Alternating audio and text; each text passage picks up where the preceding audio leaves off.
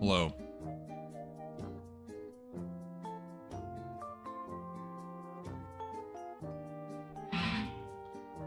Hello. How are we today?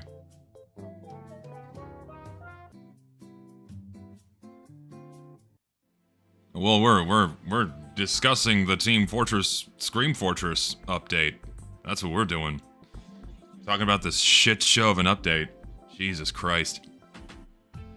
Like, as more time goes on, it's like the worse things get. It's really funny. There's, like... Jesus, man. I don't even know where to begin. I really don't even know where to begin with, this fucking update, man. Like, my initial reactions are justified. I will stand by that because of how awful this update was, man. It's awful, dude. So, I think, let's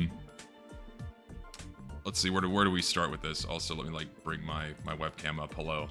Like, where do we start with this shit, man? I honestly, I agree. People defending the update is probably the most awful thing to come with the update, because 90% of the update is honestly unforgivable. And that's including the things that are unrelated to the content, because let's get the positives out of the way first, right? Let's get the positives out of the way first. The only positive change that came with this update is that you can complete your Scream Fortress contracts in any order that you want. Like, that's objectively a really good thing. Thank God you can do that now. Because that means the maps that are at the end of the contract trees, that players don't want to have to quit their full-time jobs to finish, to reach, you know? Those maps are actually going to be populated, at least the good ones. And, well, Valve still wants to keep the progression on the official maps, I believe. That's just... I don't know why they didn't loosen the restrictions on those too, but whatever. I don't care. But no, yeah, all the maps are going to be a little bit more populated, at least the good ones. Yeah, now you can avoid the bad maps. Now you can avoid zombie infection. Now you can avoid all of the really crappy, broken ones. It's, that's just a good thing. You can focus on the contracts that you want to do and avoid the maps that suck, or aren't populated, or ones you just don't like, and it's pretty good. So that's really the only good thing that came out of this update. Maybe a few of the cosmetics are okay. I mean, I said before that I really like the medic set. You know, I'll pull it up so people can, like, see what I'm talking about as I go through it. I'm not gonna repeat everything I said on stream the other day, but just gonna hit the highlights of the fucking update. Browse items. Accepted for game. Here we go. Desktop. I mean, we got... I like this medic set. This medic set is serviceable. It's a reasonably tame pop culture reference, and it still looks like something the medic would wear, so this is fine. But dear God, everything else is just either extremely lackluster or really bad. So... Like, I was gonna make a video, but I am gonna make a more detailed commentary video about all of this, because I just feel like no one is gonna say anything about this update that needs to be said. That's very frustrating in of itself, that no one is gonna say anything that needs to be said. But, like, to give the rundown, like, okay, this is our third magician set in the game for Spy, and it's worse than the other two we already have. Heavy, the giant Russian man, is Mexican for some reason. This sniper coat sucks. The hat and pants are fine. This pyro head looks like it's out of a mobile game. This medic helmet is okay. Valve fucked up this unusual effect, and if I'm recalling correctly, they didn't add all of the variants. They only added one of them, and then shipped it using the name of a different variant on this effect, and then when the creator reached out to them to fix it, they basically said, no, people already like it this way, and so this unusual effect is broken because of Valve's incompetence. Wonderful. Also, they threw a bunch of offshore shit into the update because everyone wants sand and water whirlpool effects inside of their update. Fantastic, and I don't think any of these have the Halloween tag. Well, this one does, but this one doesn't. So, like, the tags that they intentionally put onto the workshop for people to use, Valve just doesn't use them because who fucking gives a shit? So summer content from earlier this year as part of the Halloween update, because fuck it, why not? This entire set doesn't even look like it's finished. This fucking hair, this hair is, the top isn't even modeled. I pointed that out. Hold on, I'll pull up my Twitter for my receipts here. Like, it's honestly unforgivable, the lack of attention that Valve fucking put on these things, man. Like, seriously? Look at the top of his head. What the fuck, man? I can't get over this. It's like they didn't even bother to model the top of his head. They didn't sculpt the rest of his hair. And then Valve saw this and went, yeah, great, that's like perfect, throw that in the game. It's so bad, Jesus. Like, you can't complain about these things, by the way, otherwise, you know, people will say, wow, you hate everything, but what else is new? We already know that you're not allowed to be critical of anything Valve does to this game. More gross out body horror, because why not? This item seems to be everyone's favorite because of the meme potential. Morbius is in the game now, Optimus Prime, sorry, not Optimus Prime, discount Kmart Optimus Prime, because workshoppers have to tread the line between copyright infringement and popularity in order to get just enough upvotes, and look at all the rewards it got. It was fucking added in 2020, and then this fucker updated it right before the update dropped, because Valve, you know, I guess, I don't fucking know. Or it got updated when it was added in the game, and then it's like fucking Valve went back 4 years to add this? Seriously? I can't get over that, man. This is crap. This makes Demoman look like a Paladin's character. This is just this is also mobile game material. It doesn't even look like Demoman anymore. He has 2 eyes. Like, even Reddit pointed that out. He has 2 fucking eyes. It just makes him look like a different character entirely. Wonderful. Phoenix head with absolutely no charm or soul of the original bird heads. Like, the original bird heads had something that tied it to the mercenaries. Like, but this is only like, oh, phoenixes are associated with fire. Wonderful. And pyro burns people. Fuck it. That's good enough. But nothing else. And like, I mean, yeah, sure, doves are associated with Medic, but then like, oh, Medic's glasses are on there, and it ties into the rest of his form really well, because like the neck tucks into his shirt, and it has the voice lines. I know they're Valve made, but those have charm and soul, and absolutely no attempt was made to reach that level of charm or soul. The bird head was made simply for the sake of existing, because Pyro doesn't have one yet, and because they know that Pyro doesn't have one yet, everyone's gonna flip out and go, oh hey, look, we can have a bird head for Pyro now, awesome. And then it got a bunch of upvotes, and then Valve put it in the game, and it sucks. Wonderful. Oh my god. And this Pyro set is just really mediocre. Another of gas mask variant. I would have taken another fucking head replacement. The smock, fine, whatever. But the hat, the helmet sucks. I mean, the accessories, a couple of these accessories are fine. Like this on the Engineer, I didn't mention this on stream the other day. This is like a nice, acceptable little loadout filler. It's like a nice little rinky-dink thing. That's fine. That's acceptable. But everything else is just either really bad or really mediocre, man. And that's just the cosmetic stuff, right? That's just the cosmetic stuff. If we go to the maps, right? Fucking, what's it called? Afterlife? Right? This map is still broken. This map is still fucking broken. After the hotfix that Valve pushed yesterday. This map still soft locks and repeats indefinitely. It's fucking insane. I haven't seen Serimon's video, I usually don't watch them. But it's like, this is ridiculous. Like, the map was shipped broken, and then they pushed a hotfix, and it's still broken but Valve's out for the weekend, so this is gonna stay broken for a few more days until they come around and fix it. It's fucking insane. I don't understand how people don't raise more concern or alarm about this, right? And like, the reason why this map broke, right? The reason why this map broke is because it's a VScript map for Arena, and Arena is incompatible with a skill-based matchmaking system. I don't know all of the really nitty-gritty details as to why the botched matchmaker hates Arena mode, but it's the same reason why Versus Saxton Hale broke 2 years ago. Like, people forget that Versus Saxton Hale just was unplayable for 2 weeks because it didn't like the matchmaking system, or rather, the matchmaking system didn't like it. And the same thing happened here.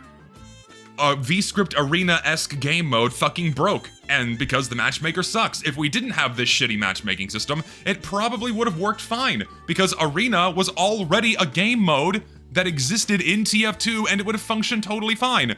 But because these things have to be retroactively sterilized and compatible for fucking casual mode, shocker, it breaks, and it's still broken, and it's gonna stay that way until Monday. So good luck doing that contract. Jesus, man. That's like, I don't understand how this is acceptable. Like, people just like keep turning the blind eye and then squealing with glee when like, oh, we have the Optimus Prime head. Like, we have that now. Cool. This is like, yeah, get excited. Optimus Prime and Morbius are fucking immortalized in this game forever now. I just like, I know I'm a Debbie Downer. Like, I know I'm a fucking negative Nancy when it comes to the game, man. But like, what is there to get excited about? I guess Dusker, that King of the Hill map, is pretty good. I played on it yesterday afternoon. It plays pretty fine, and that's okay. That's a fun map, but Cower House, fucking Cower House. Oh my god. Like, Cower House and then the Double Cross reskin, man. What the fuck is wrong with these maps? I don't understand how it's become normalized and acceptable for mappers to bloat their maps with a shitload of particles for the sake of making it look flashy and cool, when you look in a different direction and you drop 100 frames because you're having to fucking load in all of these particle effects in order to make the map look good. It's fucking ridiculous. And then to top it off, man, like, this is even more ridiculous to me. Hold on. Like, look at this. You had someone complain, you had someone complain on Reddit, right, about this map. And it's like, hey, I have a really good computer. Why do I get so few frames? Everything is stable for me on normal double cross. And then here comes the creator. Well, this map really heavily relied on particle effects to achieve what I feel, the feel I was going for. Don't worry, it was a design choice. I did flag a majority of them as weather effects. So you could just, go in your game and turn those off to get higher frames. Motherfucker, you're the map maker. It's your job to make sure that your map is fucking optimized, not mine. What the fuck, man? That's insane! Why is it the player's responsibility to make their game run properly even if they have a beast of a machine? You're the one making the content! It should just work! It's fucking insane! That's your fucking job! Am I wrong for being overtly negative about this shit, man? I don't get it! I really don't get it.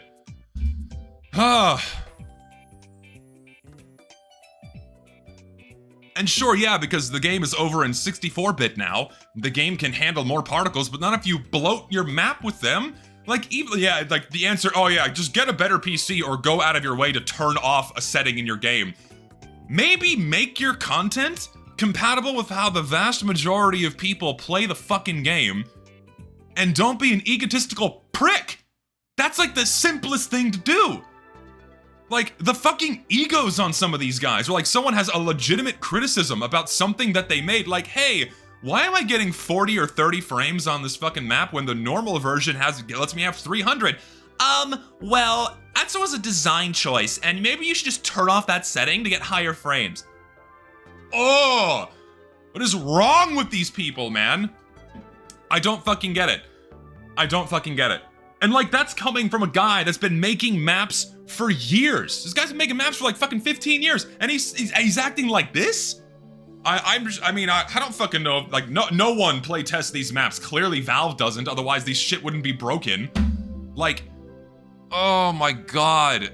Okay, what else, right? Okay, and so in the midst of all of these things being broken or horrifically optimized or otherwise garbage, like this fucking Transformers head that, like, the only people that are excited about this update are people that don't actively play the game, because everyone else that's trying to play the game right now kind of can't.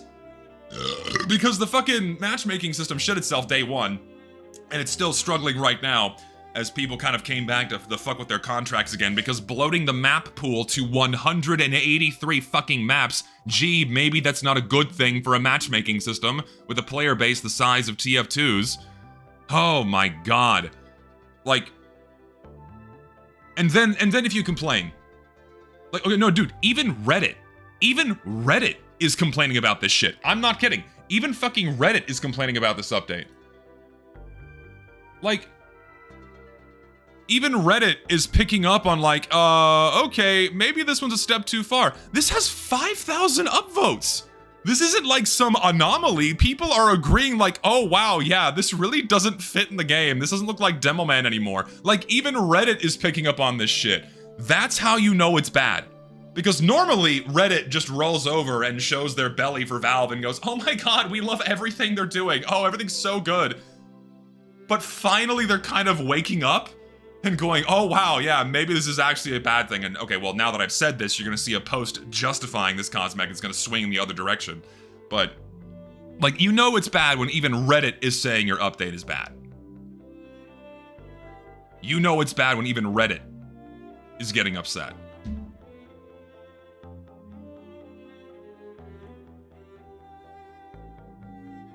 But again, if you complain about these things, God forbid you try to do that on Twitter. Like, people just fucking, well, you just hate everything. You just want the game to die. Like, do you ever have any fun ever? Like, you just hate everything. It's like, what is there to like? What's there to get excited about anymore? Am I supposed to get excited about this? A fucking another lightning strike effect? Wow, yeah, cool. I can't wait to unbox fucking, you know, casino cases to get this shit. Wow, I'm so excited this crap's put in the game. Fantastic. Am I supposed to be excited about this? Am I supposed to squeal with glee because this got put in the fucking game? Like, this is nothing, none of this is meaningful anymore. No, yeah, and you're absolutely correct. The only people that are justifying this shit are people that don't actively play the game.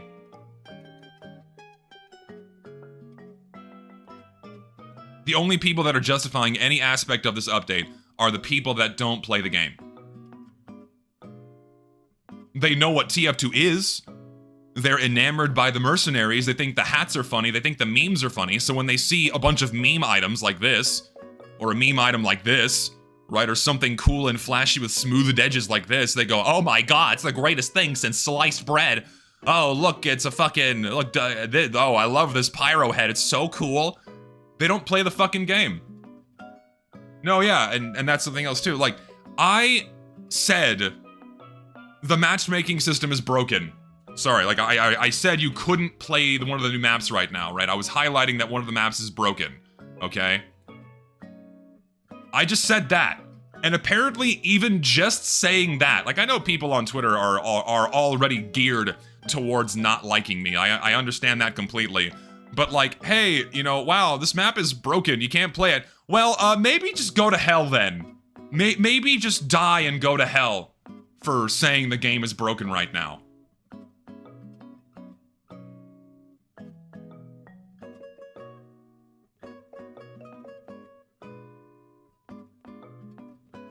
I'm fucking done, dude.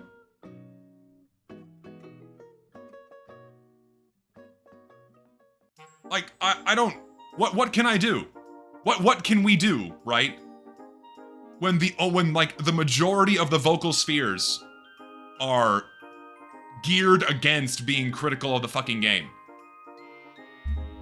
Right, and this wasn't the only one, right? This wasn't the only, there's many other examples of me, of people bitching and wishing for my demise because I said, wow, look, another broken update from Valve, wonderful. Emporium's son or Taco Bot daughter, I'll sterilize myself. Oh, Jesus, man. And like, and the most frustrating part is that no one else is complaining about this. No one else with a voice is complaining about this. And it's like, it's worth talking, it's worth saying these things, right? It's worth saying these things because this shit needs to be called out and it needs to be acknowledged. Because the only ones suffering right now are the ones that actively play the game and try to have hope for its future. Those are the people suffering right now. Because we want and we know that the game deserves so much better than what it's been getting for a long time now. Okay? And it sucks so much being the only larger voice that's actively calling this shit out and encouraging other people to call this shit out and hold Valve responsible for mistreating this game. And no one else does. That's frustrating in of itself, right? And if it stopped there, fine, whatever. No one is obligated, right? No one is obligated to say something about the game, right? It's not like a rule or by law. But the really frustrating part is shit like this, man. This is the shit that grinds my fucking gears. Let me go back and find it. It's shit like this, man.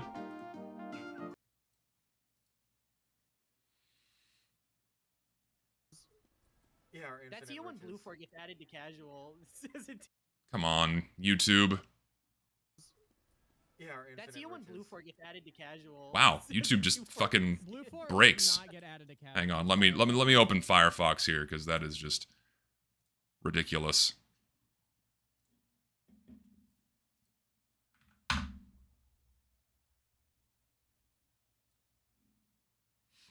Also some donations, thank you. They hated me because I told the truth. Yeah, I guess I'm trying to tell the truth, or just be honest about the fucking state of the game. And in spite of all of this, you still have hordes of iPad babies shit post reviews making TF2 as overwhelmingly positive is also tiresome. Yes, exactly. They don't even use the— no, yeah, and no one is using the new content to defend the update. They're only doing it because they want to refute me. I look like a Dr. Squatch deodorant? Okay. Anyway, like, shit like this makes me mad, because again, if it just stopped with YouTubers not saying anything, wonderful. I would be okay with that. But then you have all of these other guys with massive audiences, most of them larger than mine, coming together and saying and doing shit like this. That's you when Blue 4 gets added to casual. This is a 2 for reskin. Blue 4 would not get added to casual. I'm sorry, like that's just.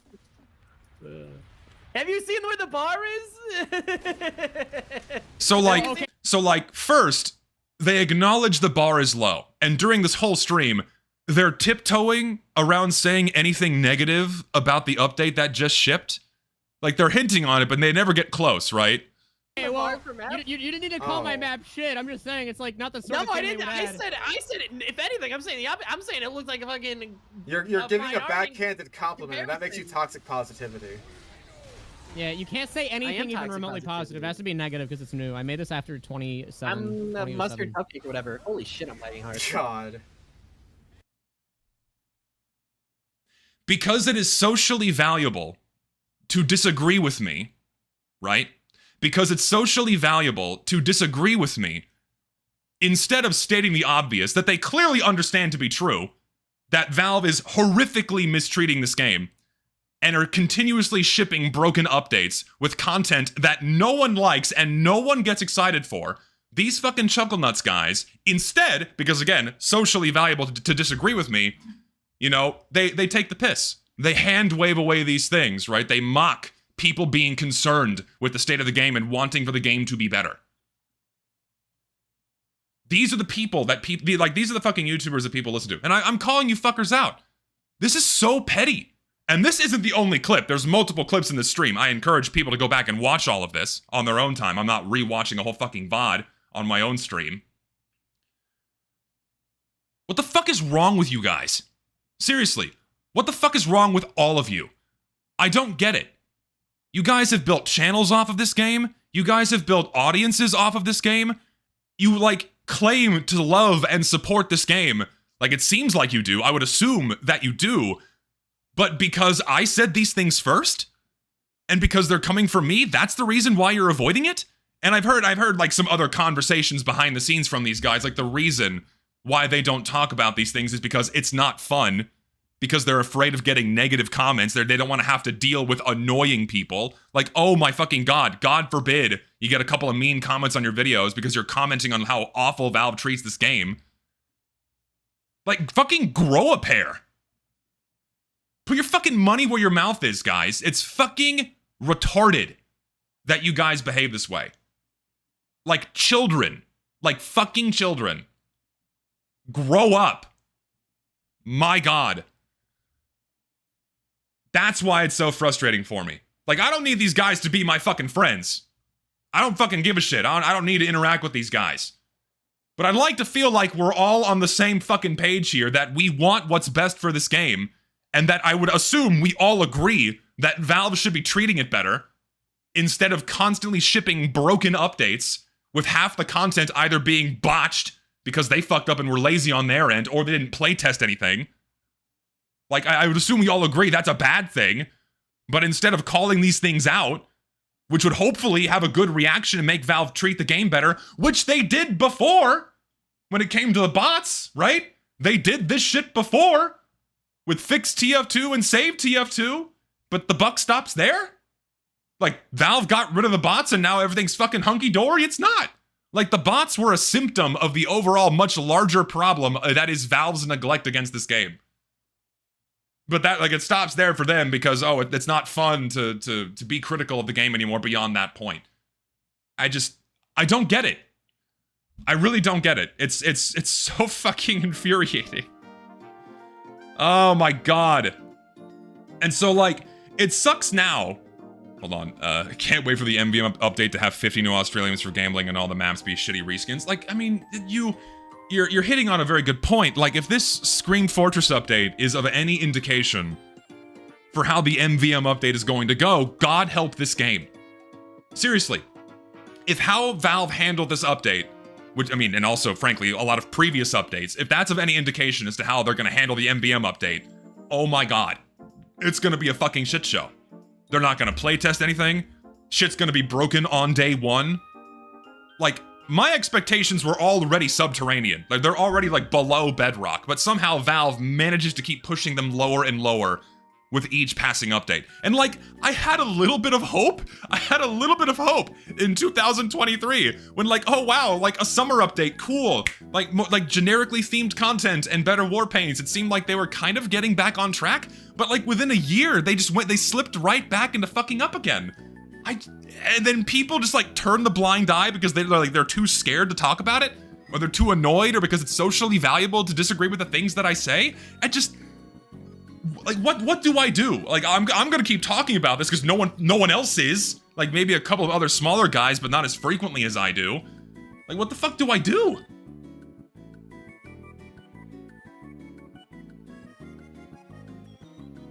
What the fuck do I do?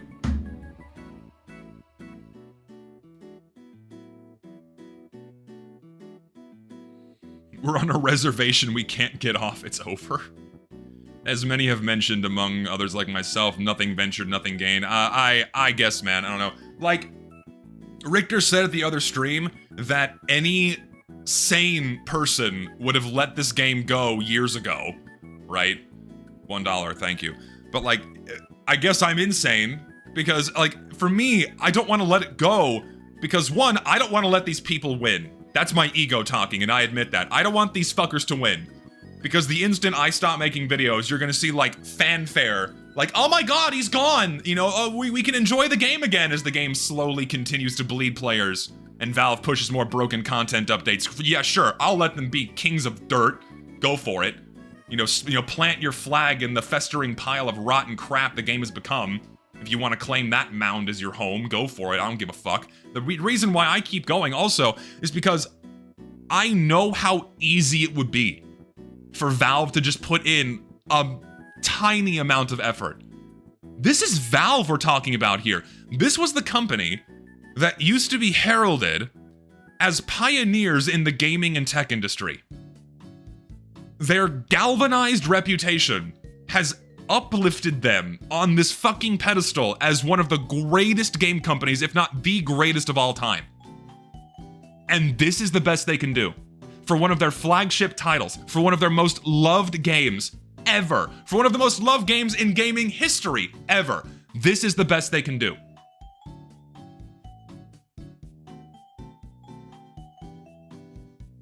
It's pathetic. It's fucking pathetic. I understand the game is old, right? I understand the game is old. I get that completely. It's 18 years old. Expecting the game to receive the same level of treatment and care that it did back in 2010 is a fool's errand. That's not what I'm expecting. I'm not expecting grandiose updates of old. I'm not expecting epic content dumps and new game-changing, revolutionary balance changes. I'm not expecting any of that at all. I just want some competence. I just want the shit to function. Fuck the cosmetics. I just want to play the game. I don't want new maps. I don't want new game modes. I just want to consistently play what's already there. And we're not even given that much. We're not even given the courtesy to enjoy the vanilla game as we once were, as we were once able to, because Valve broke it with a matchmaking system 9 years ago. Like, we're not even given that much.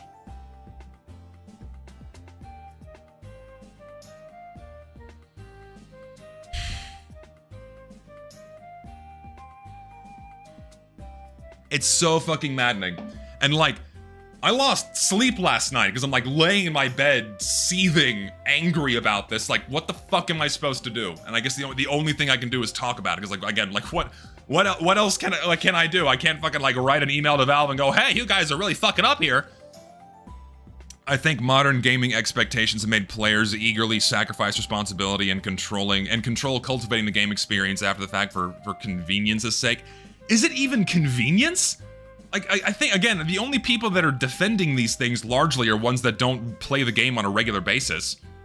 I don't think it's out of matter of convenience. I think it's just, I think people are just looking for a dunk. They're like, if you challenge them on the things they say, most of them fold immediately because they know they're in the wrong. You know, it's like if you challenge anyone like shitting on you for being mad about the update and go, whoa, so it's actually okay with you that this map is broken?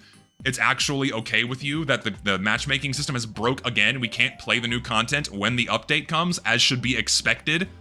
Let alone from a fucking massive game development company. Like, we're not even allowed to expect that anymore? That's okay with you? Well, then they fold and go, oh, well, I mean, yeah, yeah, it is bad. You know, they crumple when they say that, but they expect no pushback, so all you have to do is push back against this shit. So I'll just keep doing that. Push back against this shit, call it out when I see it, from the fucking Chuckle Nuts guys and other YouTubers. It's fucking pathetic and petty again. Fucking children.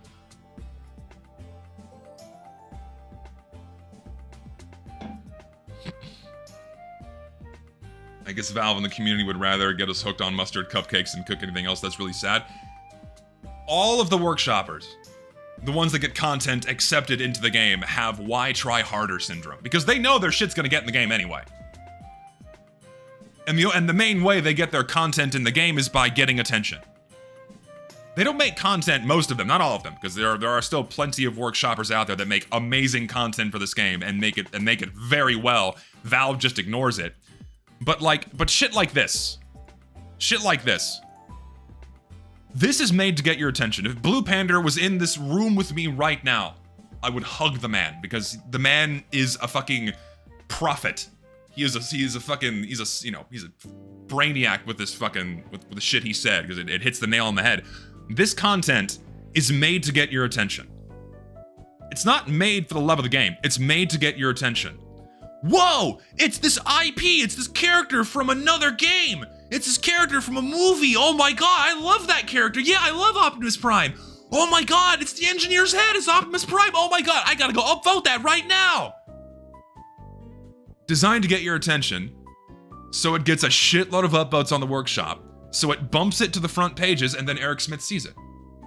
That's what this is made for. It's not made out of love for the game. It's not made out of reference for TF2's art style and tones and themes and stylization. It's made to get your attention. It's made to make money.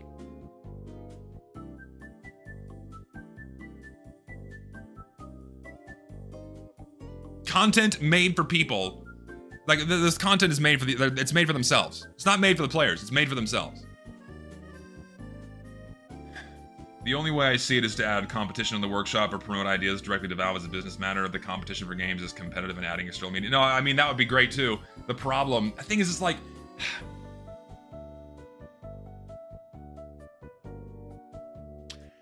It sucks because while that would be great to just like directly propose things to Valve, it's so much easier for them to select content piecewise and take the easiest routes possible by, again, selecting content from mostly the same people, because again, they're already on the payroll. They know the content is mostly going to be compatible. It's going to function right out of the gate.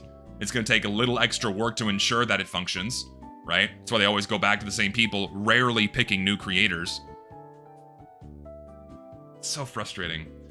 I love most of the cosmetics that made it in this October, but have yet to try the maps. The Optimus Prime helmet doesn't feel much different to me than the Valve made Arkham Knights helmet years ago. Like, Joey, I get that. Like, TF2 has had a small handful of official crossovers. We have the shitty Batman cosmetics. We have the shitty Alien set for Scout. That doesn't make it okay. Like, of course, Valve treaded all over this game's art style many years ago. But the volume of that content in the game is always very low, and it's very easy to ignore.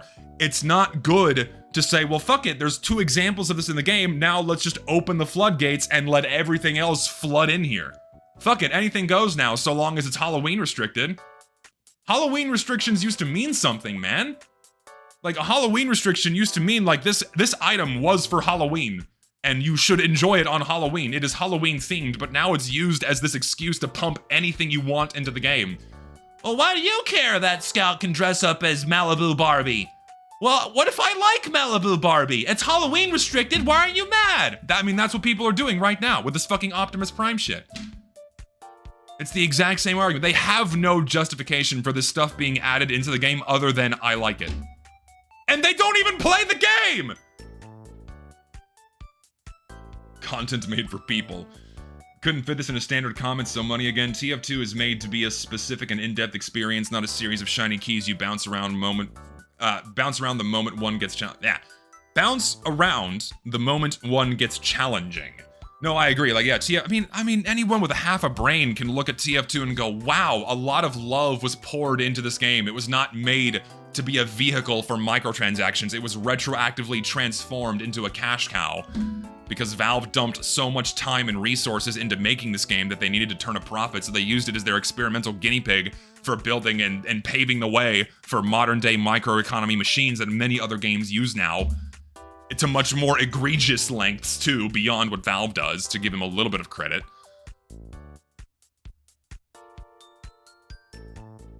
No, yeah, and it always ends in why do you care?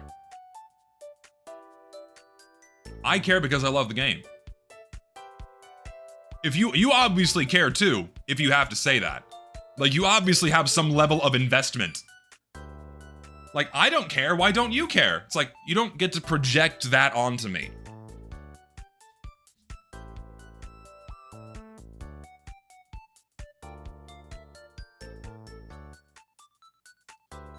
No, I know, yeah, cowardly to abandon the game and leave it to all these people, but, you know, in the majority of the vocal community. Because, like, anyone that plays the game, right? If you go and look inside of Discords, like, if you just go away from Twitter, primarily, and you go look in any TF2 YouTuber Discord, it's mostly negative reception for this update. I was talking to some traders, and they fucking despise the new case. No one is opening it. No one wants the new effects on the new hats, maybe on a few older hats that are better for the sake of having them. But no one's even interested in opening these fucking cosmetics. Right, and the traders are mad. That's when you know you fucked up, when they don't want to touch any of the new content. Like, even the whales are put off from opening this new case. Yeah, why do you care? Because the game means something to me. It also has a special place in my soul, and it does hurt me as well that people will clap and squeal with glee as the remnants of this game's amazing reputation are tarnished and rusted away by this level of mistreatment and lack of care. It's just... oh my god. I don't know, man. I don't know what else to say about the update. That really sums up my gripes and my complaints. I don't know what else to say, man. Again, one good change of being able to finish your contracts in any order now. That's wonderful. Great. I'm happy you can do that. But beyond that, beyond that, what? You know? Beyond that, what? Did I miss any donations? I'm sorry, guys. I'm very tired today, so I know I'm gonna miss some. Brother, I support and encourage you to finish the Meet Your Match video. Keep your voice for good and don't give up the fight. I don't want to. I don't. I'm 23 now. I missed the game I fell in love with in 2013. We had it better back then, and they can't fathom that. Thanks for being the voice on this. No, yeah, I saw a comment that really angered me on Twitter, where people are complaining about art style violations and like, oh, they're nostalgic for a version of the game that they never played. You don't need to be an expert in this game's history. You don't need to have played it from launch to find cosmetics like these distasteful. Like, it doesn't take a fucking 5,000 IQ to look at this and go, man, that really doesn't fit in the game this heavily stylized. It's maybe an off-topic question, but what do we think of Ruben Sim? I see a lot of parallels between you and him, mainly the raw passion for making better things you care about being better. I'm not familiar with them. I don't know who that is. I don't know who Ruben Sim is. I think we all need to start talking and bringing attention to stuff that respects the art style and just ignore the stuff that are just eye-catching. No, I agree completely. I mean, that's why I do my workshop streams, man. I do my workshop streams, and I have to start making my wish list videos again to elevate the good content. Elevate the good content that would make people happy, right? That's why I do that. So I've been doing this for like 4 years now. Fucking 4 years I've been bitching about this shit. Because when we pressure Valve enough, they tend to do better. But I let my foot off the gas pedal because I was working on my fucking Meet Your Match video for 2 years. You're never positive? Dude, what's there to be positive about? Seriously, tell me right now, what is there to be happy about with this fucking update? Like, be civil, right? Be civil. What is there to be positive about? Genuine question.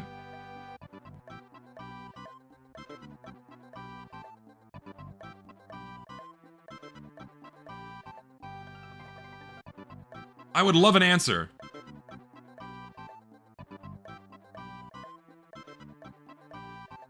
Like, Valve still hosts servers, I guess, when they work. But playing on them is a miserable experience. It's okay to be negative. Guys, it's okay to be negative. We are allowed to complain.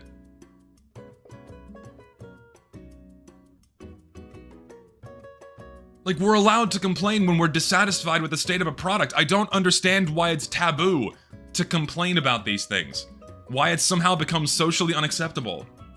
I was talking about how people ignore you, highlighting good... No, yeah, Niz, thank you. Yeah, there you go, you're right. People ignore the fact that I constantly highlight good content, and I say good things about good content, and encourage people to make good content all the time. But, like, the 2% of my streams where I'm negative like this get clipped and circulated around Twitter, and everyone's like, oh, he's a miserable motherfucker all the time. Come to my workshop streams! We praise good content all the time! I encourage people to go upvote good content all the time! Every fucking month I do it, sometimes multiple times a month. And it's like, and the good content doesn't get added! Is it still worth it to care for TF2 when Valve treats the community like idiots? I still love the game, but oftentimes I feel like leaving for good. Me too! I'm tired. I am so tired, man. Like, really the MVM update for me is the last straw. I'm already this fucking close to just dropping the game altogether. I'm gonna finish the couple of videos that I'm working on right now, but beyond that, I just... What's the fucking point? Seriously, what's the fucking point? I'm this close. I'm this fucking close, man.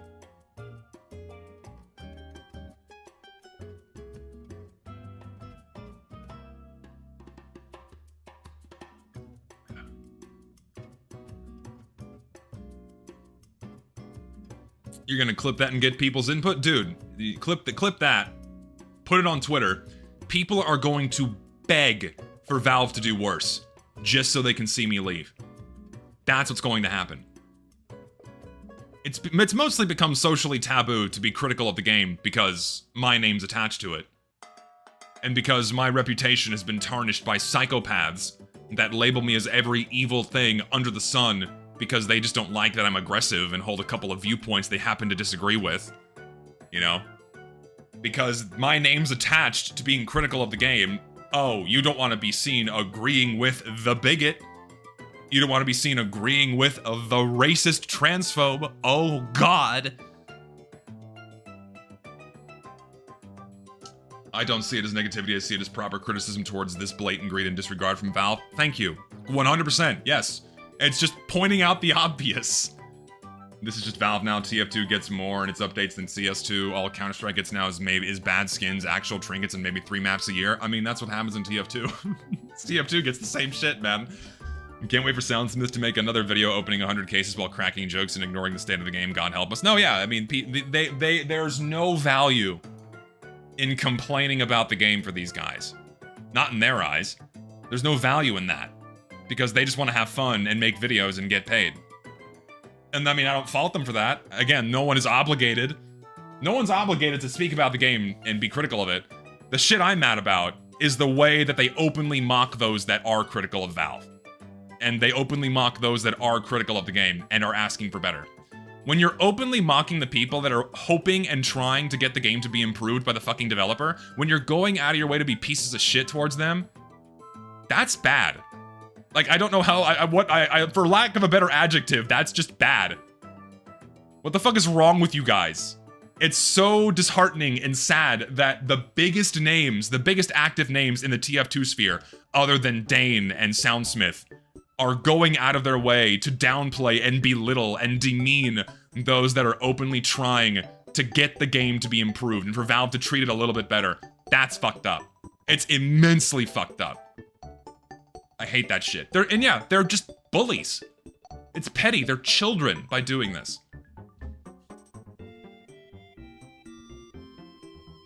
If I wasn't here, would they start caring? No, of course not. Why would they? Nothing changes for them at the end of the day. They're gonna keep making videos about it. If I leave, nothing changes. If I stay, maybe something does. Can't wait for CJ to open cases again. CJ is a creature of habit. CJ is CJ. He's gonna open his boxes. I can't. The man does what he does. I can't fault him for it. I encourage you guys to not open boxes. I strongly encourage y'all to not open any fucking cases if you actually want to give a damn about the game and not give your money to Valve, because they don't give a fuck about this game. If you want to actually protest and do something meaningful, don't buy this crap. The only thing Valve listens to is money. Improving the game, we have a similar passion. I just care about different mechanics than you, and I have a bigger issue with team balancing and the VAC than I do anything else. Like, don't get me wrong. Don't get me wrong. Who gives a fuck about hats? Who gives a shit about unusual effects? Who gives a shit about taunts? Who gives a fuck about skins? Who gives a crap about new maps? None of that matters. None of that matters. Valve can put 1,000 maps in this game. Valve can put 10,000 unusual effects in this game. That's not what players want. We just want to play the fucking game. And we can't even do that consistently because of the broken matchmaking system. It's so fun getting to play the game in 5 to 10 minute spurts before getting yanked out of the gameplay for mandatory downtime. It's so exciting and fun to get put into a server where half the enemy team is missing and still loading in when the game starts, which just automatically sets off a steamroll, and the game ends in 6 minutes anyway. God forbid you choose to play anything other than payload. Otherwise, you're guaranteed to play for less than 10 minutes in any other fucking game mode you choose. And if you join an ongoing game, the game's gonna end in like 2 minutes. Man. Like, that's the problem right now. We can't play the fucking game. You can get into a server. You can shoot someone on the enemy team, but you're not playing TF2. You're playing this shadowy, fucked up specter of what the game used to be. You're not actually playing the game when you play casual mode.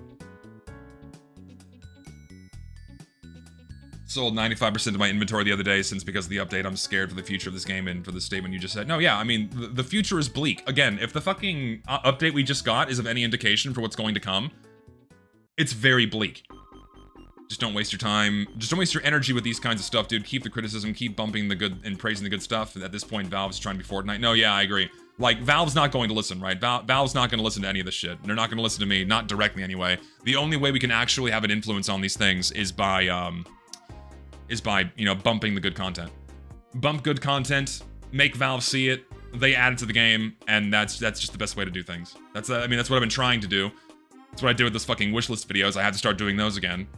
Fixed TF2 did nothing. It was a dog and pony show. No, yeah, and that's like that is ultimately the irony of all of this, is that Fixed TF2 didn't do anything. If anything, Save TF2 actually did something, because it wasn't too long after Save TF2 finished that Valve decided to put the contractor on the game, and it just took them 2 years to fix it.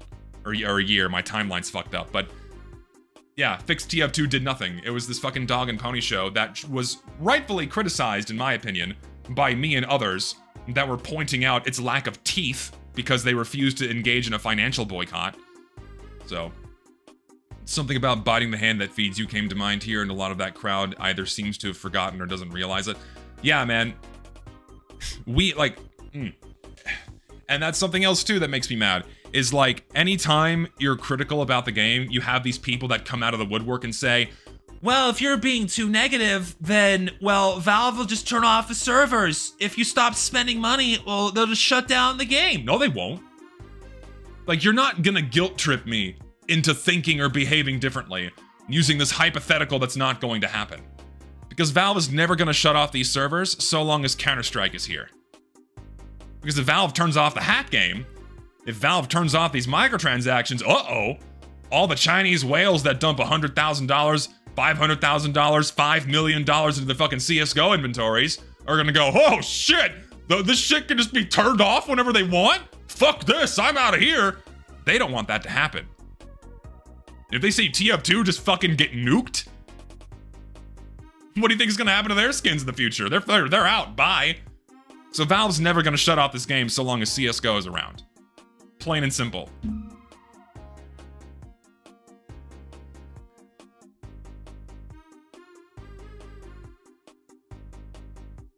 Yeah. Anyway, that's I guess that's the first order of business out of the way.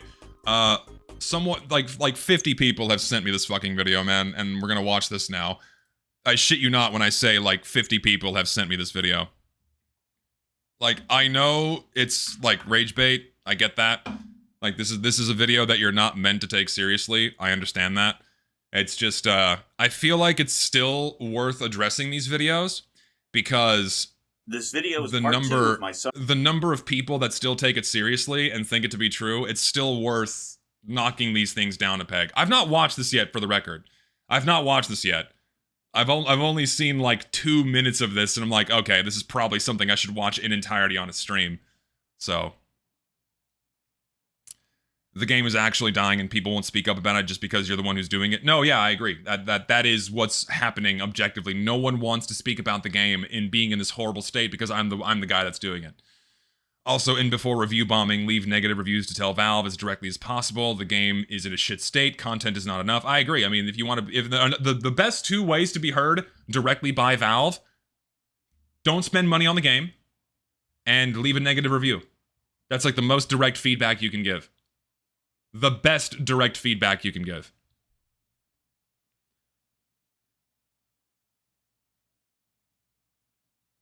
100%.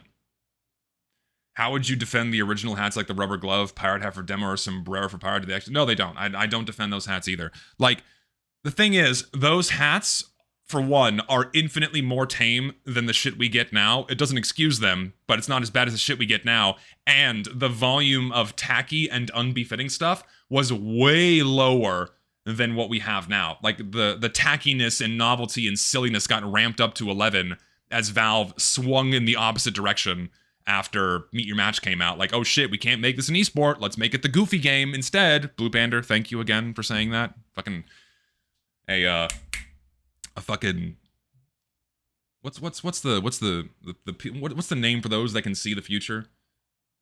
They have it's like the people that can see a seer. The man is a seer. He's a seer and just sees this shit, right? He's a seer. Oracle. Prophet, oracle, seer, all the above. Hits the fucking nail on the head, that thing. Yeah, all the above. All the above. So, Bloop, we love you, buddy. Keep making good videos. Yeah, so we're gonna watch this crap. And just so we can, like, look at this right now. It's already, like, at a 60-40 like-dislike ratio before I even mention this. So, people are already not happy with this video, so gonna see how this goes. Oh boy. Well, let's check this out. Summer update review. Check that out for context. I'm not happy, Bob.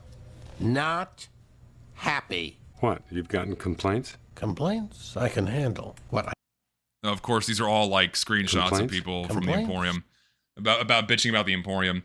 Gatekeeping is based. Gatekeeping is the correct thing to do. Yes, it is. Workshop is filled with so much dog shit. Art style's out of the window, and completely every case is the same. That's just true. Womp womp, Emporium psyop man. This guy's bitter that he's basically in the Emporium's pocket. No surprise there. Criticism is not harassment. No, it's not. I mean, most of these comments, if not all of them, are just true. Like, after watching my video a few times, I very much think that the best thing that could ever happen to this game is the return of quick play. Yes, so like we already know where this video is going. Like we already know where this fucking video is going. We see this is already geared towards being a refutation to any of my talking points, just by nature of the first 12 seconds. So I can handle. What I can't handle is Complaints? Since 2018, Valve has been putting out content packs in the form of holiday-sized updates. Community-made maps, hats, taunts, and unusual effects. Sometimes we got war paints too, but usually the core three of maps, hats, and taunts. Initially, it was an automated Scream Fortress event that gave us 5 or so new maps, hats, and taunts, along with everything from the previous Halloween repackaged. But that's not— Sold my inventory for 3K cash, 16 years of play. Yeah, honestly, I'd recommend cashing out now because it's only going to get worse. If you're considering cashing out, sooner the better. Been a while since I last tuned in. How am I doing? How's the video? Games as good as dead, so I wonder what's next for your channel. I don't know, man. I have a lot of things that'd be fun to talk about. A lot of things to make videos about. So, I have ideas. There are things I can branch out to and just experiment with. So, yeah. No, yeah, I still have my expensive inventory because I mean, it's like what, like $4,000 or $5,000 worth of shit in my inventory still. It's all the stuff I use. It's all the stuff that people have given me, and it's still stuff that I use. Like, this is stuff that has sentimental value. Like, that value is put into like 10 items, and that's it. I sold off the other $20,000 worth of shit that I had in my inventory. Thank God I cashed out when I did, because it'd be way harder to sell that shit now. So I cashed out, what, 85% of my inventory? I only keep the shit that I use, so yeah, I consider myself cashed out, and I don't regret selling my shit. Since 2020, we've gotten automated Smithmas updates that come with maps, hats, and taunts. And since 2020... I think soon people will have to make a decision from either moving on to TF2 or stay until the game completely rots away, especially for the declining player base and lack of interest from Valve. Dude, I think, what's gonna happen? The position I can't talk. We're in this position already, where we have two groups of people: the people that don't play the game but are excited about the updates, and the people that do play the game but typically avoid engaging with the new content because they just want to play TF2. Like, lest I remind everyone that 75% of game traffic goes through the top 25 maps in the game. Like, most people are just not interested in any new gameplay content. They just want to play the already good game that is there. And you can still get that inside of community servers too, right? Like let's not forget about community servers. You can still go play the correct form of TF2 in there.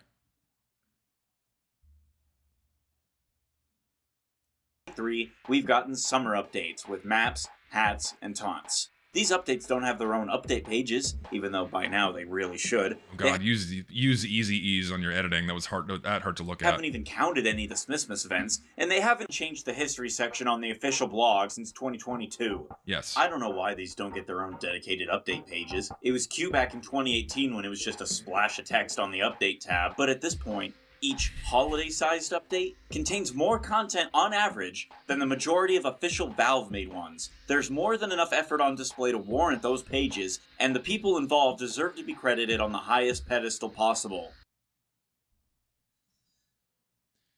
More is not always better? Is that the argument he's trying to make here? More is not always better. A higher volume of stuff doesn't automatically warrant that it's good, or that it's something to get excited about. Like, it's a good observation to show here that Valve is lazy and offloaded the majority of the work onto their own player base. They have been doing that since 2010, right? Like 90% of the content in this game is not made by Valve. Like, don't forget that, okay? But to me, it seems like he's arguing that more is better here, which is just not true. Quality over quantity, and I think everyone agrees with that. Quality over quantity.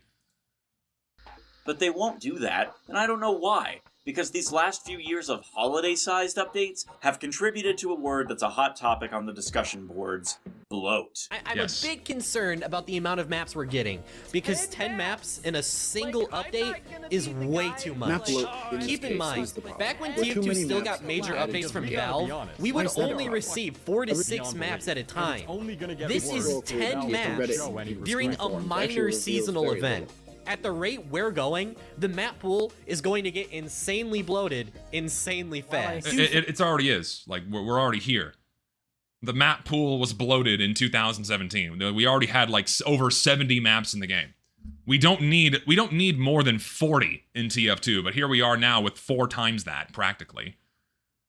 Do you think someone making an SDK TF2 is good at vanilla fixing everything when even add a 4th cosmetics? No, no mod is going to be a replacement for the base game. None. And Valve would not permit just a vanilla version of the game to be released as a standalone mod. I think it has to be some level. You have to look at like the terms and conditions of making a mod. I don't think that would fly. But yeah, mods are not going to be a replacement for the base game. Not even like some version that attempts to right all of the wrongs, because again, these things are subjective and it's going to branch off in a million different directions. It's just not going to be a thing. I think that there are way too many maps in TF2. It probably wouldn't be a good idea to remove any of the maps either. Back in 2022, I disagree. Like, half can leave. Most of them go unplayed anyhow. Like, people don't play the new maps after the update goes away. Like, maybe 7 of them have retained players over the years. Maps like Pier, Shark Bay, not many come to mind. The overwhelming majority of maps go ignored after the update goes away because the novelty's worn off. Everyone goes back to playing the good maps that we all know and love. We got 14 new maps. Last year we got 10. Don't forget that we also got plenty of winter and Halloween maps too, bumping up our... Yeah, we had like over 20 maps a year from like 2022, 23, and 24, something like that. A ridiculous number of maps. Yearly total of added maps into the double digits. I'd honestly be fine with getting smaller map packs in each update, with less maps to play, but each map being the best the community has to offer. Ideally. That kind of competition could push the mapping community to constantly try to outdo each other and make better and better places for us to play, but for now, there's way too many maps being added. But that's Valve's fault for setting the standard so high. An overcorrection of content flow following the years where we just... What do you mean, setting the standard high? Like, in terms of people expecting that number of maps? Like, Valve has set the expectation that people want 10 maps an update? Is that what he means? If anything, it's low. The expectation is low because a lot of the maps go unplayed or are very underwhelming, and most of them aren't even highly praised. I'm assuming it's what he means, is like he's setting the standard high in that people are now trained to expect a fuckload of maps. Was anyone else helping? Listen, was anyone else happy that we only got 5? I was. I was happy we got 5 maps. Like, it was a massive sigh of relief. We only got 5 fucking maps in this Halloween update. And even 5 is too many, I agree. It really should be 1 or 2 per update. The best that Valve can pick. Maybe 3. But that's only because now we have like over 180 in the game. So... got nothing but the bare minimum. Over time, the abundance of maps was a growing problem and we were quickly speeding to it. It's an issue I think that is both minor and major. Minor in the sense that you can just turn off maps you don't like, and custom... That doesn't solve the problem that having too many maps causes. Like, you benefit from only selecting the most popular maps, and if you don't select those maps, you're waiting far longer and will be playing in far more half-empty servers. Like, it's only a major problem because nothing good comes from having too many maps. Like, being able to choose your maps is like these things aren't mutually exclusive, right? You can have fewer maps, but still be able to pick them. These things aren't tied together. Your own map pool yourself. Yeah, just like, I mean, the argument of just don't play them doesn't hold water when I queue for a specific map that I do want to play on, and then I never get to play it. Which is great. Not much you can complain about there. The reason why it can be a major problem is now there's so many maps that newer players will have to find their way through so much bloat, they won't even know where to start. Imagine if they don't click off any new maps, they don't experiment at all, and their first game winds up being DeGroot Keep or Pack. Well, it's not going to happen because no one plays DeGroot Keep or Pastime. Most people that start playing the game don't bother curating any of the maps. They just they have everything selected and they dive right in. I took a poll on my channel where there were like most new players don't tick off any maps. So like 99% of the time, they're going to be funneled into the top 25 maps, or I should say 75% of the time, they're going to be funneled into the top 25 maps just by nature of them being the most popular and having the most amount of traffic. It is a problem if it's also like, okay, a map being bad is also a problem for a new player getting put into it, but they're not going to understand or know any maps. It doesn't matter if the map is good, they haven't learned it yet. Like, the initial player experience is a completely separate problem, unrelated to the number of maps we have in the game. Simply by nature of TF2 always being very difficult to get into. That's been a problem since launch. A problem that Valve never really properly addressed. And, you know, I said that in my Meet Your Match video. You know, the initial player experience is terrible no matter what era of the game you joined. Just by nature of the game being very complex and very overwhelming for new players. If you don't have a friend ushering you in, doesn't matter if you're playing in 2008 or 2018, it's going to be very confusing. So. Last time. Too many maps are a problem, yes, but that's not even considering everything else that comes in these updates. There are currently 1,914 cosmetic items, 110 taunts. Like, okay, I understand having a lot of cosmetics. The volume of hats is a lot easier to ignore than the volume of maps because they don't have any impact on gameplay, right? We could have 2,000 hats. It'd be cool if they were all good. Most of them aren't. And the problem of having too many hats in the game is you're going to have, you know, we're getting more repetitions, quality standards have dropped, right? The problems with cosmetics come from quality and tonal and thematic appropriateness for TF2, what have you, right? But when it comes to the gameplay, you can ignore that there's almost 2,000 cosmetics because, again, they don't impact the gameplay aside from ones like, you know, that fuck with team recognition.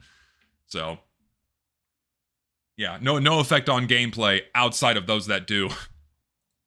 And 121 maps in the game.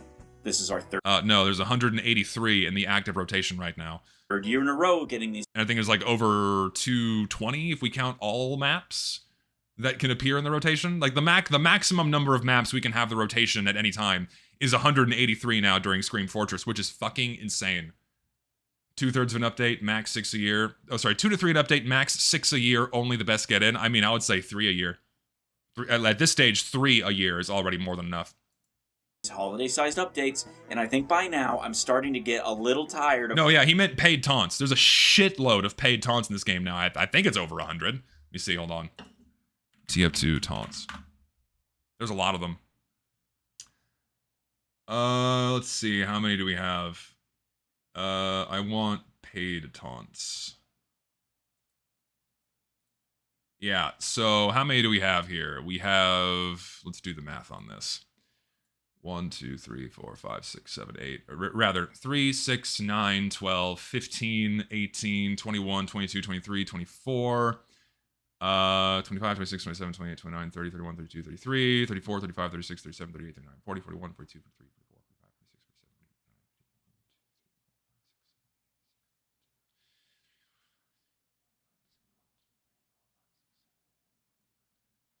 I mean, yeah, it's about 100. It's pushing 100 paid taunts. Yeah, it's a lot.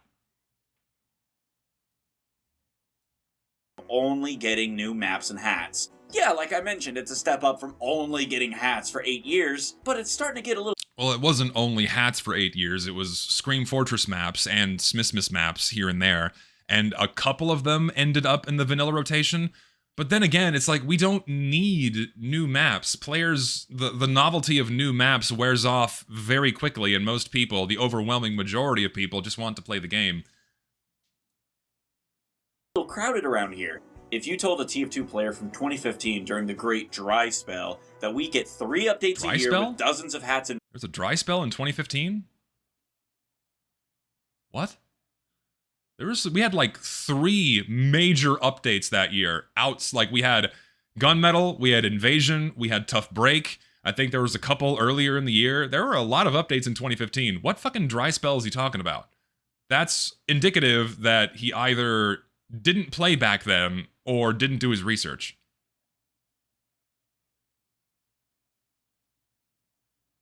I mean, if he meant 2016, yeah, I would agree, but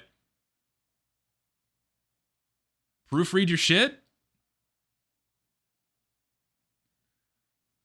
Like, sure, I mean, it could be bait, but a 19-minute Ragebait video, you could, I don't know, man. Like, knowing the people who made these videos, man, they used to be on good terms with me, but they became geared against me because they fell into a different crowd, you know. This is an AI-generated script. It wouldn't surprise me. Maps in them, they'd rocket jump through the roof in excitement. Unfortunately, then I'd have to tell them the fact that we don't get the one thing that really matters in TF2 updates. Something I suppose separates it in the eyes of TF2 players and Valve themselves. The difference between a major and holiday-sized update: balance changes. Despite the— Since when do balance changes mean the update is major? What? Like, you don't need balance changes to make an update significant. I think, at this stage, what players want in an update is functionality. We just want the content to work. We just want to play the game. Like, balance changes are going to be welcome for weapons that suck, you know? And not every update in TF2's history that was once considered major had balance changes tied into it. And the majority of balance changes happened earlier on in the game's history. To say that balance changes make a major update is just wrong. This is definitely AI. I mean, immaculate Ragebait if this is entirely written by AI. It's still fun to watch and shit on, though. The difference between a major and minor update is the key in which it's played. Even though that's a very good pun, that's still true. Like, the manner, the way the community receives it, I think, is a better indicator of if an update is major or minor, right? I think that's a better way to put it. You know, that like certain qualifications have to be met. You know, you have like a grandiose update page. It's, you know, hyped up by Valve. People get excited about it. You know, that kind of thing. And other stuff ties into it as well. But to say balance changes or something that makes an update major is simply wrong. Only been playing for 2 years. Bots being removed made me realize casual mode still sucks ass without them. Yes, I agree. Only solution to TF2 at this point is TF3 now. TF3 is a pipe dream, I'm afraid. Hot take, not AI, just a bad... No, I mean, yeah, the joke is the video is bad. It's so bad it has to be written by AI. We're only 4 minutes in. The amount of content in every update justifying it, and despite the higher than ever player count justifying it, Valve just... Higher than ever play count?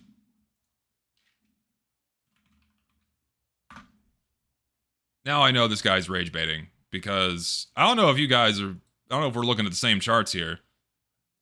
Like, I don't know if we're looking at the same fucking charts, man, but if you look at the past 3 years, that's a pretty significant decline in players over the last 3 years. We have a little bump right now because of the Halloween updates here, but that's going to go down over the next week or two. So, and like, he knows this, right? He knows this. He knows he's talking out of his ass. Because if anyone did a level of research and were trying to put forth a genuine argument or a genuine statement, you know, they wouldn't say that. He's obviously trying to get a rise. Like, come on, man. We know what you're doing. Now you're intentionally being disingenuous. Like, that's indicative enough for me that you're intentionally being disingenuous here. It's like, I don't get it, man. Like, I don't get it. Why do people have to be shitty like this? It's... Like, if you, like, sure, the guy's got a small audience, but if you put that energy into something constructive, probably have a lot more positive reception to the content you make, instead of doing shit like this. It could be a lack of research, but again, knowing who these guys are, they know what they're doing. They know what they're talking about. Yeah, why lie? Read his comment. What comment? There's many comments here. Just can't seem to find a good enough excuse to pump out a few balance changes. Which shouldn't be a shock. They can't even be bothered to actually celebrate these updates when they come out. Most class-based or hero shooters would probably beg to have as much map variety that TF2 does. No, because they would end up in the exact situation that we have, where the matchmaking system is going to get clogged. Like, look at Counter-Strike. Counter-Strike has a mere fraction of the maps that we have, and even with a player base over 10 times the size of TF2's, their queue times are way worse. A lot of the content goes unplayed. Like, hold on, let me run that back. justifying it, Valve just can't seem to find a good enough excuse to pump out a few balance changes. Which shouldn't be a shock, they can't even be bothered to actually celebrate these updates when they come out. Most class-based or hero shooters would probably beg. Does he mean that Valve isn't celebrating the updates when they come out? Because grammatically, that's what it sounds like. Or does he mean that the players aren't celebrating when these updates come out? To me, it's like, because of how it goes into the next sentence, he means the players. I don't know. It could be the advertisements, but it's just very, very vague. Valve celebrating? I guess it's Valve celebrating. Have as much map variety that TF2 does. Really think about that.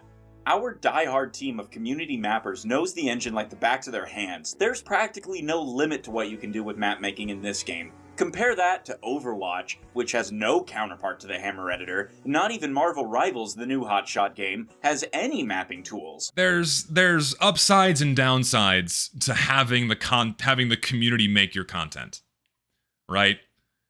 On one hand, outsourcing your talent can bring in a lot of good stuff, right? You can get amazing things. Again, 90% of the content in Team Fortress 2 is not made by Valve. Some of the maps that we love to death and are some of the highest quality maps in the game are not made by Valve. But the problem, and the problem that's been highlighted as the years went on, is that it lets Valve be lazy. It lets them slip into why try harder syndrome, where it's like, okay, we don't really have to be that careful with curating content anymore. We know it's going to work, and that's good enough. And then you're going to get situations like, you know, the TF2 Emporium, and then you end up with events like the Invasion update, and then also, to a smaller extent, the Offshore update and the Tropic Crisis update, where a small group of creators is going to monopolize the majority of content creation because there's a paycheck involved. And when there's money, there's competition, and there's going to be a lot of ugly behavior that comes as a result of that. So there's pluses and minuses to offloading the work to your player base, and there's no great benefit or detriment. Like, one is not any better than the other, in my opinion, right? Like, Marvel Rivals is going to keep getting content. They're going to keep getting more maps. The game is relatively new. Overwatch has exhausted its relevancy. It's still hanging on because, you know, they keep pumping content into it. But at the same time, it's like, it's also a good thing that there's not that many maps. It's not a good thing that TF2 has 183. Variety is okay, but if we had like 40, not 183, because what player is going to bother to learn all of these maps like the back of their hand in order to play the game competently? Some games just have one, like Dota. You know what I mean? Some people care more about immersing themselves in the mechanics on a few good maps instead of enjoying the novelty of a fuckload of maps that are going to go forgotten in a week. And usually when the developers make the maps, because they know they have to be good because it's coming from them, that usually ups the quality standard quite a bit, because their players are expecting them to uphold themselves to a really good quality standard. And from Overwatch and from Marvel Rivals so far, at least for the most part, they kind of hit that they kind of hit that margin. Of course, they're not all good. They're not all on par with each other. Some are better than others. But when you look at TF2, you end up getting maps like fucking Whatville, Breadspace, and like a shitload of others that just suck. Because when Valve's not making the content, they don't know how it plays, and they're not going to be bothered to playtest it. They're just going to throw it in for money, throw it in for novelty, and get people to come in and play the game more.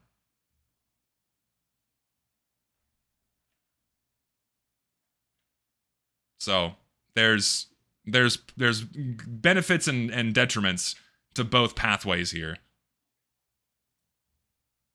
TF2 is exceptionally spoiled in the amount of content it gets every year. It doesn't have seasons like most games do, but is there... You know, the fact that people expect seasons in their games is just grotesque to me. Like, we need seasons now because every game is meant to never die, right?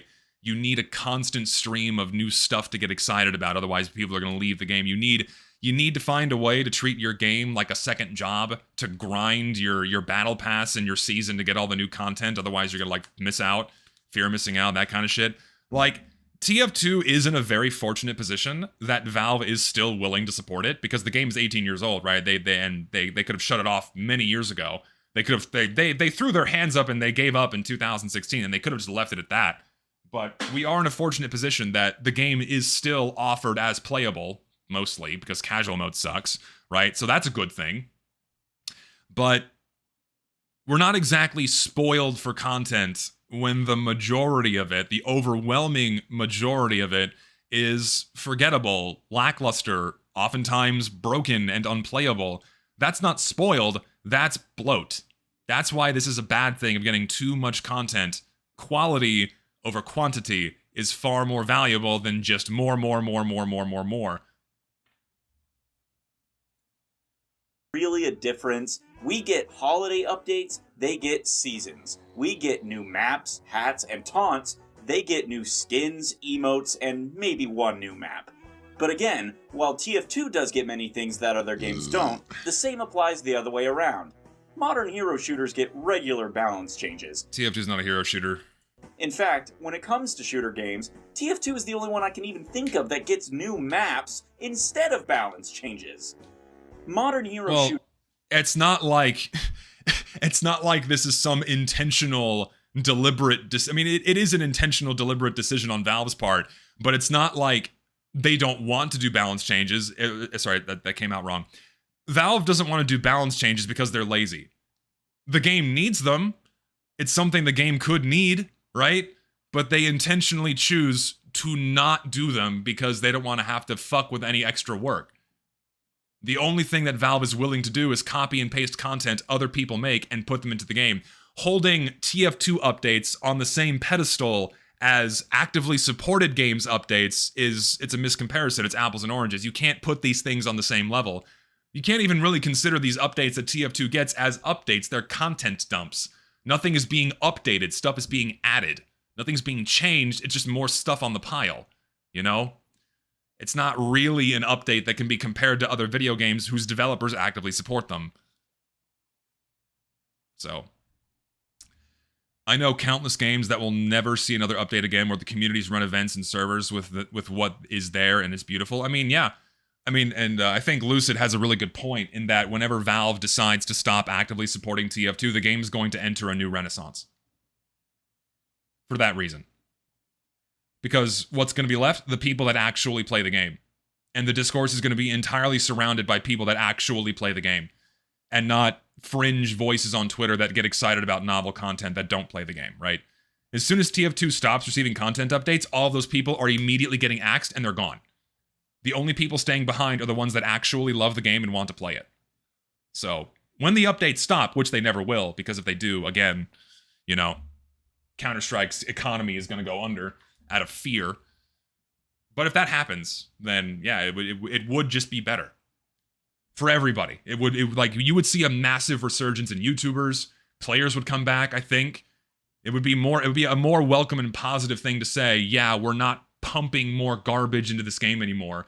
We're not funneling more sewage into the rotation. We're done. Thank God. So, I'm hoping to see more stuff done with the SDK. See, PB, I agree, but like, mods are cool. Mods are awesome. They are a fun novelty for a little while, but they're never going to be a replacement for the base game. And there's a lot of potential to make really cool mods. The problem is that the majority of TF2's modding talent is already here, and it's consolidated into like 2 or 3 groups. The TF2 Classic guys, the Open Fortress guys, and I guess Pre-Fortress, right? You don't really have many other mods actively being worked on, and you don't have a lot of new talent coming into the TF2 sphere, because right now, as an actively supported game, what's there to come for? Right? What's there to come for? Of course, you have like TF2 Gold Rush and a couple other smaller mods, right? But we're not getting any new blood. We're not getting any new blood that's excited about this game and wants to immerse themselves in the modding scene, you know? You know, it's cliquey as it is. It's very hard to break in there and make friends. But what's there to get excited about? Like, why are you going to make mods for a game that, one, you have to fully immerse yourself in and get invested and get excited about to like even want to make mods for, but then to what end, right? You're not getting paid. You have to do it out of sheer passion for the game, and that's really reserved to a small handful of people that have been here since like 2010. Not many new people are breaking into that group, and it's a shame because there is a lot of potential in the SDK. A lot of cool stuff can be made, but we're not going to see that much. And again, they're not replacements for the base game. The base game needs a lot of attention if Valve is going to want to seriously continue actively supporting it, which is, you know, an obvious thing to me that they want to. And sure, some take donations, but I think that's against TOS, if memory serves. Don't function the way TF2 does. You don't get to choose your map. You don't even get to pick what game mode you want to play. You just queue up. So when a fresh install... I mean, TF2 used to behave that way. I mean, you used to be able to pick your game mode, and in my opinion, it's a lot better. Map selections only work when you have a small pool of maps in the game. If you have like more than 10 maps in your game, letting players pick them just guarantees that most are going to go untouched. So even before Meet Your Match came out, TF2 benefited from players not being able to select their maps, even though they still could, right? You could go into the server browser and select a map you wanted from there. You had the best of both worlds. You had quick play, evenly distributing players across all of the maps, and then people who wanted to go out of their way for a more curated, specific experience could go into the server browser and pick a map that way, right? Having a good split like that was immensely healthy for Team Fortress 2, and it was partially a good thing that you couldn't pick your maps. Because, like, you know what map I want to play on almost all the time, but I basically never can? Coldfront. CP Coldfront is one of my favorite maps in the game. I fucking love it. And before Meet Your Match, it was always populated. Because when you queued for 5 CP, everyone was being evenly spread out across all the maps. But now, everyone just funnels into CP process. Like, the other 5 CP maps are hardly touched. It's frustrating. So in that aspect, it was a good thing that you couldn't pick your map outside of the server browser, right? It was a good thing. And map selections are only good when you have a few maps in the game. Anything more than 10, it most go unplayed. Of course, 10 isn't like the exact amount. It's like a threshold, right? And it's dependent on the number of players you have in your game. But, yeah. Picks up TF2, they'll be lost in the sheer number of options they have that it'll make their heads spin. Something I've wanted and... It's not just, I mean, for one, yeah, but... choice paralysis is going to be quickly disregarded for simply queuing for everything, and then they're going to be confused by the gameplay itself. That's the problem. Not the volume of maps, but the fact that the initial player experience is terrible. Pitched for years is a community-based map voting system that changes the maps we get to play on a month-by-month basis. I'm sure Valve has the data of most players. Yeah, that won't be abused in any way. That's not going to be abused, and like, cool, a map that I love playing on is just not going to be selected indefinitely because people don't want to vote for it, or people bought the votes to get garbage maps in the game.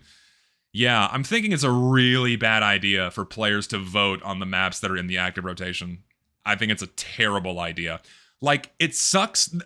We're in the position where there's no solution to TF2's map bloat that's going to satisfy everybody, right? My main problem is I don't like the idea of restricting players from any kind of content. Once it's in, you should be able to play it. That's a freedom that TF2 has always had since launch. And then suddenly taking away someone's ability to go play on, say, Thunder Mountain, that's gonna suck. Like, what if their favorite map is Thunder Mountain? It's like, oh shit, that's where, like, that's my TF2 place. I guess I don't want to play the game anymore. I have to wait an indefinite number of weeks or months until I can play my favorite map again. Bye. That's not a solution. Removing maps isn't a good solution. I say it is because we have too many, so, and most go unplayed. But when it comes to, like, the other top 25 and then, like, the other 30 that get enough traffic to be considered active, all of these are on the chopping block too. Where it's like, okay, what if these popular maps just don't get voted for this month, and then bye? Like, what if Upward decides to disappear? You know, either because Valve chose to remove it or the players voted to remove it. That sucks. I like Upward, even though I've played it a million times. There's no real solution that's going to be great for everybody, and, like, at this point, what the fuck do we do? Is this analogous to mass migration? I guess? Maps per game mode. So let's say we keep the top 4 maps per game mode and swap out the other 4 maps based on community feedback. So if I want to queue up for, say, Attack Defend, then Dust Bowl, Moss Rock, Gorge, and Egypt, for example, will always be there, along with 4 other random maps to choose. I think that's a terrible idea. I think that's terrible. That's actually a horrible idea. Just no. The one thing that would greatly alleviate some of the problems that TF2's map bloat brings is if Valve servers just appeared in the server browser again, and players could directly find a populated server running the map of their choosing and just play that way. So casual mode would still keep funneling players into the most popular maps, but if you want to go play on Pipeline, you can go hunt down the 1 or 2 servers that are playing Pipeline right now that are full and play there. That would immensely alleviate, like, the #1 frustration that the map bloat has caused, in that you don't get to play the majority of the maps because people aren't directed to them. You know? Bringing back ad hoc connections would be amazing. Yeah, it sounds like quick play, doesn't it? Sounds like fucking quick play, the thing they removed in favor of the broken matchmaking system. I'm sure this isn't Ragebait, and it's just a video made to anger me specifically because there's a ton of clips about me. Oh boy, well, we'll get to those. From that circulate every month, or maybe even every 2 weeks. That would help get rid of the map bloat and encourage more maps to be played. Something like this in place, and you might actually get a game of Yukon going. I've said this every update video for the past few years now, but it would go a very long way in the eyes of everyone else if Valve just shipped some damn balance changes with these maps. TF2 doesn't have the luxury of its game. This is a separate problem, but yeah, having new balance changes to, you know, breathe some life into the good chunk of weapons that largely go unused, that would breathe a lot of new life into the game. A lot of people would come back and experiment with the weapons that are, you know, that play better now, like make the Sun on a Stick not useless, make the Sandman not useless, make the Thompson not broken, just shit like that. Even little tweaks or adjustments, you know? Yeah, he's not wrong about balance changes being good for the game, but, like, that doesn't automatically make an update good, and not every update needs balance changes, right? It's, like, not something that should be always implemented to keep the game fresh. Like, once you get everything into an ideal position that the majority of players find fun and exciting and, like, good, you're not going to please everybody with every weapon, but when the majority of players engage with the weapon and have fun with it, they're not all going to be equally popular, then you probably don't need to adjust its balance anymore. Like, we don't need to change the direct hit anymore. Most people find that fine. We don't need to change the black box anymore. Most people find that fine. Changing it for the sake of changing it, just to make it, you know, different, is not a good thing, because it's going to fuck with people's game. It's like, oh, I'm used to this weapon functioning in this way, but then Valve goes out of their way to change it just for the sake of making it different to get people engaged with the game again? Wow, this sucks. I spent, like, the past year... I mean, this is what killed Overwatch, right? One major thing that killed Overwatch were the constant balance changes. So, like, all the guys getting good at 1 or 2 characters for esports, the balance would be thrown into disarray, and they were forced to do something else, or adapt or overcome, and that pushed a lot of people away. Changing things for the sake of changing them is not a good thing. Making things competent and fun and viable is something that TF2 needs, but not with every update for the sake of novelty to get people engaged. That's not a good idea. Play being updated every few months. They don't have year-long seasons of content updates, patches, and extensive developer feedback going into their thoughts and changes. So to compensate, we just get lots of new maps that have outgrown lots of old ways of playing. The community might want to try new things, try new game modes, try new gameplay ideas, new map concepts. We haven't had any new ways to actually play the game in 7 years. So That's not a bad thing. That's not a bad thing at all. Again, like, the overwhelming majority of traffic funnels into the top 25 maps, most that have been here for over 7 years, over 10 years, over 15 years. This isn't a bad thing. In fact, it's a good thing that TF2's gameplay hasn't changed that much. The game is still good. People keep coming back because the game is still good. We just want to play the game. We don't need something novel to make us excited about playing TF2. I still play TF2. Many of us still play TF2 because it's still the same good game that we all have come to know and love.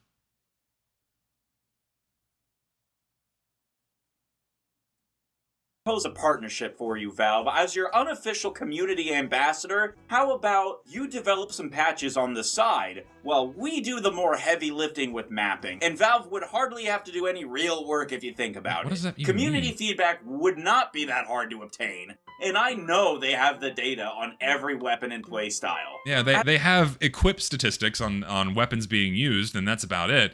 They see how frequently something is used. I fail to understand the proposition here. Valve barely does anything already, and they're not going to be asked to do any balance changes, because if they push a balance change now, right, they don't want to do any work, first of all. That's why they don't want to do any balance changes. And if they push something that, people don't like, or they fuck up balance significantly enough, well, shit, they have to keep going back and retroactively fixing things and tweaking things, and that's more work, and they don't want to have to do that. That's why they avoid balance changes. And again, we don't need constant waves of balance changes to keep the game interesting. As I've mentioned a few times, we've had these updates for 3 years now, and it's still the same thing every time. 3? Whether it's summer, Halloween, or Smithmas, 8. we get maps, taunts, hats, and unusual effects. At this point, I'm happy, but disappointed. If you moved away from TF2 content, what would you like to work on, or would you just quit the main channel altogether and stream on this one? I mean, my main channel has been established as, you know, for specifically TF2, and here, hold on.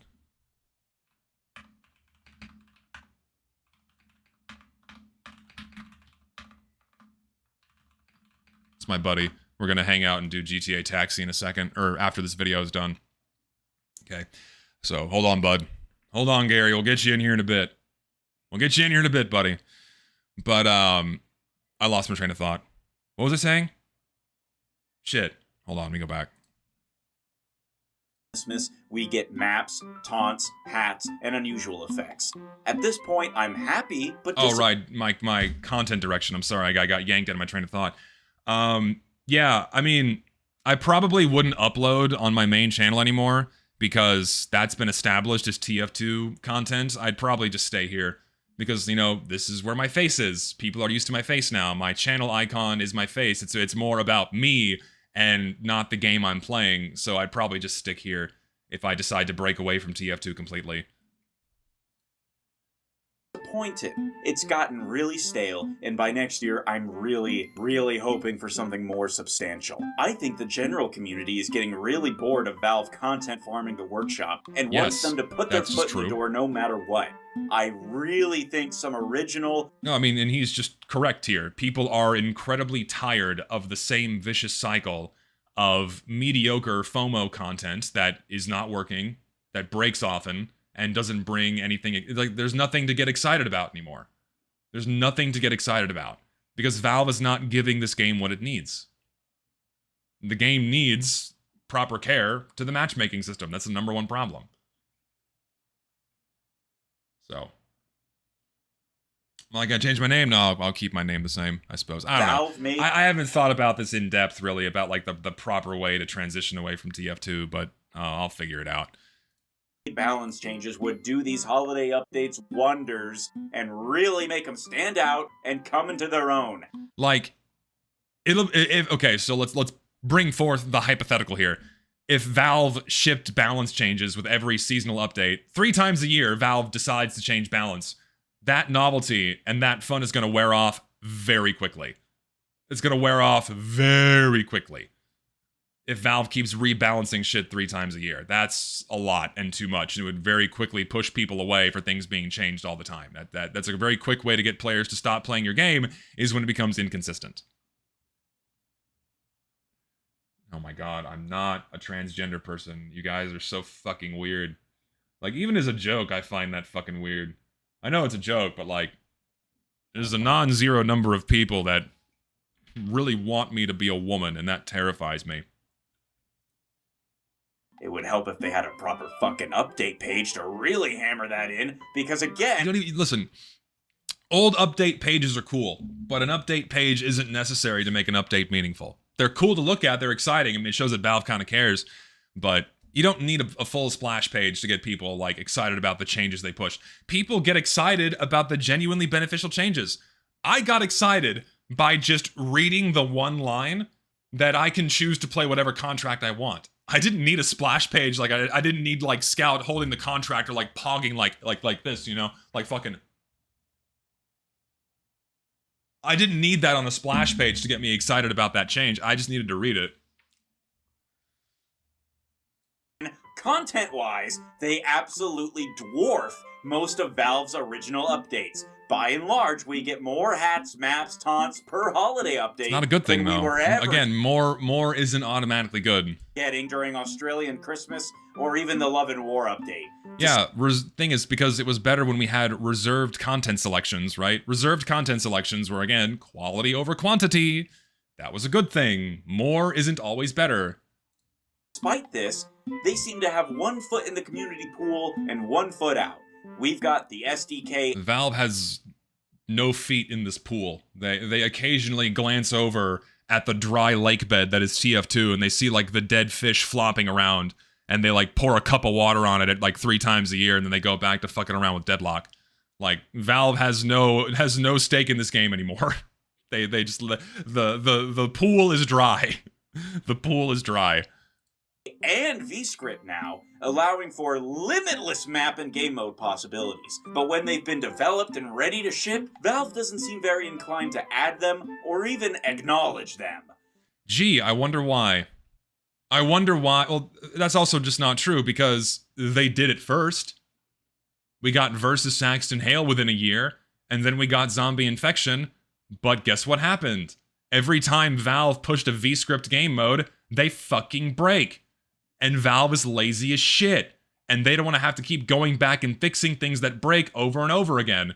Lest I remind everyone, again, that when Versus Saxton Hale launched in 2023, you could not play it for 2 weeks.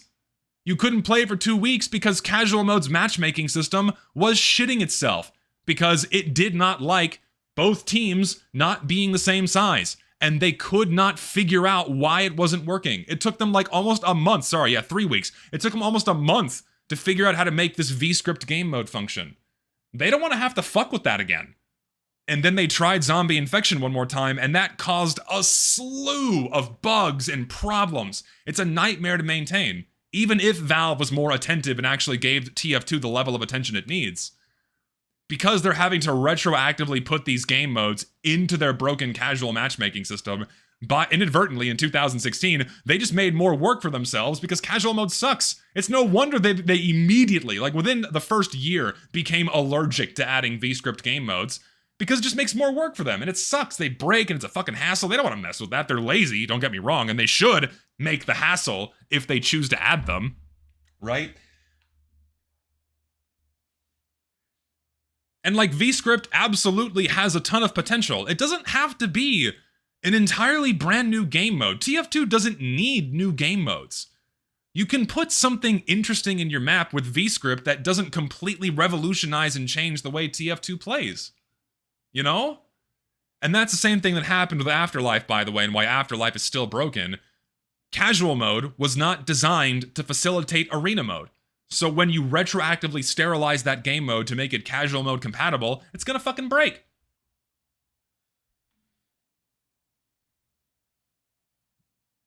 Yeah, the endpoint elevator on Phoenix, you can add cool features to your maps that make them more engaging. You don't need a whole brand new game mode.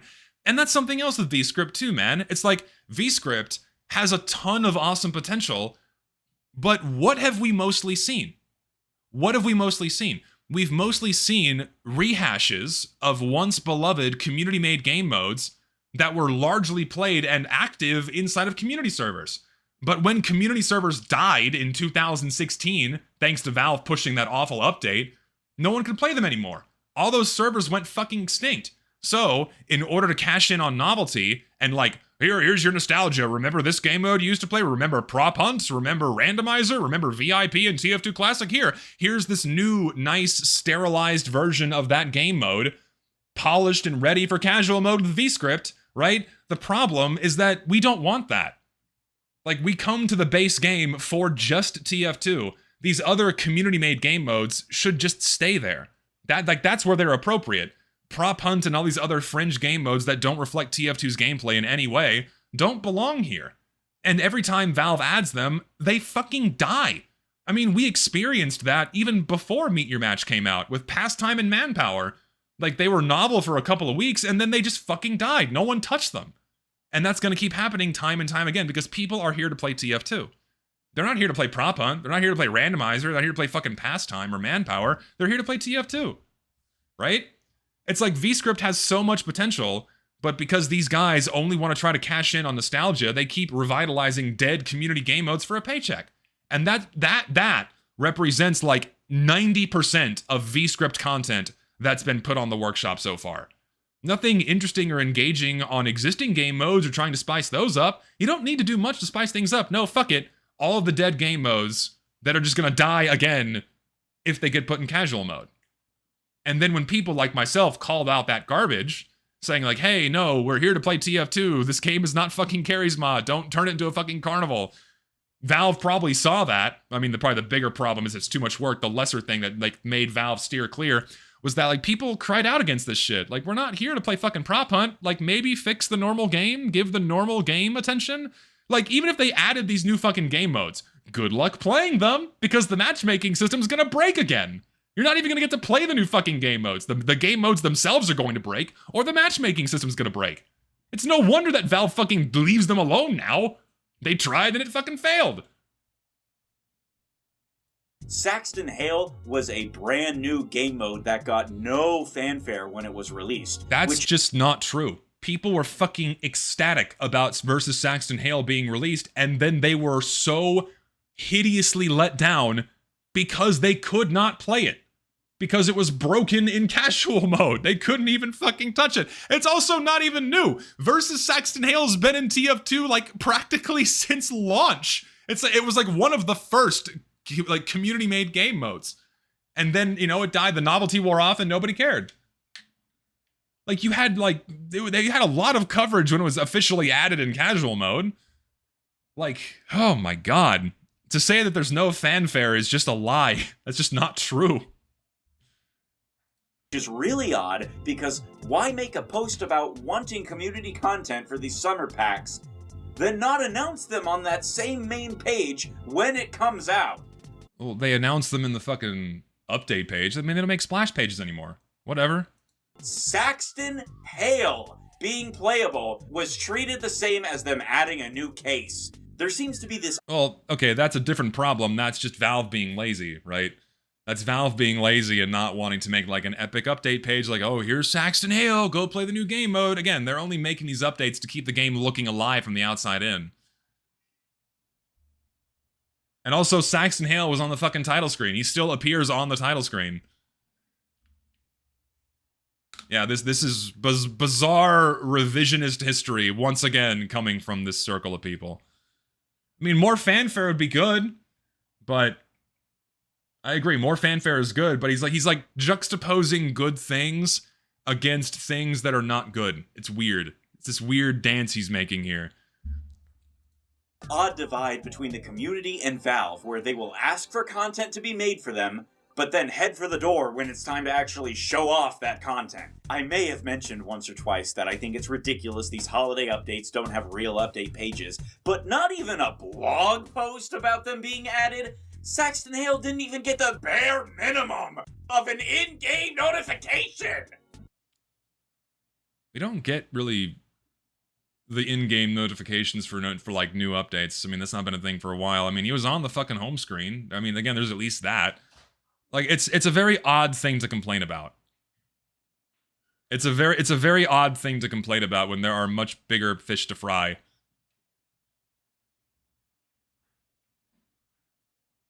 I mean, sure, and like, I would appreciate that if Valve would give more fanfare for these updates, but like, what's the point of fanfare when the content sucks, you know? Fanfare would be more greatly appreciated if the content they were shipping was more heavily curated like the updates of old. That's something else too. Cohesiveness and competence would definitely differentiate a major update from a minor update. Because the updates of old were competent. Things functioned. The content and the stuff inside the updates were more tightly themed, or just more tightly themed for Team Fortress 2, right? So like, what's there to get excited about? Oh, here's your fanfare, but for a broken map or a Transformers head. Look, it's Optimus Prime on the splash page. It's like, you have to have something to get excited about to ship with the splash page, you know? So they added a brand new game mode to promote the brand new big summer update. Why introduce a new game mode and then not support it? Because then they'd have to update the alternate game modes tab? Furthermore, why even put Like, what support would you look for beyond an update page? Valve also knows that, I mean, again, fanfare would be welcome for that kind of thing, but Valve also knows the players are very good at hyping themselves up over literally anything. Valve could throw a kitten on Upward somewhere and the entire community would have a meltdown over it for a week because it's so exciting and different. Like, the snakes on Snakewater thing, remember that? Like, Valve didn't do anything. There was like a funny patch note, like, oh my god, there's snakes on Snakewater now! People flipping screamed about that for a month. The seal, right? Like, they don't really need they don't really need splash pages to get people excited about the new content. We're very good at doing that for ourselves. tf2 community, we hear you. put new game modes on the table if you aren't gonna add any of them when we make them for you? Well, I already explained why. Too much work, and we don't want new game modes that aren't TF2. That's it. Will address the fact that upon release, Saxon Hail didn't work for the first 3 weeks. There you go. I can understand that Valve might be hesitant to add new things, and the community might be unsure about adding new game modes because of that.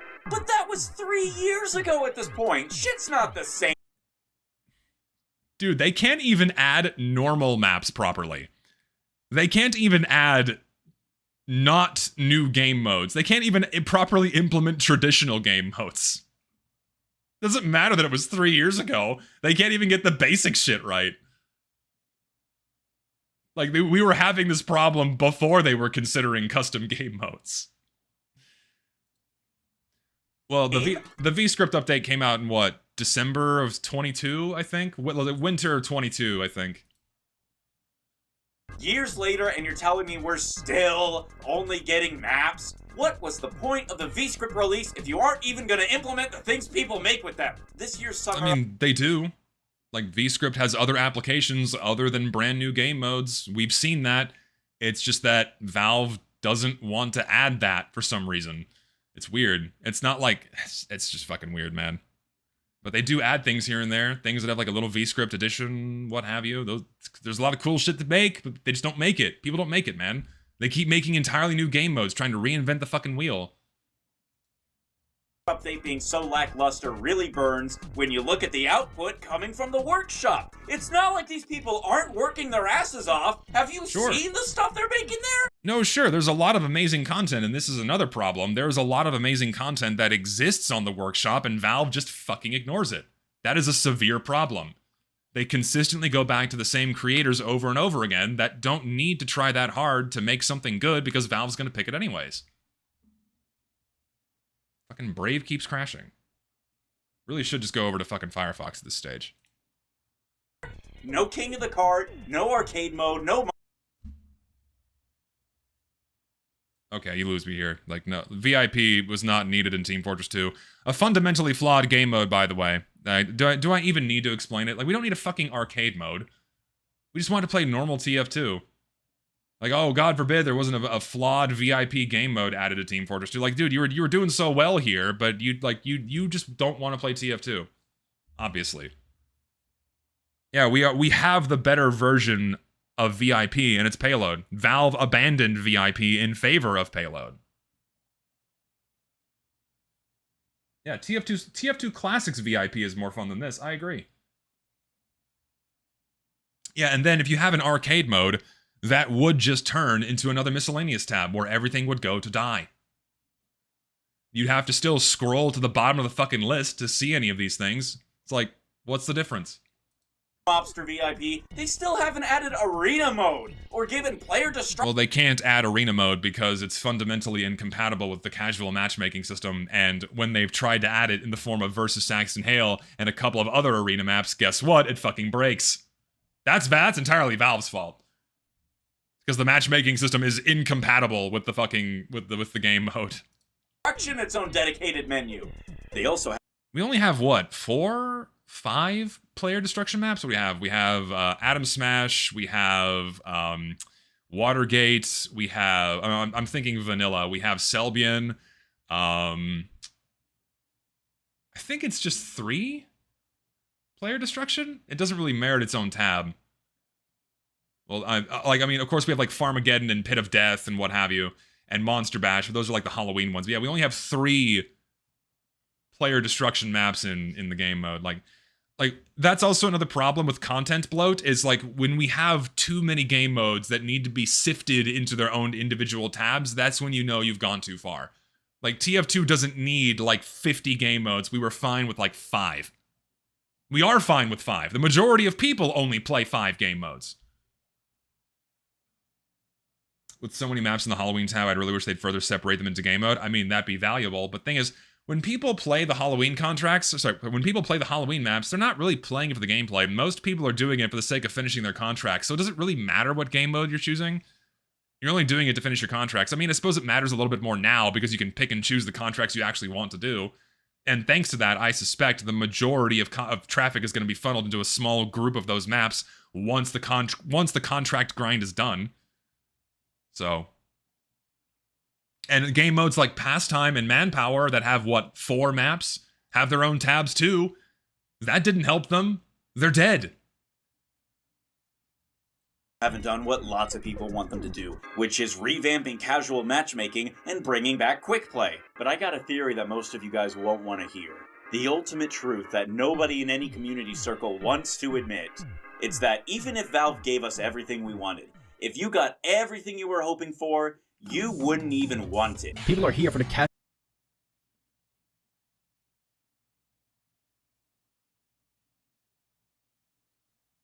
What?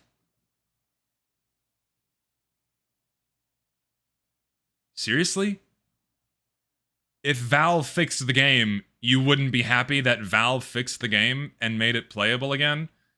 If Valve gave TF2 what it needs, you wouldn't want it? Why else are we asking for it? What?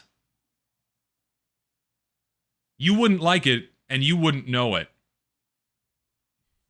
Actual 12v12, just like me. We're here just... Like TVs and weird where everyone wants updates, and yet anything you change or add will have the great backlash. Maps, balance change. The thing is, like, these things have, like, balance changes competitive. Like, none of these things have happened in a very long time. Everyone is upset with the status quo because nothing new or meaningful is happening. That's the problem. Like, new hats, maps, unusual effects and shit. Like, taking this and, like, projecting what this is referring to, which is the holiday seasonal update status quo, and projecting that onto what TF2 actually needs is, you know, disingenuous. Have fun, to frag, and just having not to worry about some dumb ranking system or status. It's a first-person shooter that has so much depth and learning curve. The game itself is bloated enough. We want its world and characters to be the same, even if TF2 never took itself that seriously.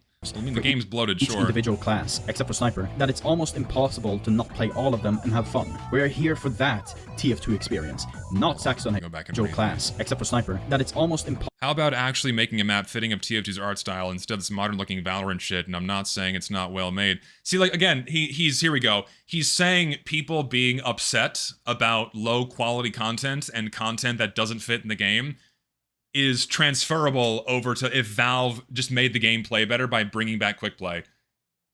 Like, again, he's being disingenuous here. It's like, oh, you're upset about shitty content? You're upset about bad maps and bad hats? Well, you're just going to be mad about quick play too when they do that. Like, you're mad about actually bad things? When they do this good thing, then you're going to be mad about that too. What logic is there in that?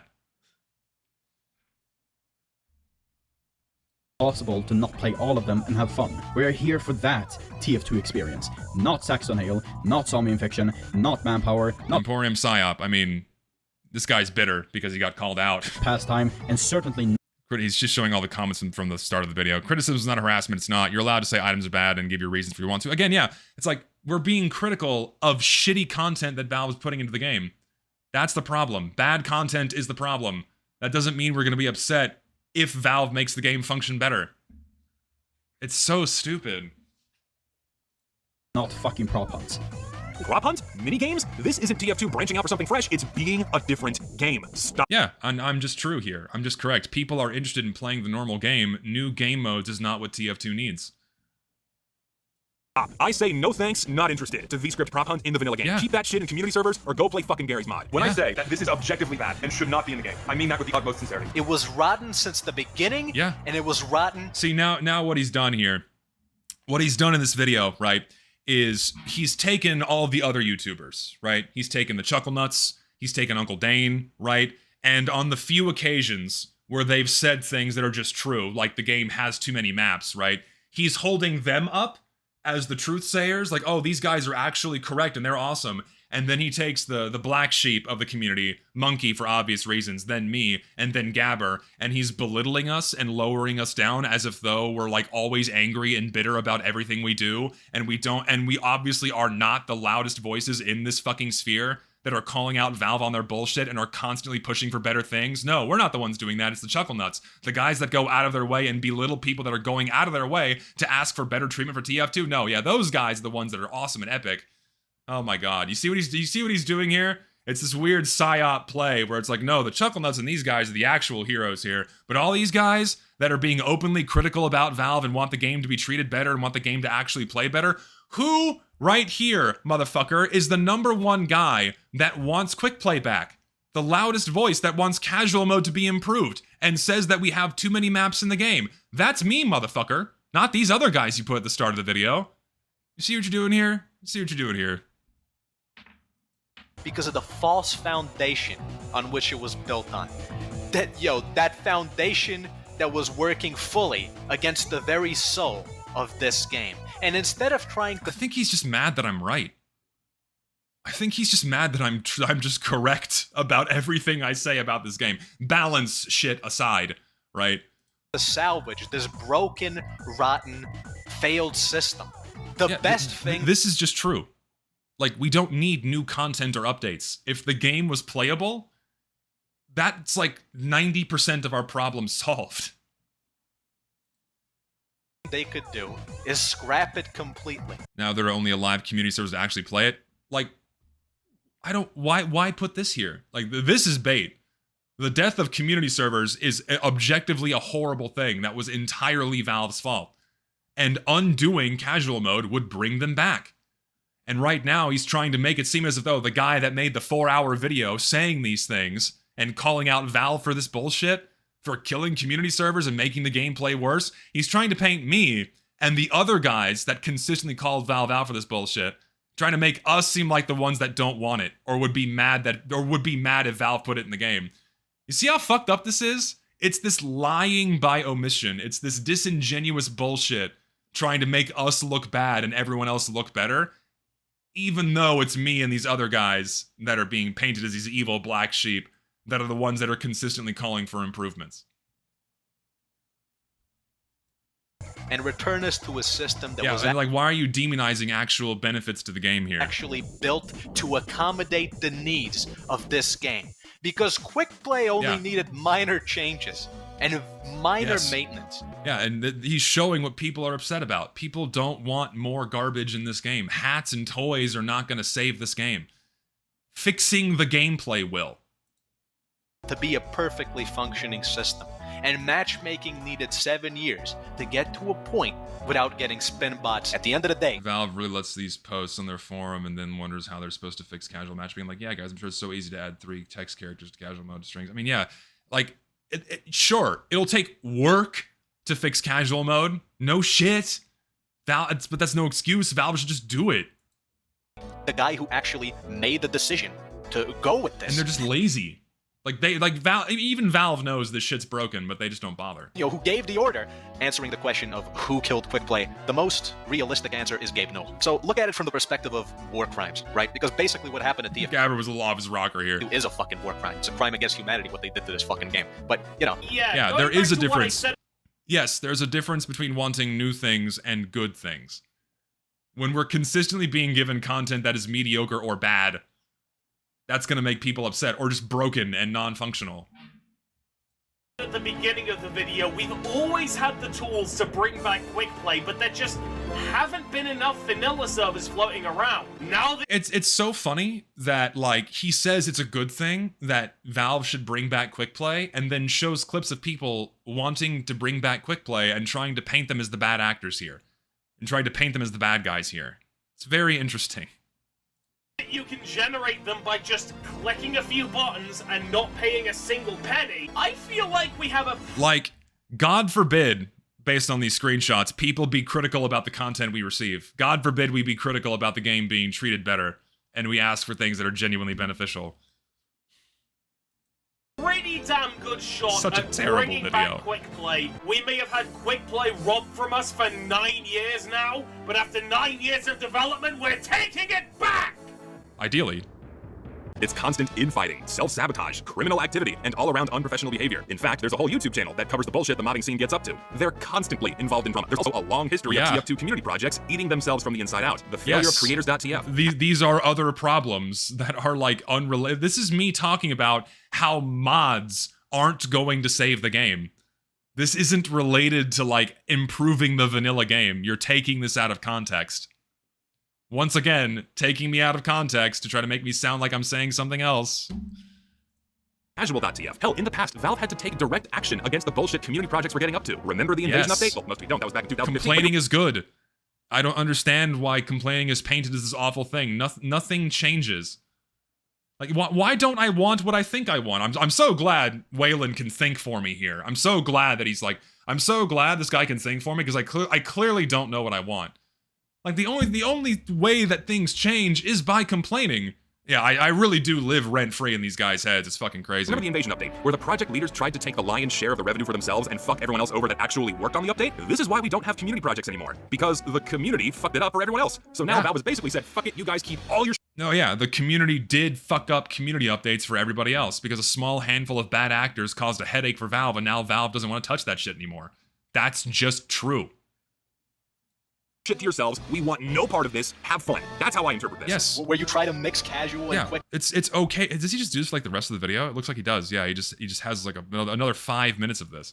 Play into one system, then just simply going back to the old system and bringing it back wholesale. Simple as that. No, really, how is that going to take less effort from WoW? You know, quick play gives you the freedom to join a WoW service manually without a queue. Casual does the opposite of that, where it forces you into a queue and it doesn't let you manually join anything, no matter if you want to. No shade right? towards the creators. I think 6% content is workshops awful. No, yeah. Play has a like 45-minute map time limit when you're playing on WoW servers. Comment about randomizer, by the way. I see your view of Scream Fortress being the place for wacky gimmicks and stuff, but even the soldier was always still the decently tanky guy, the rocket launcher scout. Well, whatever, who cares? Fucking randomizer. Casual has the opposite of that. It has a fucking round limit of 2 rounds that could potentially end in 1 minute. For some reasons, you just don't want. Like, it's so funny because he spends like the first 10 minutes of the video complaining and then takes other people complaining as if though it were a bad thing. Like, we're complaining about the wrong things, even though we're complaining about the things that he said are good to complain about.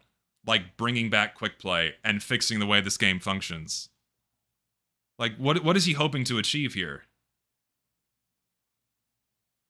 Yeah, prior to this entire section, the video had brought up some good points, but now he's completely undermining this by, like, trying to make people he personally does not like look like bad actors here that disagree with him, even though I think we agreed with a good chunk of what he said at the beginning of this video. And this is now, oh, zesty bad. The system to be called casual for some dumb reason, then that's supposedly fine, even though they don't really mean anything. A full revert back into quick play would essentially populate and bring back the players into the game and freedoms that back into the system that was quick play. That's just I don't care about the matchmaking UI. They all look hideous and interferes into quick play's classic amazing artwork UI anyways. It's such a shame because I know he went out of the way to like pick this guy because he's not very articulate. He can't clearly convey his thoughts because he's not good at public speaking yet. But he's still speaking truth, right? He's like trying to paint this picture of like, oh, this guy can't speak very well. They're not worth listening to because he sounds like a fool. It's like, doesn't mean he's not spitting his shit. He's just speaking truth here. Because the UI now looks like a modern competitive shooter, which TF2 isn't. And this is the main thing. This decade of neglect, Valve has finally given us an inch and we should take a mile. Yes. During the creation of this video, several things have happened within the community regarding the push to re-implement quick play. Mega Scatterbomb has opened a poll asking people about their opinions, feelings, and yes, like Valve has shown us that they're willing to put in a little bit more work into this game. We should absolutely capitalize on that. What's wrong here? In quick play. And a Discord server has been formed acting as a sort of hub for the Bring Back Quick Play movement. Making our voices and disdain for Valve's neglect heard, we got them to let someone finally work on the game. Yes. When mappers asked Valve about adding more year-round maps to the game, we got VScript functionality. This is what you need to do. We need to complain. Because obviously complaining brings about good change.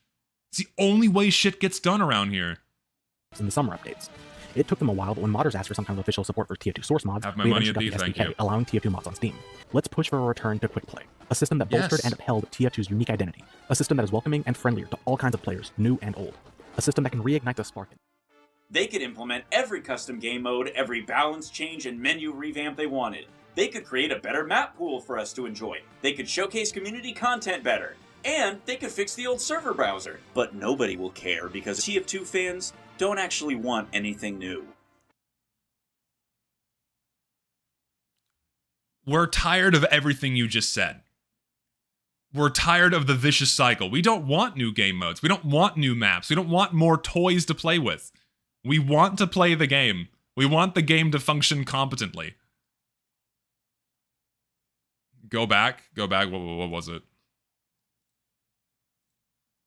Welcoming and friendlier to all kinds of players, new and old. A system that can reignite the spark. You can't have rational conversations with these people because these are the opinions they genuinely have. What's wrong with any of them? Refute anything we've said.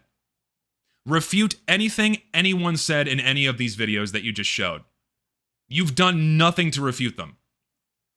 You just choose to pose them and say, these are bad, and you leave it at that. There's literally no use in trying to win them over or even discuss this with them. They are solidified in their delusions and the misinformation they relish in? What does the constant haha, I'm right, you're wrong every time attitude really contribute? What do you mean? The end game is to make the game better. This guy is fucking insane, man. There's no end game, no overall goal, just wanting things to stay in the past as they are and never change. Dude, the past was better. New doesn't mean better. The game objectively used to play better and was infinitely more functional before Valve implemented matchmaking. And you even just said that it would be better if they did improve matchmaking. Refute any argument that any of these people, including myself, said in any of these videos. Do it right now. At all. Make a video refuting anything we've said. Demonizing your opponent is that's all you have to do, right? All you have to do is, slander your opponent and not actually address their arguments, and you just win any conversation on the internet. Rent fucking free. It's so funny too, because this is them. These are the guys that no longer want to have conversations. They burn those bridges, right? They burn those fucking bridges. Now they're in their corner screaming and throwing rocks because that's all they can do. They could implement every custom game mode, every balance change and menu revamp they wanted. They could create a better map pool for us to enjoy. They could showcase community content. None of these things better. matter And if you can't play the game consistently. They could fix the old server browser. But nobody will care because TF2 fans don't actually want anything new. Even if No, we don't want new toys. Toys are not going to save this game. New stuff is novel for about 2 minutes, and then we go right back to having to suffer through casual mode. We're tired of the status quo that we've been in for 8 years. New isn't good. If Valve were to put in the legwork to fully revamp casual and give alternate game modes the support they deserve, That's not what's going to happen if you revamp casual mode and give alternate game modes the support they deserve. They're going to be dead anyways. Manpower and pastime, again, were dead even with quick play. We want quick play back just so the gameplay doesn't suck. popular maps would still be 2 Fort and Hightower with no objectives. If there was really Oh my god, dude, this is ridiculous. So what if there's other maps that are more popular than others? At least we can play those popular maps more consistently away from a matchmaking system that yanks you out of the gameplay every 5 fucking minutes and has this win-loss condition that cuts your playtime short or just breaks whenever Valve updates the game. any demand for good community maps and good community game modes, Panda.tf, Skyle, Uncletopia, or some Skyle? You mean the servers that spoof their ping and their player counts? Yeah, that's a good example to use. other major server host would already be there offering it. You would already be there playing it. If Valve gathered player data or community... We already were. Community servers were thriving before Meet Your Match. We had so many community servers offering all of these game modes you've been talking about, and more. Offering so many options for vanilla experiences, and more. All of these things were thriving before Meet Your Match. And then when that update came out, they all fucking died. So we could have all that stuff if Valve just gave us these freedoms back that we once had to curate our experiences and play either on Valve or community servers and not funnel all of their traffic only into Valve servers. This is fucking insane. Again, remember, these guys didn't play the game before Meet Your Match came out. They have no idea as to how it was before.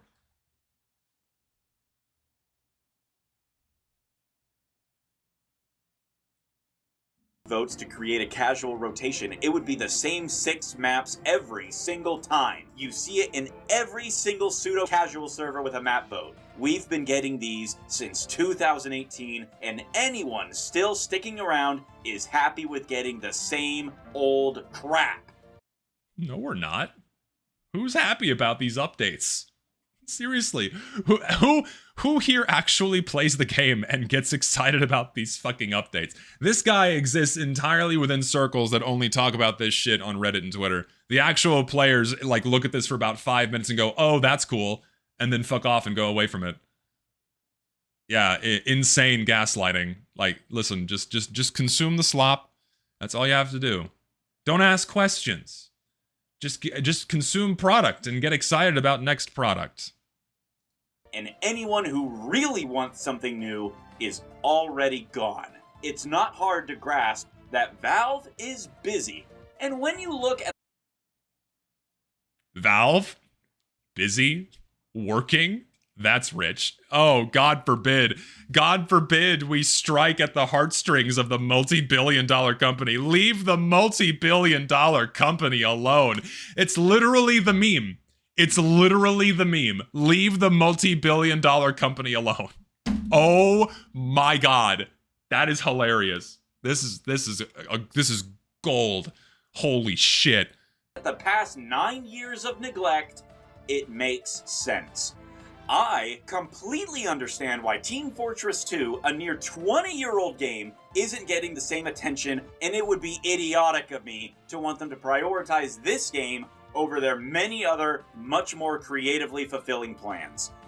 Creatively fulfilling? They seem content on raking in the billions from gambling on Counter-Strike and really not much else. They're announcing another headset, right? They're announcing some new $2,000 piece of technology. That's like the only new thing that's come out of Valve since Deadlock got released in open beta or whatever the fuck. Like, what is Valve doing? Fucking nothing. What other creative projects is Valve doing? Artifacts? Yeah, they're really cranking out things to get excited about. Steam Decks, I guess that's cool if you want a Linux machine. Half-Life Alyx, I guess. That was like fucking, that was so many years ago now. Oh my god. This is hilarious. Holy shit. Like, obviously, we're not expecting the same level of support. We just want a fucking functioning game. That's all we want, man. We want to be able to play the fucking game. We don't care about new fucking toys. We don't need this new fucking hats. We just want to be able to play Upward for the millionth time and not have the matchmaking system break on us. It's not that much to fucking ask for, especially when the game used to function that way before Valve intentionally broke it. It's not that much to ask for. This is a riot. Oh my god.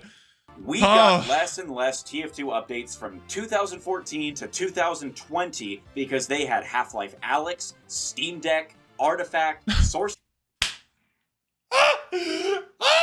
As if no people cared about that shit. It died. Oh yes, everyone's so excited about the VR shit. The tech demos. Yes, we love tech demos. Yes, Counter-Strike. All the work they've been putting on Counter-Strike. This motherfucker is a retard. He has no idea what he's talking about. Does he even have a finger on the pulse in Counter-Strike right now? They dropped Source 2 for fucking Counter-Strike, and they left out a shitload of content. It's still buggy. The majority of the updates they've been pushing for Counter-Strike 2 over the last 2 years have been nothing but skins, and making them look better, and bumping the market, and putting new and literally jingling keychains and keys for you to buy. Holy shit. Like, Counter-Strike's also suffering now. They're not getting what they need. The game is flooded with cheaters. And he's using Counter-Strike as something that Valve's putting attention towards? Fucking laughable. Oh my god, this is gold. Jesus, these people are insufferable. A dozen other secret projects that we won't know about until they release them. So dozen other projects? They're only working on Deadlock right now. when you look back, it makes sense why we weren't getting any new updates and why it's the same situation today. That's not an excuse. None of that is an excuse anyways. If you are offering a video game as a functioning, playable product, the bare minimum is that it should be functioning and playable. And for the majority of the past 8 years, it was neither functioning nor playable. Because of bots, because of the broken matchmaking system, none of that's an excuse. It is Valve's fucking responsibility to maintain the products they put forth as available and monetized. Who gives a fuck if they're busy? They are a multi-billion-dollar company. They can just hire more people to do the work they should be doing. They have Deadlock to make, and that obviously takes a lot of their time. Did you see the new Doorman character that just came out? I'm even willing to give them the benefit of the doubt and say the reason this summer was lackluster is because we have the new Man vs. Machine update coming out later this year. That's still not an excuse. Oh, they're giving us a 1 extra update. Oh, it's okay if they slack off even more and break the game even more.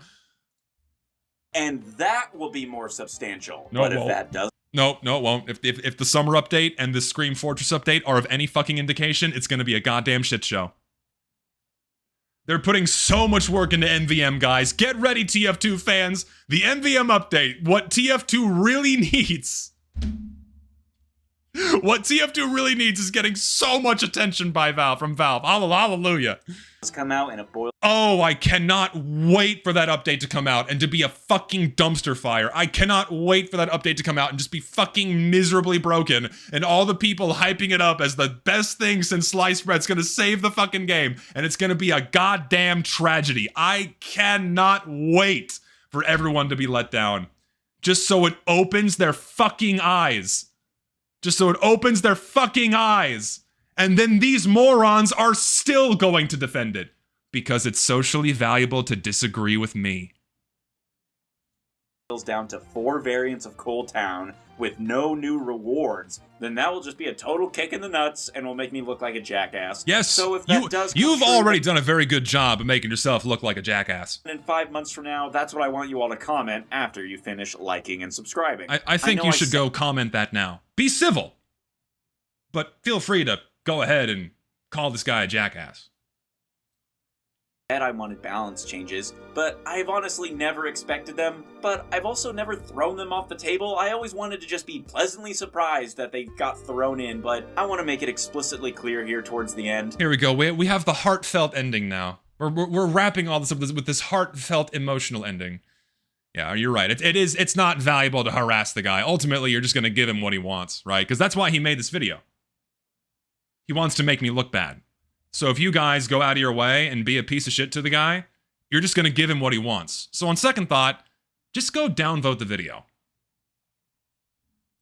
I've never once expected balance changes in these holiday-sized updates, but I never ruled out getting them. I just always wanted to be pleasantly surprised if they actually did add them. I don't think Valve is going to, but it would be nice if they did. While I do think that the community-made spin-off games are the future of Team Fortress 2 in general, unless we do get Team Fortress 3. Mods are not going to be a replacement of the game. They're not. We know this. New content being added to the main game is still something to celebrate. No, and dislikes don't mean anything, because you can't see them without a fucking plugin. When you look at similarly aged games. Base TF2 isn't going anywhere, and it isn't going to be shut down or replaced by any of the source mods that are coming out. Though if it continues to chew the fat and regurgitate the exact same update format year after year with 0 changes... It's so funny, because that's just true. But then he thinks what it needs is just more of the same. More game modes, more maps, new toys, right? And he just disregards that, like, everyone else, like me, for example...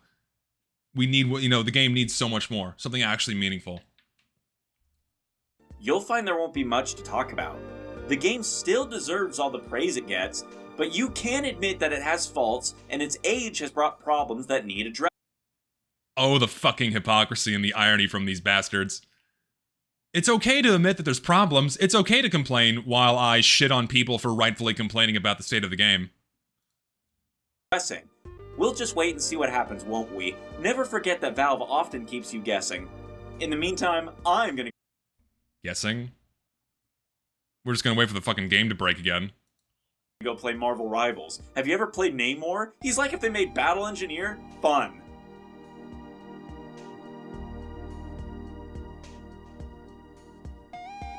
What an awful video.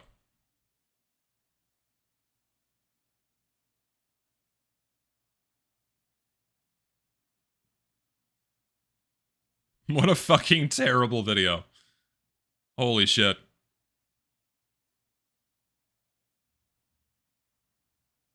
No, yeah, it is a very strange video. In the middle, for no reason, there's a compilation of people who he mildly disagrees with and then writes that you can't reason with these people.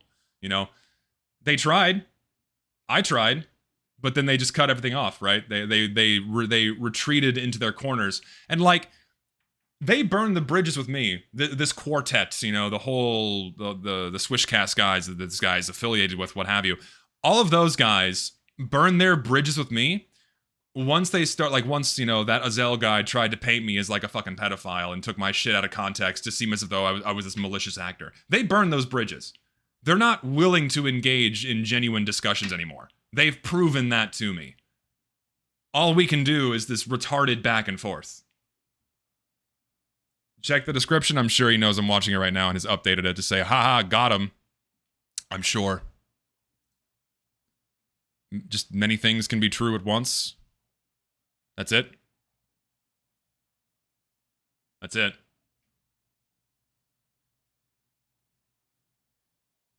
Yeah, it's just monumentally stupid. Horrible video. Oh yeah, it's just, again, it's again socially valuable to disagree with me. That's why they make these videos. It's just bad. And even if it was Ragebait, I got some good content out of it. I got some good content. We had a good time. Anyway, there's that video. I am gonna play GTA Taxi now. And we're just gonna chill for the rest of the stream. Let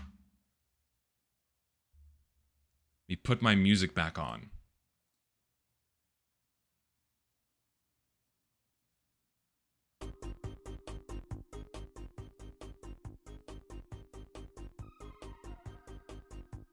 Oh, we don't have Grand Theft Auto on here. Ragebait successful, boys. We got him. It's like... I've never understood the whole Ragebait thing, because what happens is you put things that are genuinely disagreeable and make yourself look like an ass, and then when people call you out for looking like an idiot, it's like, oh, it's the whole I was actually pretending to be retarded meme is what it is. So, that's what it amounts to, largely. Very silly.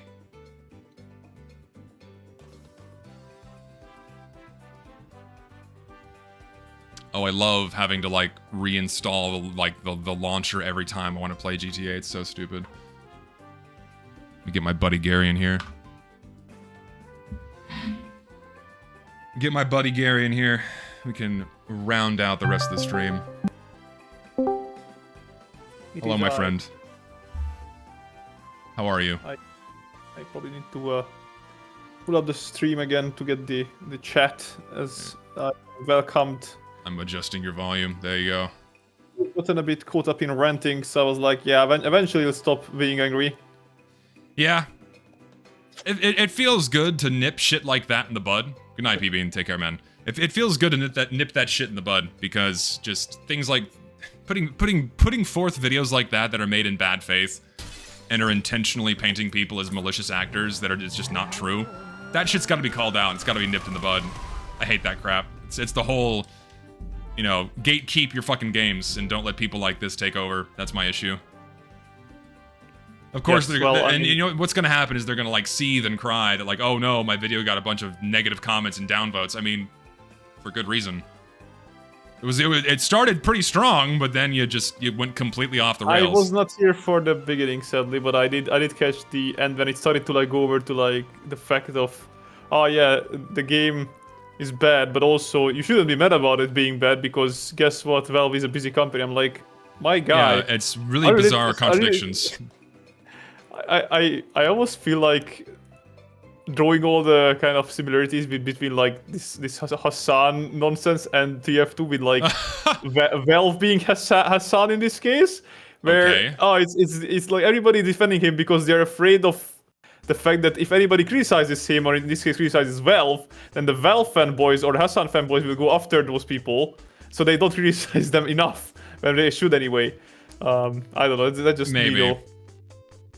I feel like there's definitely some similarities there. Maybe. Guys, just because something has a large, like, I don't know, power in either the political or the influential gaming sense, it doesn't mean that you going after it is like the morally less, I guess, right side to take. Like, your feelings are true. If you play the game and feel, man, I feel like this game is no longer giving me the kind of fun that I had, like, I don't know, well, not 5, what is it, like, freaking many years ago. 10 years ago at this point, right? That's before the whole matchmaking changes. 10 years ago, yes. Actually, over 10 years at this point. Anyway, so that you are right to feel that. I'm gonna join a friends-only session. That's okay. I'll join you in a second, and we can do a race before we start texting. Yes. And I'm gonna pull up the chat on my mobile because guess what? I cannot do both GTA and single monitor, baby. Yes, I have single monitor. Single monitor, baby. Freaking shock color. Yeah, that's I talked about that on stream before. It's just fucking evil. Animal abusers deserve to have the same things enacted upon them. We'll put the shot collar on him and see how he likes it. Exactly. People say that, you should be more concerned about the fact that there are people being genocided in Gaza instead of the dog. I'm like, motherfucker, I can have my attention turned to multiple things at the same time. Guess what? I cannot do jack shit towards Gaza, but I can say about this piece of shit person who is abusing his dog that he should not have a platform, or he should go to jail at this point because he has done so much heinous shit. I have no idea how he's not there yet. And I don't care about his fanboys going after me. I'm in Hungary. you can't even own a weapon in Hungary, let alone going after somebody like they did with you. Countries ban weapons, and then people still manage to find ways to acquire them. I don't know. You basically never hear about gun violence in Hungary at all. Like, the best you can get is like somebody getting knifed. Yeah. Someone gets fucking stabbed. They don't find me anyway. I mean, even if they did, what the fuck did they care about me? Hey, here, carry my stream for a second. I need something to drink, and after this. Here. I'm gonna rant about shit here. There you go. Gary, you can take over and rant for a moment. I'll be back in like 2 seconds.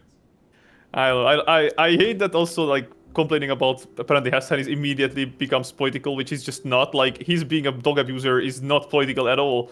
Guess what? Both the leftists and the rightists can agree on that fact that abusing your pet, whether it's a dog or anything else, is horrible thing to do, and you should not do that. It's not that hard. It's like saying that pedophiles are bad. It's like, yeah, abusing your dog is bad. Guess what? Are you the freaking JoJo villain? Is that what we're doing right now? Is it gonna be like suddenly a Joestar is gonna emerge from the shadows and then gonna rain hell upon Hassan by doing what do you call this? What's the name? Something. Hamon? Hamon? Is that the one? The power that they use in JoJo at the beginning? Hamon, yes? Oh, are you approaching me? How did they say it in Japanese? I don't speak Japanese that well. It's horrible.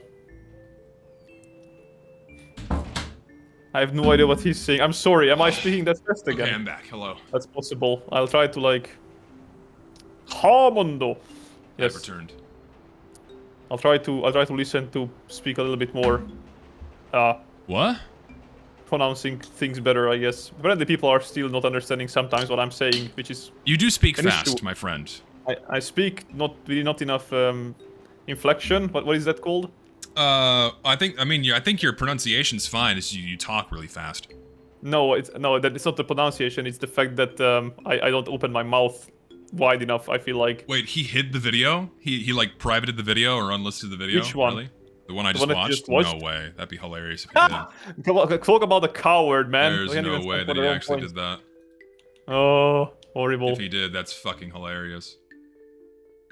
Okay, let's see. Play job. No, it's still there. Let's try something. It doesn't show as unlisted or anything. 3 trays, there you go. No, it's still there. I am Hungarian. Hello, sweetie. Sweetie Randomizer. That's a hell of a name. I love it.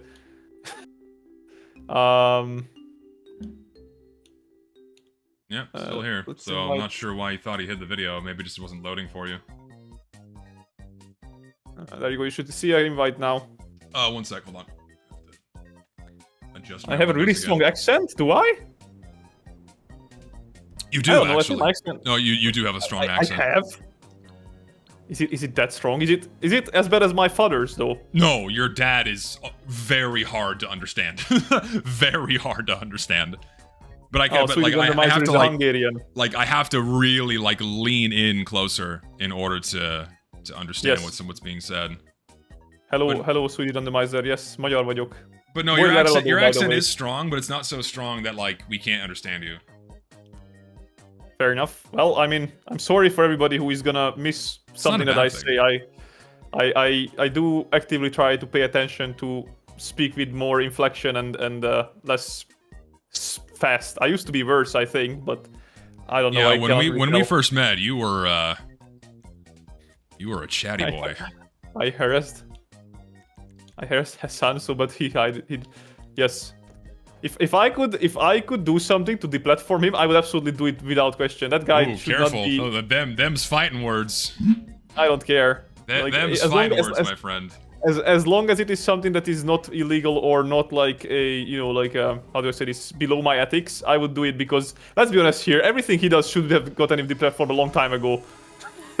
Like, the only reason he's still there is because the Dan Clancy, who is being currently investigated by the freaking bureau or whatever it is platforming him because he's, well, he's having the same talking points basically, or at least agreeing with him. But I don't know if you know about this, by the way. What? You know how like, wait, you were on Twitch. Were you ever banned on Twitch? No, I was never banned. But you always try to like really stay away from politics on Twitch, I assume. Oh, just in general. I mean, on Twitch, I wasn't like super. I never got really big on Twitch. I think the most amount of viewers I had at one time on Twitch was like maybe 100. Just not that many. Yeah, like, my streams didn't really get big until I started streaming on YouTube. So. Yep. So basically, if you are any kind of right political, you immediately get banned, no matter what you do, basically. If you just call somebody fat, you get banned for like a week, because that's what's happened with Tech Town. Well, I mean, that's just, they're playing favorites with their biggest moneymakers, and obviously they're going to want, they want to protect they ban them. Asmongold. I'm driving Asmongold is a bigger moneymaker than Hassan is, and they ban Asmongold left and right, but they don't ban Hassan. The thing is, because if they ban Asmon, then they're going to lose a shitload of money, so they're not going to do that. No, they did ban Asmon, that's what I'm saying, but they're not banning Hassan. When did they ban him? Well, not right now, but they banned him multiple times before. For what? I don't remember. I don't do everything by heart. Just look it up. I don't remember him. I don't ever remember him being banned, but I am pretty sure I remember him getting banned at least 2 times, if not more. Hassan got 1 day ban on his day off because they coordinated with him. They gave him a ceremonial slap on the wrist. Exactly. That's all they were willing to do. Which is kind of like pathetic in its own right. I'm driving. Wow, I beat this guy with like half a second. Jesus. I am not a good driver in this game. That's fine, as long as you finish it. I don't play GTA for the racing. He got banned for being dirty. I like how somebody, by the way, recently brought up that one stream where Asmongold was playing some game and a cockroach appeared on him. And then he seemed to show more care to not hurt the cockroach and take it outside safely than Hassan for his own dog. That's pretty funny. I don't know, tells you enough about them. If I juxtapose Asmongold next to someone like Hassan, I think I'll take Asmongold 10 times out of 10. At any time of the day. I mean, I'm not saying I agree with... Like, here's the thing, right? I think that's how you can tell by people being, I guess, sane. Is that I can say that I don't agree with everything on Asmongold. In fact, I disagree with him on quite a lot of things. But I understand that he's not a bad human being, even though some of his takes are bad, in my opinion. That's also, again, subjective. But Hassan, his opinions are shit, one, but he is a horrible human being. So there is nothing to like even attract me towards that direction, if that makes sense. I mean, so what if Asmongold reacts to content and lives in a dump? That's like, who cares? Who cares if he like who cares if he lives like the life of a hoarder? Sure, he doesn't like bathe or something, but like, oh my god, he's this horrible person because he doesn't bathe. Oh yeah, actually, like, I honestly don't understand why the guy gets so much hate. He seems level-headed most of the time. Because he dares speak out the truth. That's why, in many cases, where other people do not. Yeah, I don't see why the guy gets so much hate. I have not seen anything from him that is just like insanely reprehensible or something. I mean, he said some shit before that I just flat out don't agree with. Yeah, like for example, that stupid like, well, okay, to be fair, there was some truth in it, that the whole like AI, if you remember that one with the artists, like should I just accept that they'll be overtaken by AI? Yeah, I do not agree with the fact that I do not agree with them having to accept that they'll be overtaken. I do think that they need to take or have to face the fact that AI will be a competition no matter what they do.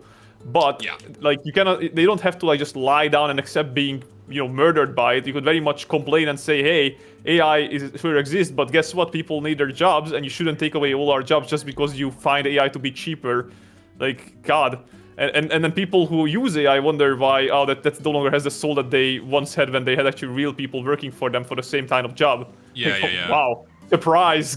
Gee, I wonder why. Also, I agree that, I mean, like, any like, big voice or streamer or what have you, you're gonna have there's gonna be takes you disagree with. It's just the nature of the beast with people you want to choose to watch. And like, for the record, I don't agree with everything fucking Asmongold says. I agree with some things, just like anybody. I feel like expecting to agree with someone on everything is yeah, I mean, even we disagree on many things. Oh yeah, of course we do. It's like, who's the best girl in Blue Archive? Obviously, that's exactly. You have your shit taste and all. You don't.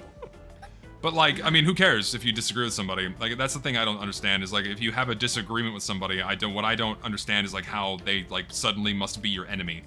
That's something I've never fully interpreted, and so many people do that now. I guess because it's socially valuable to do so. Where like, should I say something that might get me cancelled? Place your words carefully. Okay, so can I even do that? I don't know. Of course you can. Just say it. So the only times when I actually faced a complete like being shut off from somebody while only disagreeing like maybe one or at most two talking points were people who were virtue signaling morons who do not even this point that they kind of stand for, they don't actually stand for them, and that most of the time that happened to be leftist people, but I mean, not exclusively. Like I will say there were some rightists who were also idiots, but there is an overwhelming majority of them from the interactions that I have had is that people who watch to be leftist, and then the people who are watching to be open and for the party for everybody or whatever, and then they just shut you off the moment you disagree with them on one point. Like, that's kind of ironic in my opinion. I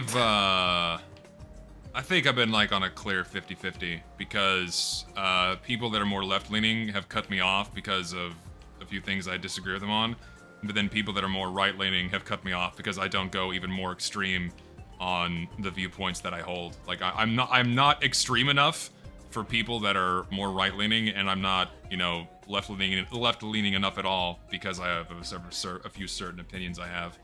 I mean, as I've said before, I don't really like having these generalized labels of like left and right because that immediately ascribes a whole bunch of things onto their person that may or may not be true. But as a general statement, in terms of the people that have decided to cut ties with me, it's been a mixed bag. Oh my god, how did that happen? What happened? I clipped a curb and went airborne. That's sometimes. What car are you driving? My taxi. Wait, did you not pick up the free car that you just got? Oh, well, I can just go back there and get it, right? Oh, you can get it later if you want, yeah. I'll just go back and get it. I mean, like, I don't consider myself apolitical. It's the whole, like, well, politics cares about you thing. I mean, I vote, I perform my civic duty. I mean, I clearly have, like, an opinion on the people that are trying to sell me themselves as, like, the leaders, right? Like, that's not a sin in itself. But it's a sin is that when you advocate for something in your life as a human value, but then you are being performative on whatever social media or whatever you're on, just because of what, I guess, I don't know, but what kind of virtue signaling you want to do. And Like, so, I mean, yeah, and someone else brings up a good point in chat. You know, left this, right that. I wonder who benefits from having a country so deeply divided. Yeah, that's okay. That's another thing, not yeah. the citizens. And I mean, like, the difference. I will forever use this evergreen quote that I got from Joe Rogan. The difference between your average left-leaning person and right-leaning person is about this much. Because most people agree with most people. I held up my 2 fingers like a small mouse. Oh, sorry, I do not watch the stream. I don't have it on. And the point is that there's very little difference between most people usually living in the same country where, like, they agree on most things. It's just the few things they disagree upon that leads for these labels to be assigned and people to get tribalistic and attack each other. But we're like, if you actually sit down and talk with someone, it's like, wow, we actually agree on a lot of things. Exactly. You know, but it's like the few Well, things most that people want people generally use to the same divide. thing. It's You very know, they frustrating. want stable jobs. They want good healthcare. They want, you know, a good use of their taxpayers' money, right? You don't want it to be spent on corrupt government and you know, nonsensical projects that doesn't benefit anybody but like a percent of the situation, like what's happening in Hungary, where our government's leaders, for example, spend a lot of their money on building new stadiums, when even the ones that we have barely get filled, if at all, right? And that people are often voicing their concerns about that. You want to hear some bullshit happening in my city? So I live in San Antonio, right? I live in San Antonio, Texas, and they're so desperately trying to boost my city's tourism value, and they're putting forth this multi-billion-dollar plan to, I don't remember the exact details, but they're trying to change how foot traffic gets into the middle of the city and where they're hosting our basketball team's games. It's fucking ridiculous. Because, like, they're trying to shovel so much money into a problem that can't really very easily be solved by just, like, here, build a new stadium. It'll very clearly get more traffic and people going in there. It's like they're about to blow so much taxpayer money on this bullshit. It's ridiculous. Yeah. Also, I find it funny that, like, countries that clearly have population that are, again, I don't want to say words, but they are subpar when it comes to actually welcoming tourists. And instead of trying to, you know, improve general health of the population by raising educational levels, getting better healthcare and so on, so that actually would help to just have a better overall look of people that are looking at that country from the outside. But instead they just do like these performative, you know, projects that do nothing, because even if people say that, see that you are building something there, they're gonna be afraid to go there in the first place, right? Like, you need to make your country welcoming, and that's not by just building random shit that isn't going to benefit anybody, because your own people don't have the money to go there, and the foreign people don't want to go there because they're afraid to go into your country in the first place, right? Yeah, Chinese technique. Build first, then people come. Yeah. What was that? We don't disagree on many things, but they're important things, more important than what we agree on. When it comes to disagreeing with somebody, I mean, I don't even know if I agree with that. I mean, like, the things you disagree upon, like the weight those disagreements actually carry is probably very minimal. I don't know what you would disagree. I don't know what you would disagree upon with the next person, but I feel like if you were to put them under a lens and really inspect just how much of an impact they have on the day-to-day life of you and the person you're disagreeing with, it's probably not that big. I think social media, especially over the last 15 years, has massively blown these very divisive issues way out of proportion to a point where they're no longer representative of their actual, like, meaningfulness. It's like it's so massively blown out of proportion. I just don't get it. So. Yeah, well, there are many issues. I mean, like, sure, there's plenty of issues, but just I don't know. I don't know, man. This is why I don't like getting this is why I don't like getting into political talk much, because I just don't have much to add. Well, like, again, we are not getting into it to tell people what is right and what is not right. No, yeah, we're here to just tell you that, like, people sorry, please continue. No, yeah, but like my point is, like, I just wanted to say, like, I have the certain things I believe in, and I have my morals and I have my values, and I will simply vote for the people that, you know, best support my morals and values. Or at least they say they do. I mean, at least they say they do, yeah. I mean, that's usually what I leave it at, because what more can I do? Yeah, nothing, I guess. And I usually try to keep those morals and values to myself, lesson learned many times. So. Well, again, like to me, the biggest problem is that when it's such a sad state when a country comes to a point where neither of the none of the actual political parties are either even trying to appeal to them by telling them how they'll make the country better. Like, for example, in Hungary, again, we're just having negative politics and there is no uplifting where they promise things. They just try to tell that what the opposition is doing worse than it they happens them. here too, man. It's all about tearing down your opponent to make yourself look less bad. You know, they're not doing what they should be doing. I know. I just don't want to talk about American politics because it's not my politics as much anyway. No, I mean, my point is that this shit happens everywhere. Like that's what Yeah, I understand in a lot of that. countries has become, and it's very frustrating. Like ideally, they'll be saying things that like, oh yeah, let's get the majority of people on board, instead of trying to. I mean, because it's all about winning, right, and getting the majority of votes. Yeah. And if they can convince as many people on their own side of the aisle to vote for the most them, effective then they'll way win. to win is to fucking what's the name?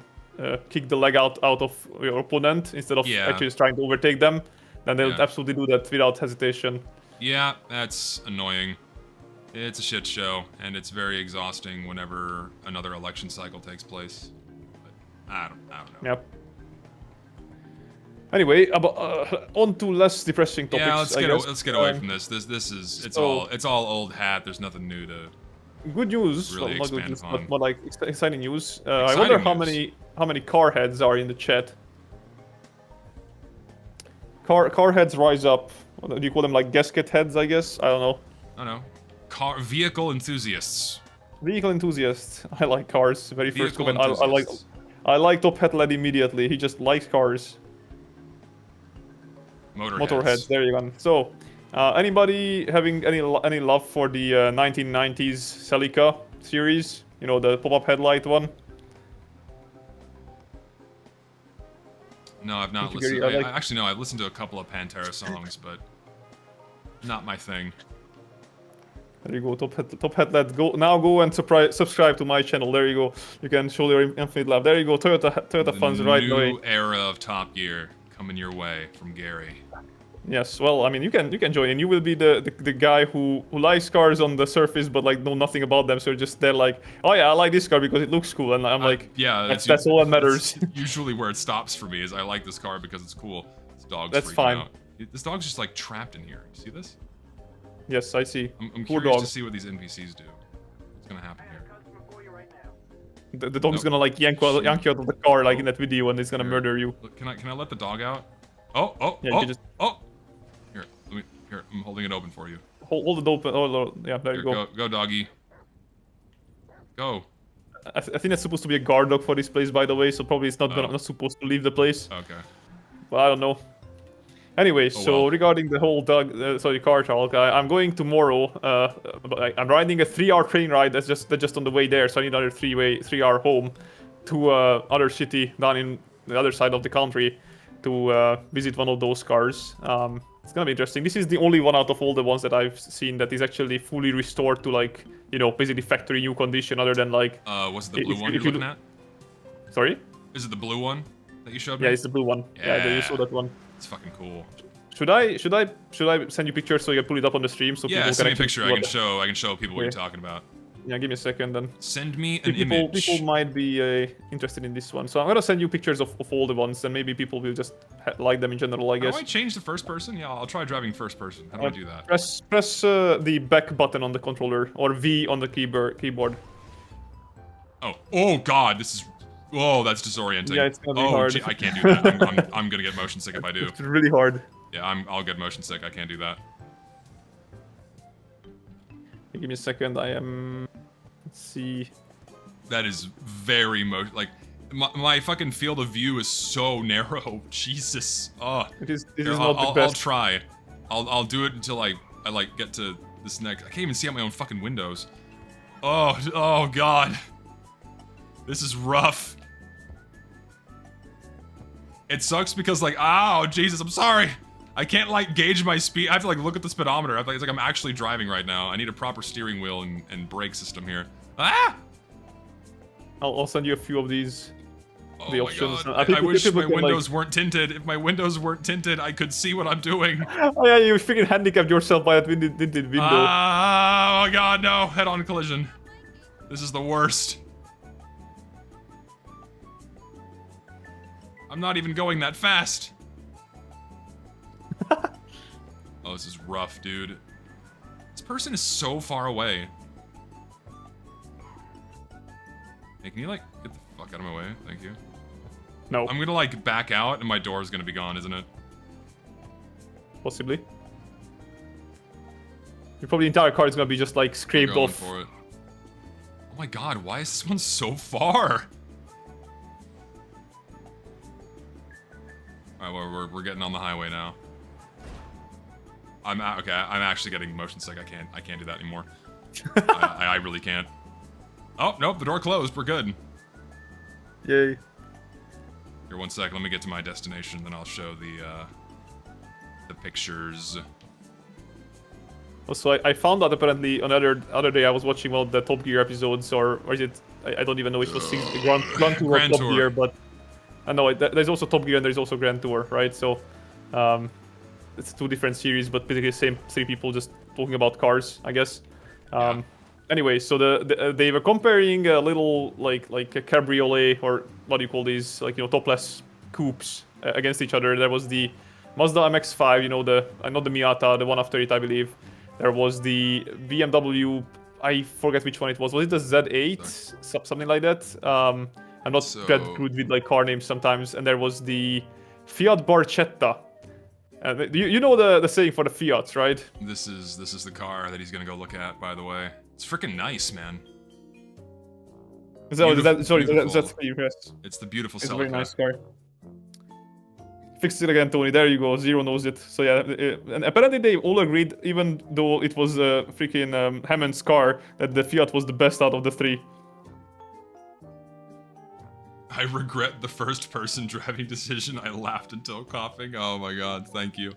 I am happy to entertain. That's why I do this. Also, that's not my car, but this is my car. That's I'm gonna check out. Sorry, this is the car that I'm checking out tomorrow. Yeah. You can show them that white one. I think people will have a diarrhea from that kid bashing that they did to it. Oh my god, yeah. So there's this one, and then look at this awful spoiler. I think even people who don't like cars can agree that spoiler is just like horrible on that car that's gonna come. Look at what they did to this poor fucking car, man.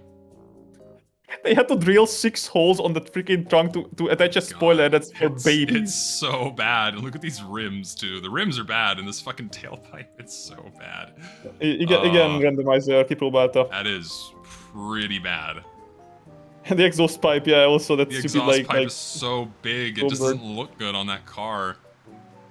Funnily enough, the car was actually made for a child, yes. So you are not wrong about that. Made for a freak. child? Yeah, the guy made that car for his child. Oh, right, yeah, you mentioned that. So it's kind of funny to me, but yes, it's horrible. I hate it with all of my being.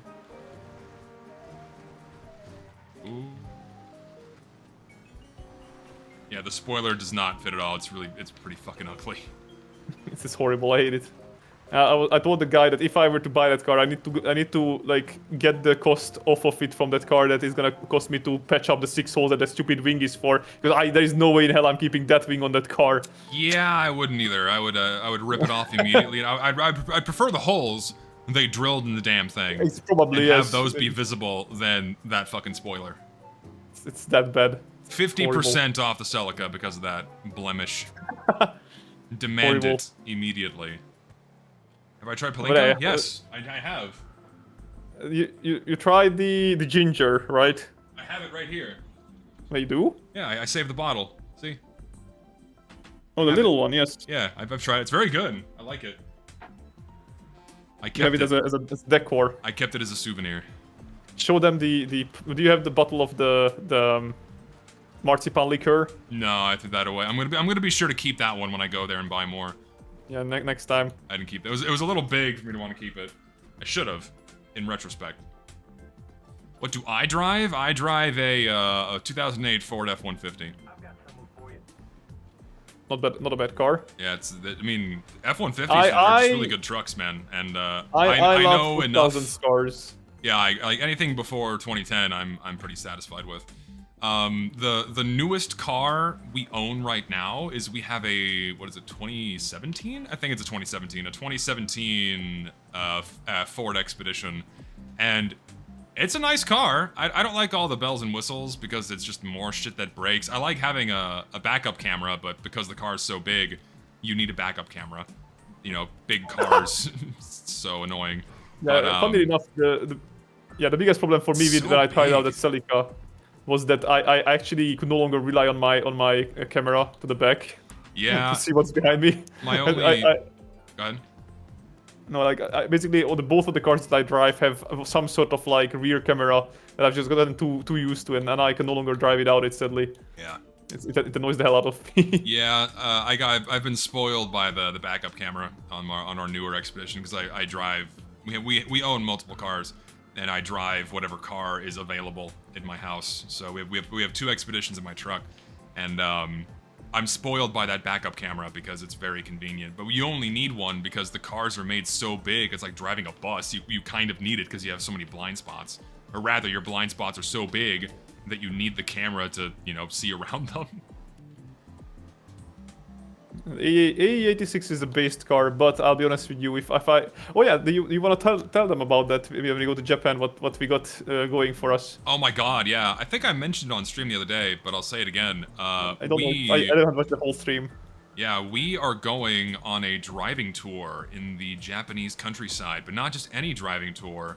It's a driving tour where you can drive sports cars and supercars and classic sports cars. Specifically, yeah, mostly the classic ones are the interesting ones. I feel like they had like a really cool fleet of cars to choose from. Like they have more modern ones, like a Lamborghini Huracan, but they also had like older cars, like. And they did have an AE86, yes. Yeah, and but we are driving a Mitsubishi Lancer. Yeah, Mitsubishi Lancer 6 Evolution from the Tommy Makinen edition, you know, the red with the black and silver stripe, which was the rally champion. Fucking cool to drive in the Japanese countryside in that car. That's probably going to be the highlight of the trip, is doing that. I'm looking forward to it. Also, if I kill Zesty and everybody else coming in just accidentally because I am shit at driving on the left side, I apologize everybody, but I'll be the one driving, sadly. Nah, and I'm driving a manual. Can I fucking help you? Get the fuck out of my way. I'm on the clock sorry here. for Pet Lad. It's just, you know, sometimes people are pedantic of like, okay, but what kind of Lancer Evo? Because there's like fucking 9 of them or 10. Yeah, I don't know. So, you know. I don't know the details. Why? I don't understand why they like have the taxi clients in these really ridiculous out of the way places. Also, I just need to like not take these back roads. This is ridiculous. Oh my god. Okay, finally some pavement. Holy shit.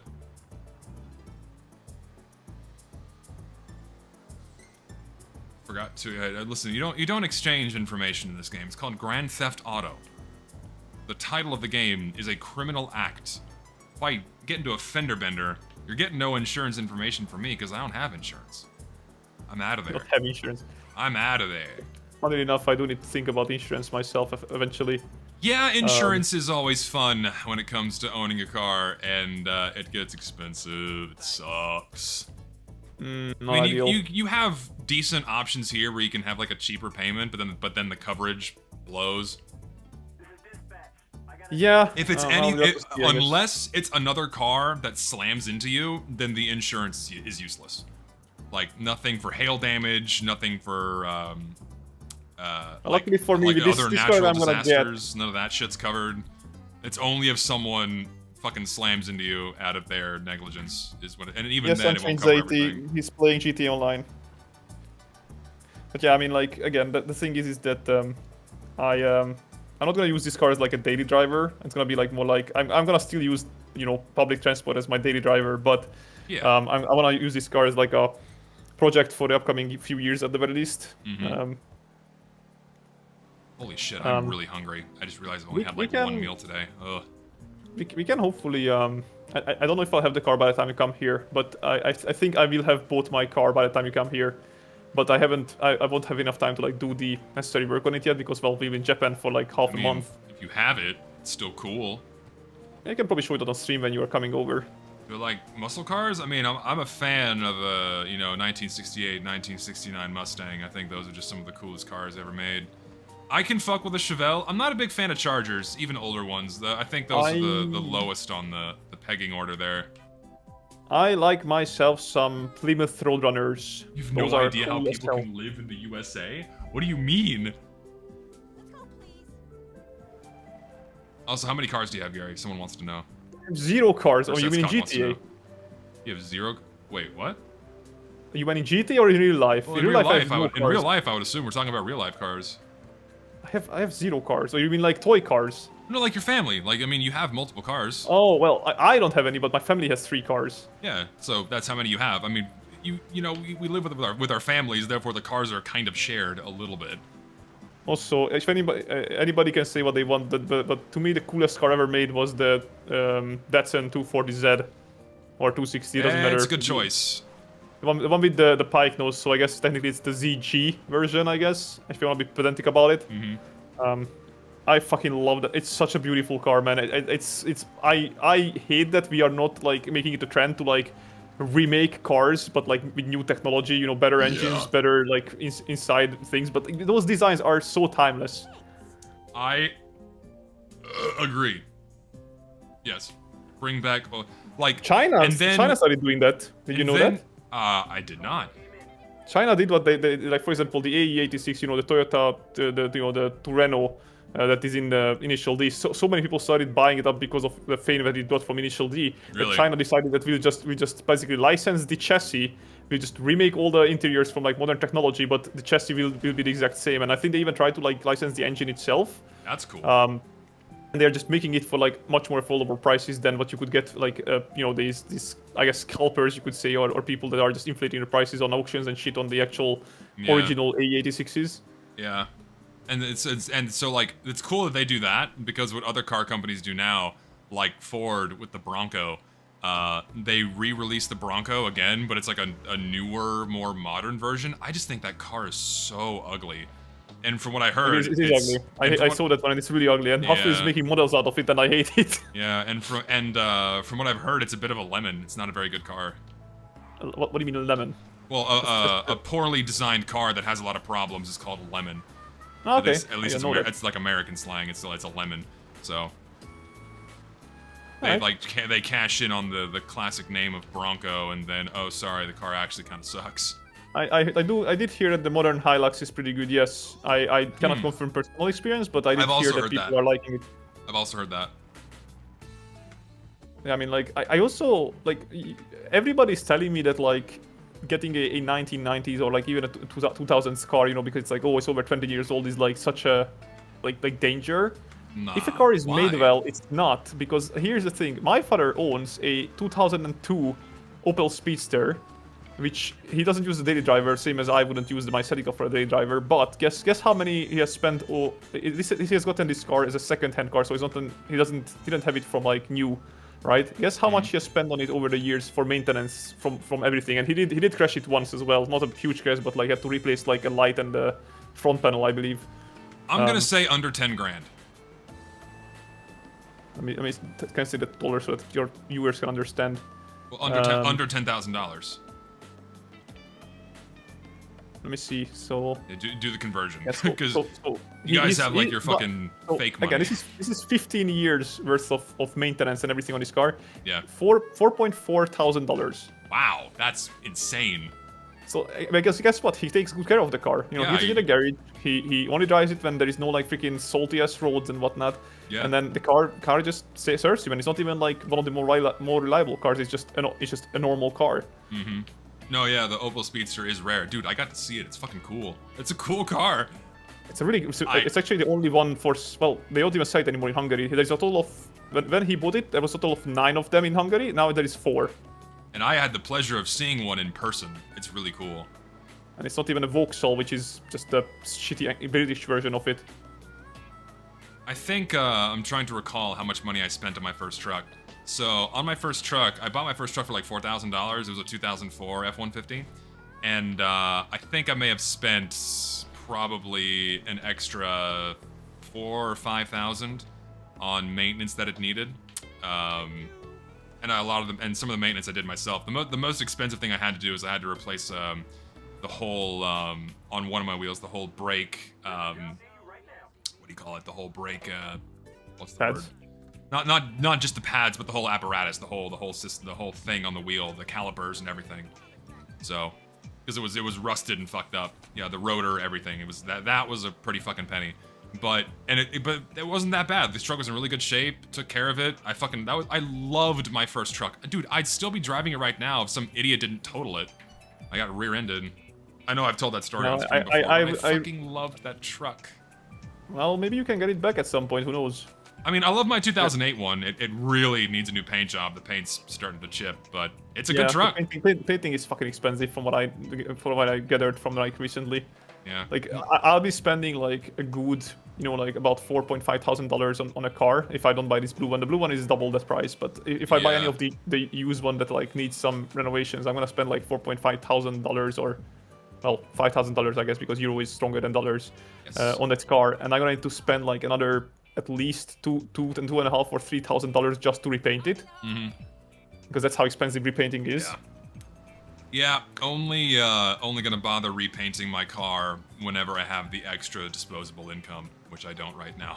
So I could probably show that to you as well, by the way, if people are wondering what I plan to do with that car. Yeah.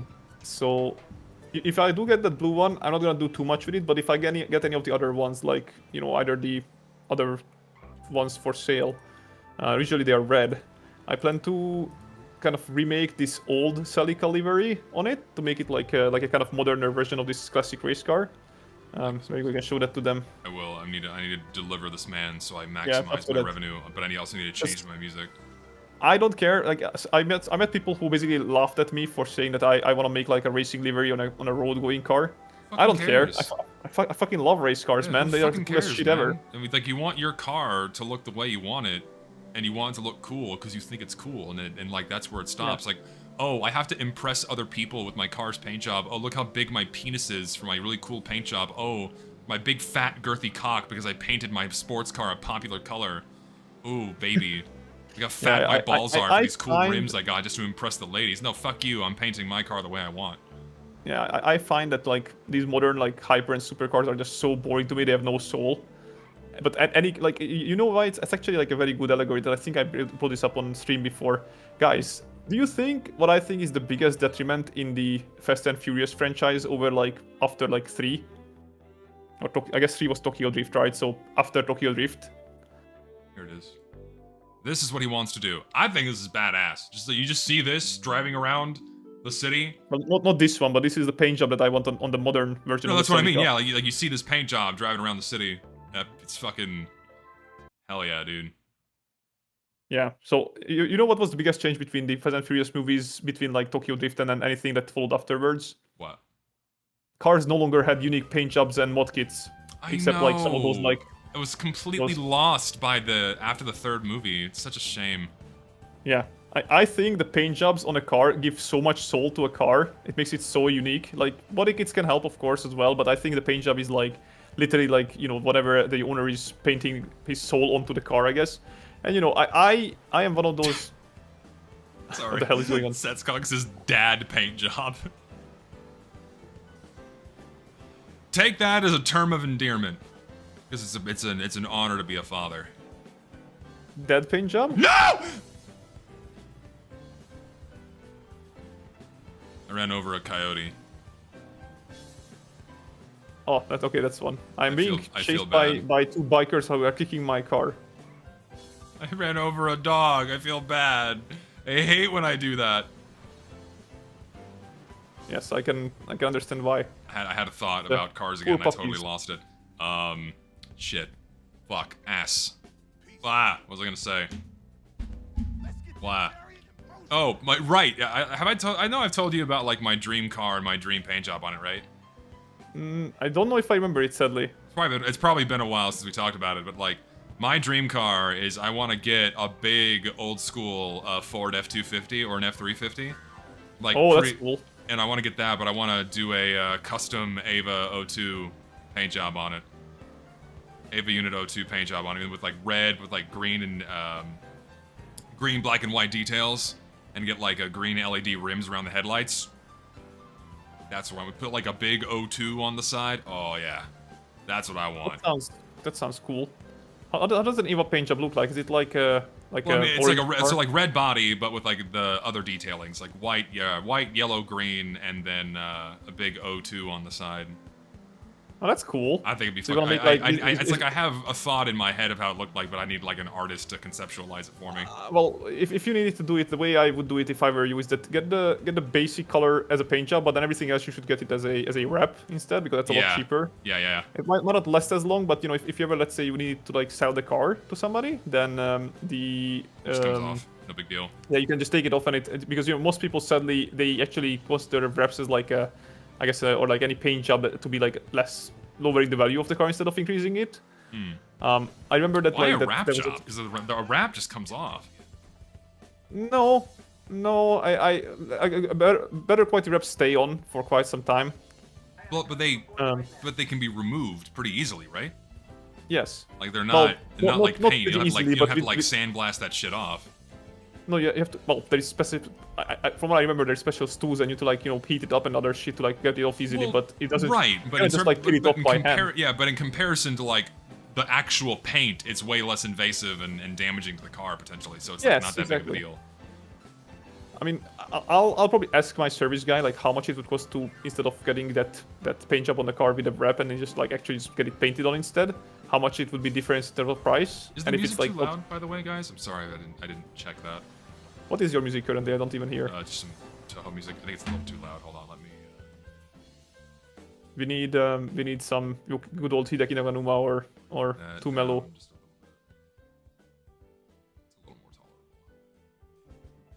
About right there. So. Wait, PS3 enjoy. Wait, if somebody is in the chat is like knowledgeable about it, I wonder like, does anybody know what, like how much in terms of price it differs to get like a custom paint job compared to like getting just a flat color paint job and then getting a wrap that is like the actual, you know, like pattern. I'd imagine it'd be more expensive for a full-blown custom paint job than the latter. That's my guess. I know, but like I'm guessing is like how much is the difference? But I don't want, you know, like some very like how do you say this, like extreme shapes. I don't want like an Itasha livery. I know Itasha is like really expensive to like get it painted instead of wrapped. I just want like very, you know, basic like straight lines, you know, stripe, that sort of stuff. Yeah. Because my dad's Opel Speedster requires a unique car technician, and that car guy, by the way, I recently learned this about him, by the way, that he was actually a racer in his day.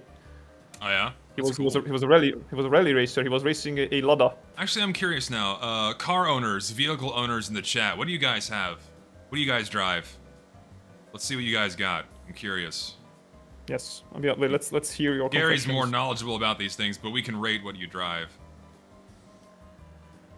Oh, you know, actually, I have a really good idea for a stream that when you come over here. Do you know what we should do? We should get it so that like your viewers can submit a picture of their car and maybe like, you know, say a few sentences about it, and then we have to rate their cars from like. Oh, dude, we can do like a viewer vehicle tier list. Like people can send in their cars, and we can rate them against each other. Hey man, a fucking Toyota Corolla, 06, an 07 Civic. These are good choices, man. Fucking reliable cars. Oh, you have a 328i Touring BMW? Mr. Regard's got a Beamer. Nice. Nice. I ride you, he says. A 15 Tacoma. Toyota Tacomas are good cars, man. GMC Sierra. That's a nice one. I have a skateboard. Yes, it counts. 2018 Ford Focus. Nice. We love Ford Focuses here. 1997 GMC Sierra Maroon. Ooh. I feel like the Ford Focus is one of the few Ford marks that never really misses a mark. Like all of the Ford Focuses are pretty good. Oh yeah, Ford Focus is just like consistently a very good car from my experience and from what I know. Focus and 2012 Lancer, nice. Nice. Nothing. A 30-year-old shitbox Econobox here in Turkey costs like 10-20k USD. Jesus, a shitbox costs 10 grand? Sheesh. 2000 Chevy Silverado single cab step side 1987 Suzuki Samurai. Dude, fucking Chevy and older Silverados are very, very nice. We had a what was it, a 99 Chevy Suburban? This thing was a fucking tank. You think cars are big now? My god, that was a bus. It was fucking massive. Loved that car. It was so spacious, so comfortable. You could fit an entire, like, you could fit a whole, like, 6th grade class in there. We did at one point. I remember doing that. It was, like, for school. Big ass car. And we drove that thing into the ground until it couldn't drive no more.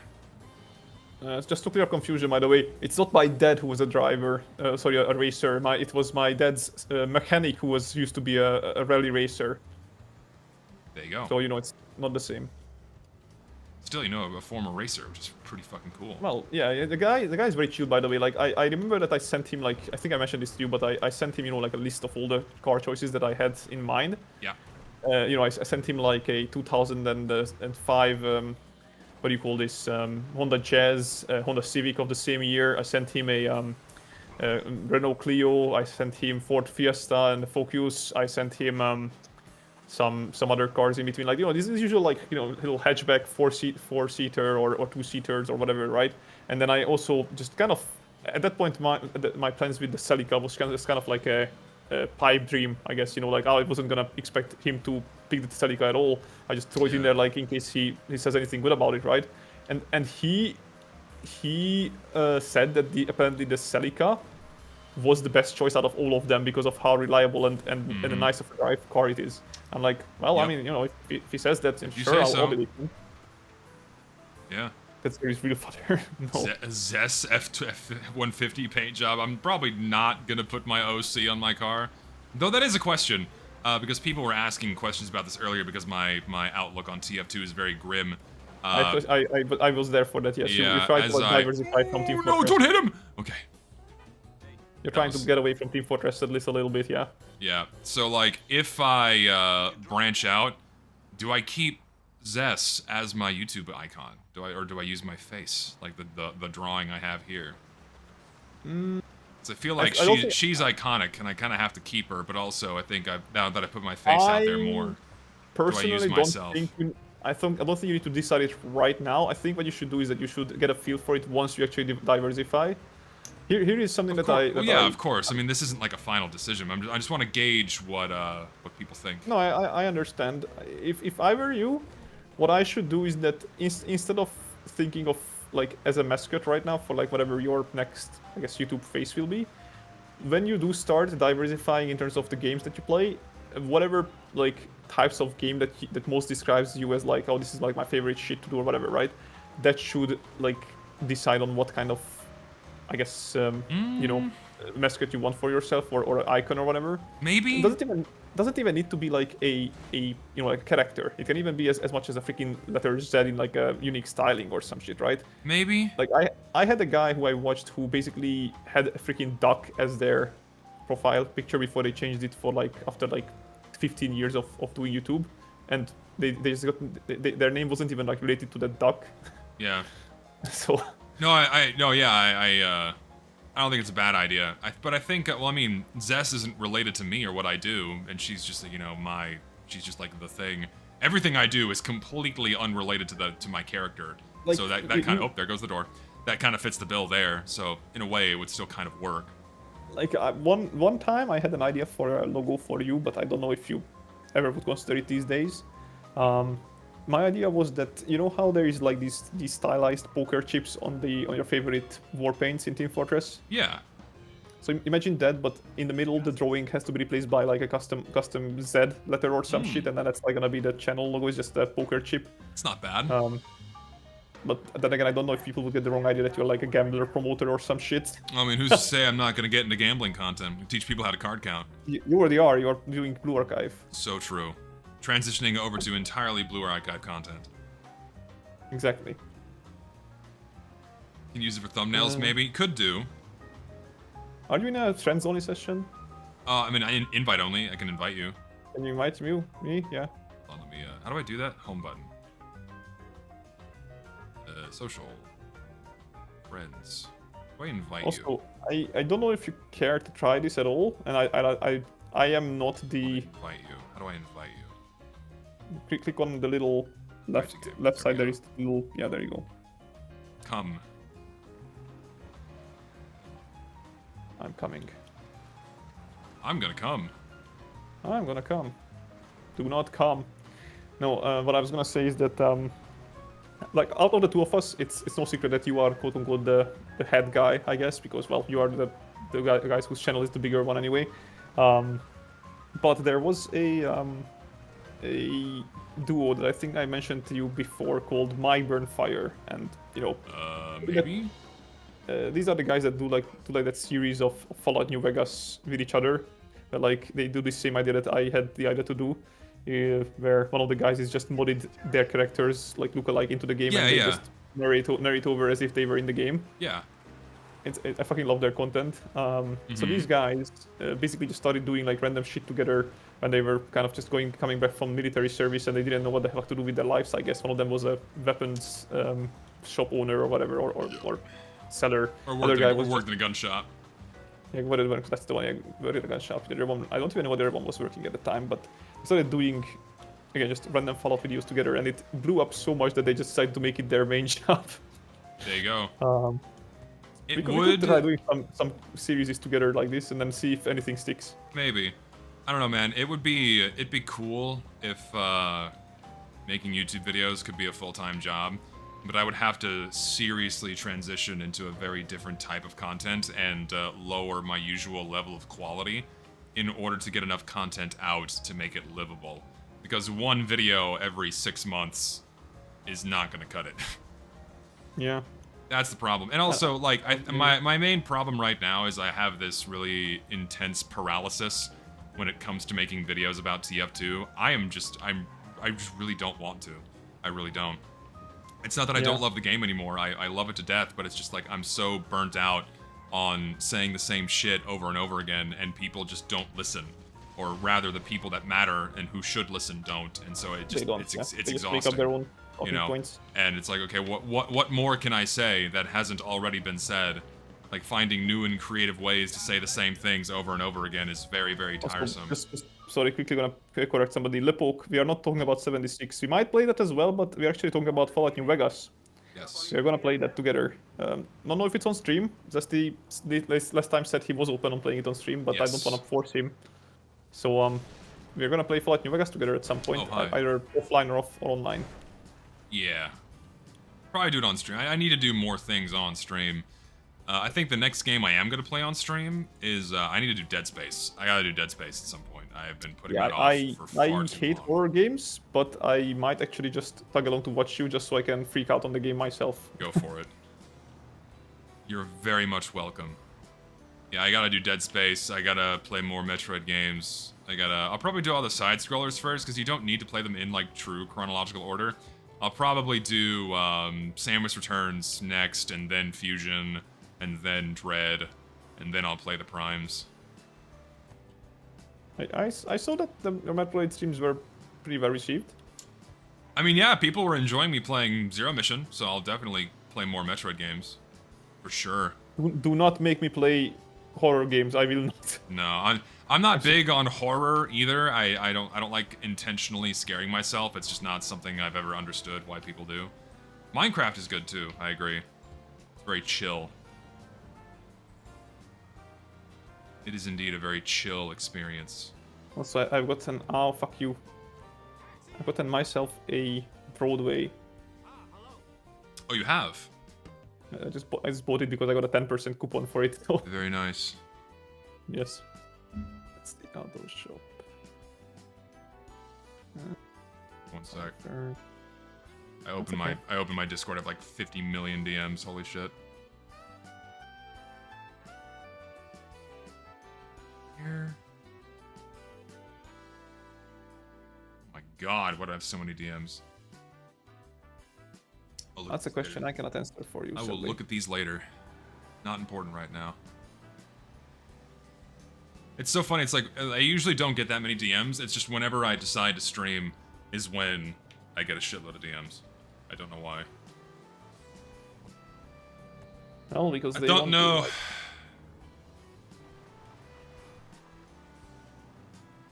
You're afraid to dude, you can DM me, I don't care. Go for it. Sometimes it doesn't reach you because of freaking filtering systems and other shit. No, Sets, you can DM me, man. That's fine. You're cool. Well, our entire friendship started with me DMing you randomly of like, hey, do you want fun art of your character? And it birthed a beautiful friendship. It has lasted for years. We shall be buried next to each other when we die. Maybe not that intense, but you never know. Maybe you'll be in Hungary by the time you die. Who knows? Buy some fucking burial plots. Hell yeah. We'll get a fucking mausoleum. Put all of our family's bodies in there. I shall. Yes, I shall be like, here lies Gary. He was gay scored. for Zesty Jesus. Here lies Gary. He never scored. He was gay for Zesty Jesus, and then Zesty Jesus is Tom told me to just say, "Here lies Zesty Jesus." Gay for Gary is a great Steam alias, by the way. I'm gonna write that down for later. He cockblocked Gary non-stop for entire lifetime. Gay for Gary. Yes. I'm just gonna name my Steam that now. I hate it. This is worse than the wife OCRP. Wife OCRP. Hello. I hate it. Yes, you have wife OC. The CRP. Can she come out to play? No. Fuck you. Oh, it's so fucked. There's a job near you right now. Okay, I have to look at this DM. Jesus. I have to transfer a piece of information. Gay for Gary. Horrible. I think this is it.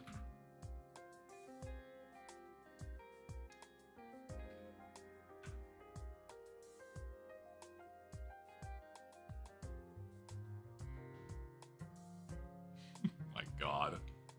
Now I have a taxi myself. Very cool. People send me the most cursed shit ever. How do you fucking make these, man? These are awful. Fucking Scream Fortress. What is this, 40? Good god. I hate AI. It makes me look so bad. Oh, Lord. This is me at 45, baby. Hell yeah. Oh, it's so gross. So dumb. People are great. Maybe like double that age, but yes. What else?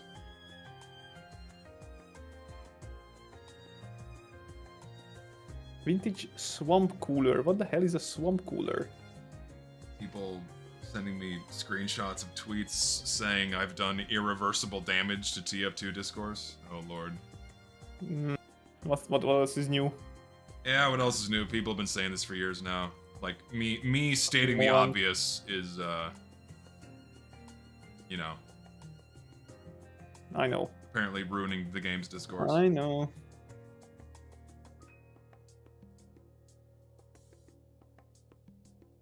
Oh wow.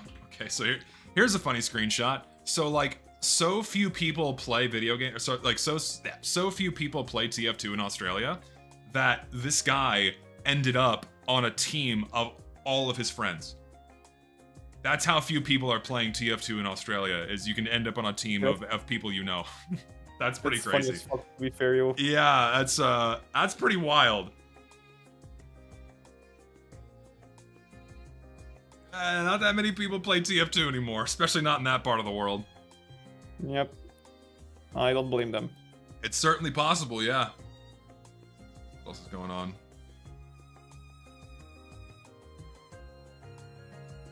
Posted a clip of the stream to get other people talking. Oh god, do I dare open a Reddit clip?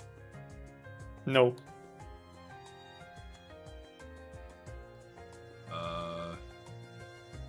Got nothing, because most stuff doesn't take off on Reddit. Let's see. What else we got? As I move through this. Anything interesting? My god, what the fuck? This is a... You can do this in the game, by the way. Jesus. Oh, it's horrible.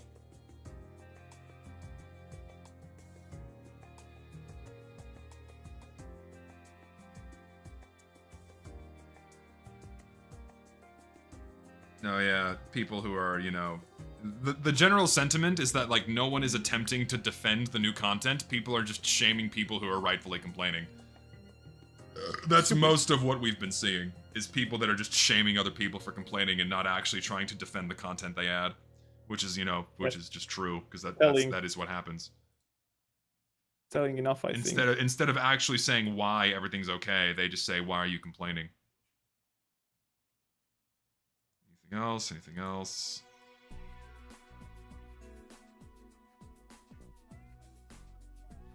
Oomst. Okay, I think we're clear now. DM's cleared. Taxi work continues for at least another half hour before I have to leave. Wait, when are you free next? When am I free next? Yeah. I don't know. Maybe I need to see what's going to happen tomorrow before I have an answer. Okay.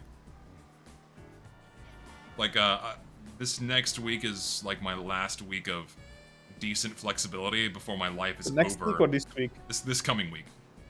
So this coming week I'm still flexible, but the week after, like, my life is over because I have to do a bunch of shit for my sister's wedding.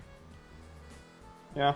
Well, I'll try to like not be a pain in the ass. No, you're not being a pain in the ass. I'm just warning you that like I'm not going to be very accessible the week after next. Setstock, I do want to stream again. Yeah. No, I do want to stream again, but my current issue is that whenever I have time, I need to either deal with the new flat, getting the garage, getting the car, getting work sorted, getting money so that I can actually buy the car. it's a lot of shit together, you know. Yeah, helps that I'm slightly unemployed right now, which is letting me stream for 4 hours. And I don't have any like terminally unemployed. I'm not terminally unemployed. Not for long anyway. I'm not gonna die. Honestly, I will say I have been like really enjoying being relaxed. It may not come off it, but it's like it's the most relaxed I've been in a very long time. Because like, you no longer take that stupid medicine. Well, that too, man. Well, there's that. I mean, I still have the effects lingering because that shit is awful. But because I'm not having my brain pounded into slurry by academia and the higher education system, like I'm not constantly stressed out. So instead of a geologist, you want to be a YouTuber? Nah, I don't think I'm gonna be a YouTuber. I think it'd be fun, but I just don't think I don't think it's possible. I'd have to really accelerate my growth somehow in order to make that possible. I mean, I've been doing nothing but growing, and I have only you guys to thank. Like my streams, yes, you guys are great. My streams keep getting bigger. It's fun. It's really cool. But when it comes to doing things that are non-TF2 and branching out into that, that's the real danger, and that's where the gamble is. And there's no guaranteed growth for me there because I've established myself as the as a TF2 guy. So yeah, I'm the most popular TF2 streamer if we're just basing it off view counts, but not the most popular generic streamer. You know what I mean? It's not exactly a trophy that's worth flaunting, because it doesn't take much to be the #1 streamer. I'm not in TF2, I've not done really anything. And if any of these other guys just streamed on a regular basis, you know, and anyone with a larger channel than mine would probably blow past me in the number of viewers very quickly. They just don't. Like if Day and Soundsmith or fucking Lazy Purple streamed on a regular basis, they'd get shitloads of viewers just because of their names alone. Dane used to stream, right? But he doesn't anymore. I think the easy to explain thing what happened is that like many people that were, you know, doing TF2 content used to be much bigger in the day when TF2 itself was a much bigger, including, well, your TF2 videos had, I think, also more quote-unquote TF2 interest, especially the ones that are not like specifically trying to focus on like a certain issue that people are unified behind, right? Like everybody can agree that the matchmaking is shit, right? But what did happen is that TF2 started to lose relevance, while people that were on your streams realized that even when you're not talking about TF2, they enjoy your content because of your personality and your presentation. Sure. And just your general, I guess, again, just how you are. No, sure, yeah, and I think that helps, right? That helps make my streams interesting, and people have, you know, more have you retention. Have you heard that That's I have this little specific tale. I don't know if it exists in America as well, but we have a tale in here in Hungary about that, where the what do you call this? What is the name of the blacksmith? Sorry. So the blacksmith asks his student or pupil to make a horseshoe out of a tree. Make like a proper metal horseshoe out of a metal horseshoe out of a tree. Oh, okay, all right. This is like the impossible kind of task, right? Yeah. So what the student does is that he chooses a tree, a specific tree himself, right? And he does, okay, I can do it from this tree, and then the master agrees. He does it, and he actually makes a metal horseshoe out of that tree. And what happened was that tree was used by the student to just put, beat kind of, what do you call this? Not scrawny, but like crooked nails into, as like, to keep them somewhere outside of the normal nails, right? So when he was burning the wood to kind of get it working, the wood was burnt away, but the metal, just melted and it went into the shape that he wanted it to, and he made it. So it's the allegory is that, tf2 was the wood that you were in, but then you started beating in the little nails that were the metal and the staying parts, and eventually those metals were the ones that kept around you as the actual useful horseshoe at the end, right, that people are coming back for. No, yeah, that's a good metaphor, a good allegory, a very good allegory. I suppose so. I mean, I'm certainly bringing something to the table that no one else is, and that's me being critical of how Valve's treating the game. And I think a lot of people who play the game have the common sense to understand that, like, yeah, the game's not in a good state, and it deserves so much better. And a lot of people relate to that at a very surface level thing, and I guess that just makes it easier for people to watch me whenever I talk about the game. You being a human with eyes. I mean, how rare these days. Oh yeah, and like, despite, other YouTubers being openly antagonistic towards being critical of the game and whatnot, even all of them agree too that, like, the game's not in a good spot. They just don't talk about it. But if they did, they would be very, very popular. Just because that's like the common sentiment that most players share. The only people that defend or praise the current position that TF2 is in really are people that don't play the game. Or just play it maybe like once a month or once a year. You know what I think would be really funny? It's like a test to do, to kind of really test like the rare being of these people that are advocating for shit that you are not, just so that they can go against what you say. Let's say starting tomorrow, TF2 will now have 2 versions available. One with the quick play matchmaking and one with the casual, and everybody can choose what they want to play. And I really am curious to see where these guys will start playing on. Oh, I mean, overwhelmingly, people would choose quick play just by nature of the matchmaking. I'm saying specifically these guys that are criticizing you for advocating for quick play to be brought back. Oh no, they'll play there too, because there is no defense of casual mode, none. That's what I'm saying. Like, they would have to be so pig-headed to subject themselves to an objectively worse system just so they can spite me, which I'm sure some people would. But that would be the biggest telltale of, like, yeah, you're just a fucking, like, virtue signaling piece of shit and you don't actually mean what you're saying. No, yeah, of course. I mean, like, those people, of course. Well, no, of course they don't, because again, it all boils down to it being socially valuable to disagree with me. And if you pose yourself as being anti-zesty in the TF2 sphere, in the vocal areas of Twitter and Reddit, which by extension are part of your reputation, it's valuable for you. It's all social points. Internet points. And like, I don't care. This is just shit that I'm used to. I'm only stating the obvious. It's just how it is. How it is after years of dumb bullshit. Oh, guys, from now on, I am against Zesty Jesus. Everything he says is wrong and incorrect, and he's a piece of shit. And give me now internet points, please. I mean, all you have to do, like, if you want to get 10,000 likes on Twitter right now, is just, like, take a screenshot of one of my streams. It doesn't even matter what the context is. Just take a screenshot of one of my streams and go, oh my god, I can't believe this pedophile is still playing TF2, and it'll instantly get 10,000 likes. That's all you have to do. And to be fair, I actually could get 10,000 likes by saying, oh, I have known Zesty for 5 years, here is my expose on him, and then I just... Oh my god, dude, that would be a fucking nuclear bomb of excitement if people had another excuse to dogpile. You know what? I might actually do that on April 1st. Oh god. I mean, sure, why not? I already have some ideas what I'll put together. No, yeah, you also just make up something that's not real and get a bunch of likes in it within the hour. Yeah, that's all. I mean, because it's happened multiple times before. It's all you have to do. And then you open the doc, it's just 10,000 pages of saying, "Lol, you're gay."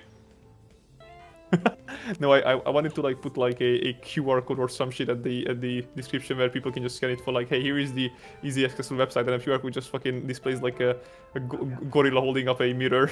It's just like you're a monkey. All you have to do. All you have to do was follow the damn train, CJ. Yeah, I sold you Fent outside of a 7-Eleven, exactly. And it wasn't even good Fent, it was bad. A Fanta? Fentanyl. What is fentanyl? Drug. Oh, okay. A very powerful one that people use to get high. It's illegal. Yeah, no, now I know. I think I'm just not that versed in drugs because I never take them. Well, yeah, no, don't engage in illicit. The only illicit substance that I engage in is alcohol. Wine. Well, alcohol, yes. And because it tastes good. Especially when it's freaking marzipan liquor. Oh my god, I could drink a whole bottle of that. You have no idea. Next time you have to just bring back a whole liter from here to America. Dude, I am like almost desperate for a good night's sleep because I've like not slept for the past week. Oh my god, I've got like 4 or 5 hours a night. It's really it's fucking rough. Oh, horrible. Oh, I need a good night's sleep. I had a good nap earlier, but I need like a solid 8 hours so I can function. Go and sleep. Look like you're drugged. Yeah, partially. No, why? It's because it's this fucking awful medicine that's still getting out of my system that's fucking with my energy levels and my emotional states, making it hard for me to like relax and sleep at night. It's so fucking annoying. Ah. Be wary if you're taking oral antifungal medication, because it can fuck up your psychological balance and make you feel like shit. It's horrible. Anti-fungus medication, more like anti-sleep medication. You're not wrong, you know.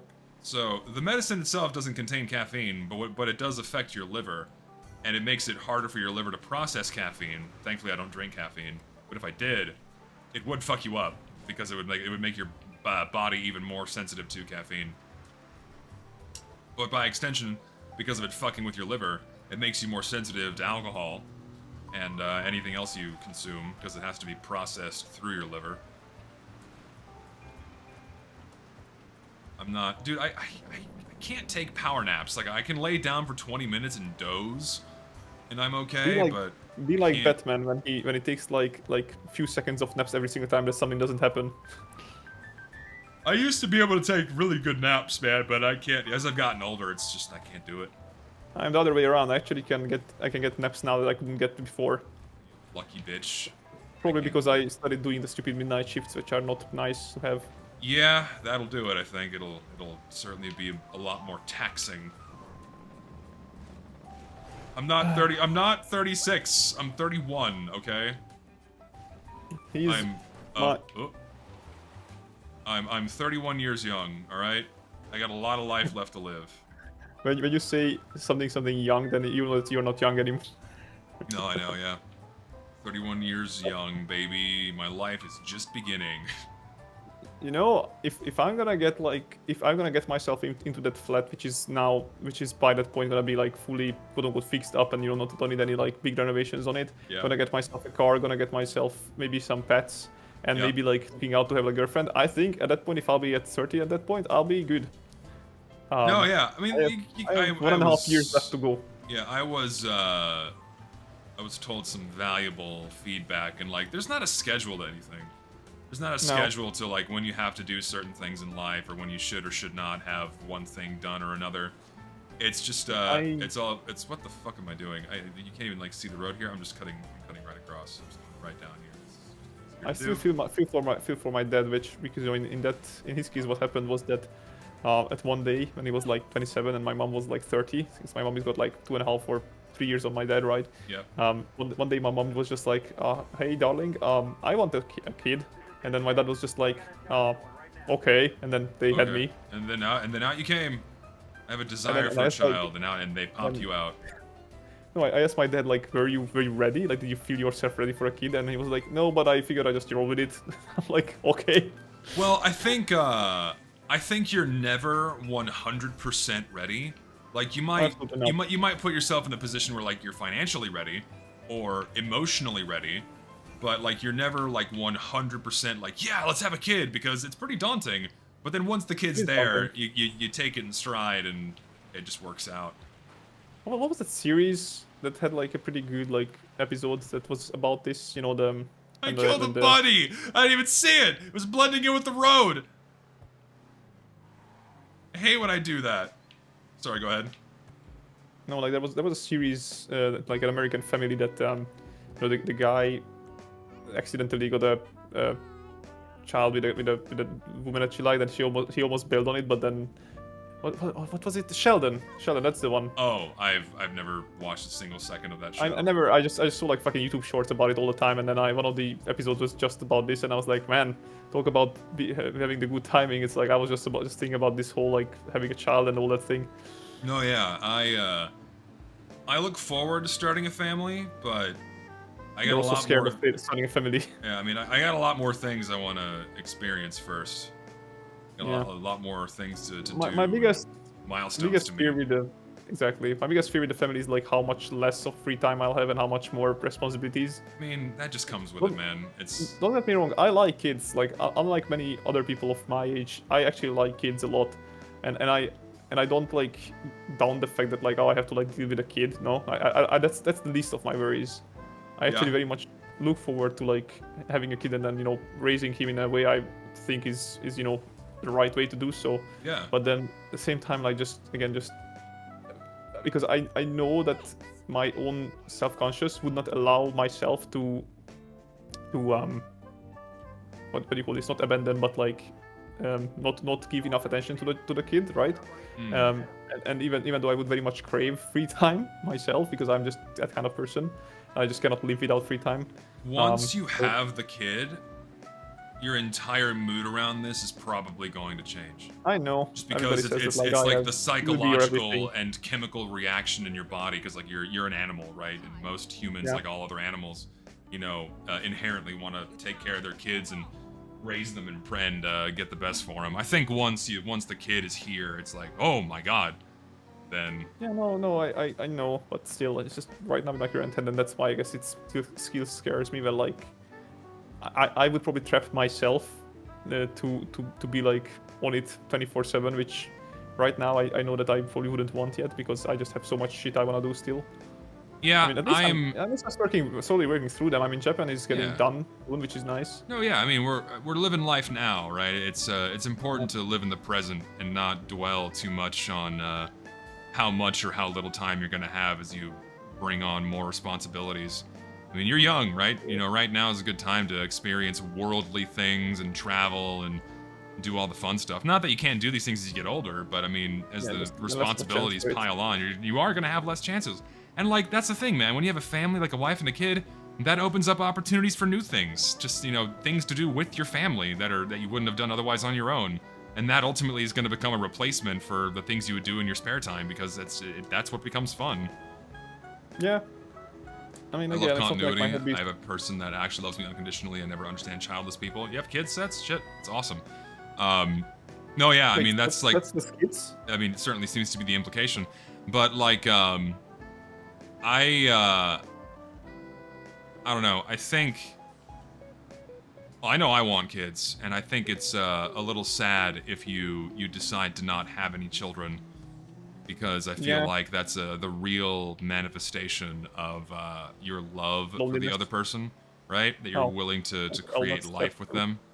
That's like the ultimate and final signal of like, oh shit, like let's both be responsible for this thing that we'll have undying, unconditional love for, you know? The biggest project in life. Yeah, and then if you willingly choose to not have kids, outside of like, say, a medical condition that prevents you from having them, it's no longer a choice really at that point. You can... I don't know, I feel kind of sad for people that make that choice. What I do not understand as much is that I don't understand why so many people are like against adoption or don't want to adopt. To me, there's two major reasons for like adoption, right? One of them is that there's already way too many people on this earth, so why make more if you can just, you know, take care of the ones that already need it anyway, right? And then the other one is that there are like these kids are already out there, right? There is nothing you can do about them not being there unless you want to be a child murderer, which, let's be honest, nobody wants to be, hopefully. No. They are out there, and they need the love just as much as anybody else, and they cannot do anything about not getting the love because they are probably not the reason for. No, I mean, an abandoned child is not at fault for the lack of love they should be receiving. Oh, it's his sister's child, not his child. Oh, sister's child. It's still, I mean, yeah, it's, So yeah, but like it does make you love life, right? If I can both take care of quote unquote getting a child and then also like giving the love that these guys probably could deserve and would need, then like why wouldn't I? Like I do not care as much about like quote unquote passing on my genes, if that makes sense. I just care about like making people around me happy, and if I can do that with a child I can make his entire life happy, then like why wouldn't I? No, I respect that, man, and I have the utmost respect for people that can hold that viewpoint. I'm selfish. I'm selfish. I'm the exact opposite. I honestly can never see myself adopting a child because I don't want to be taking care of another man's kid. Yeah, no, I mean I understand the point, but at the same time, like also hiding the truth from such children that they're adopted I think is also. That's not healthy. I think it's at I some point there's a healthy window in which you should tell them, but not too young and also not never. Like it's not. I mean, like because you're still their parents. You're raising them and everything. Like you're still their parents, but like at a certain point, I mean, but also like at a certain point, it kind of becomes obvious. Like, oh, the child in a way kind of just knows like, oh, these aren't actually my biological parents, and then it comes out. There's healthy ways to do it, and I agree it should not be hidden. Yeah, like for me, I think like I would tell the child like around probably before the puberty, ideally, because. Oh, I'd wait till after, I think, because like that's still a very fragile time. I'd wait until they're a young adult if they somehow didn't manage to figure it out by then. Here's the thing. I think if you handle it as if it's not a fragile thing, then it makes it a lot better, because children usually take examples from the parents, and then if I just handle that thing as like, oh, it's completely normal because I didn't want to, like I didn't feel it like a compulsory thing to have a child of my own.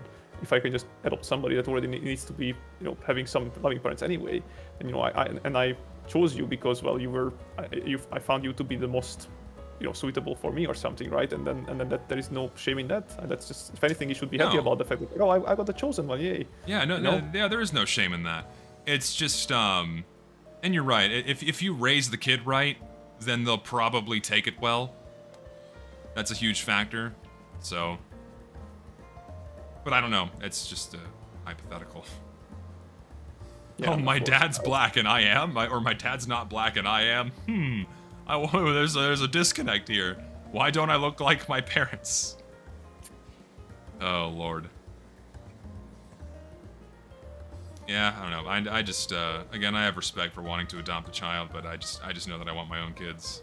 That's okay. Maybe I'll have like one adopted and one not adopted. Who knows?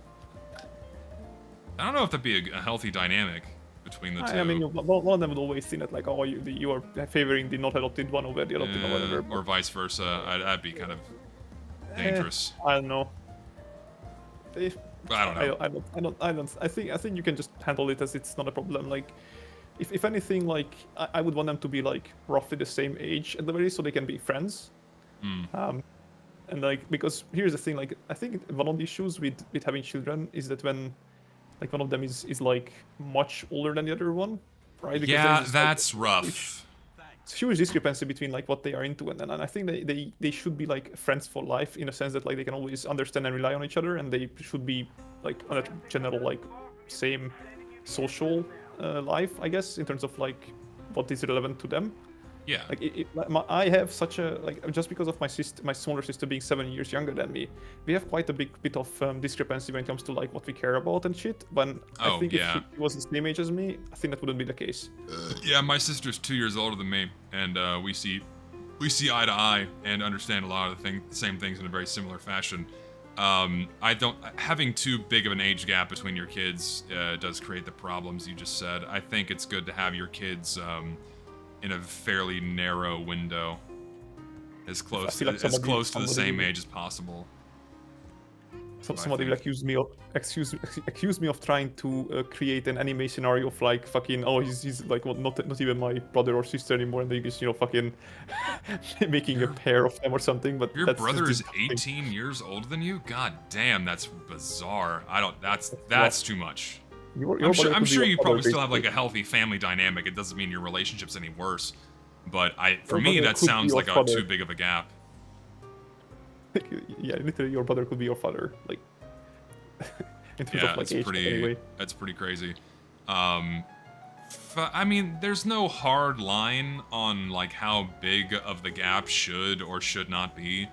I just think the more distance in age between the siblings, the worse off you get. I think. Not that their relationship's going to be any worse, but in terms of them being like, that are friends and they're wanting to support each other. If they're both aging at the same pace and growing up together at the same pace, then I think that's more valuable than having an 18-year age gap where like one would be effectively helping to raise the other. That creates an entirely different dynamic. It's not necessarily unhealthy, but it's very different than a sibling that be at your same age. Yeah, because I'll be honest with you, like I already thought of that that time in my life, and my parents will not be around anymore, and at that point I think I would want one of my sisters to be around at least, right? Oh well, of course. I mean, once your parents are gone, what's left is your immediate family, and then also your spouse, ideally. Like ideally by the time your parents leave this earth, you have your own family there. Yes. That's something I think about a lot too, because my parents are getting up there. My parents are in their 60s. My dad's not very healthy.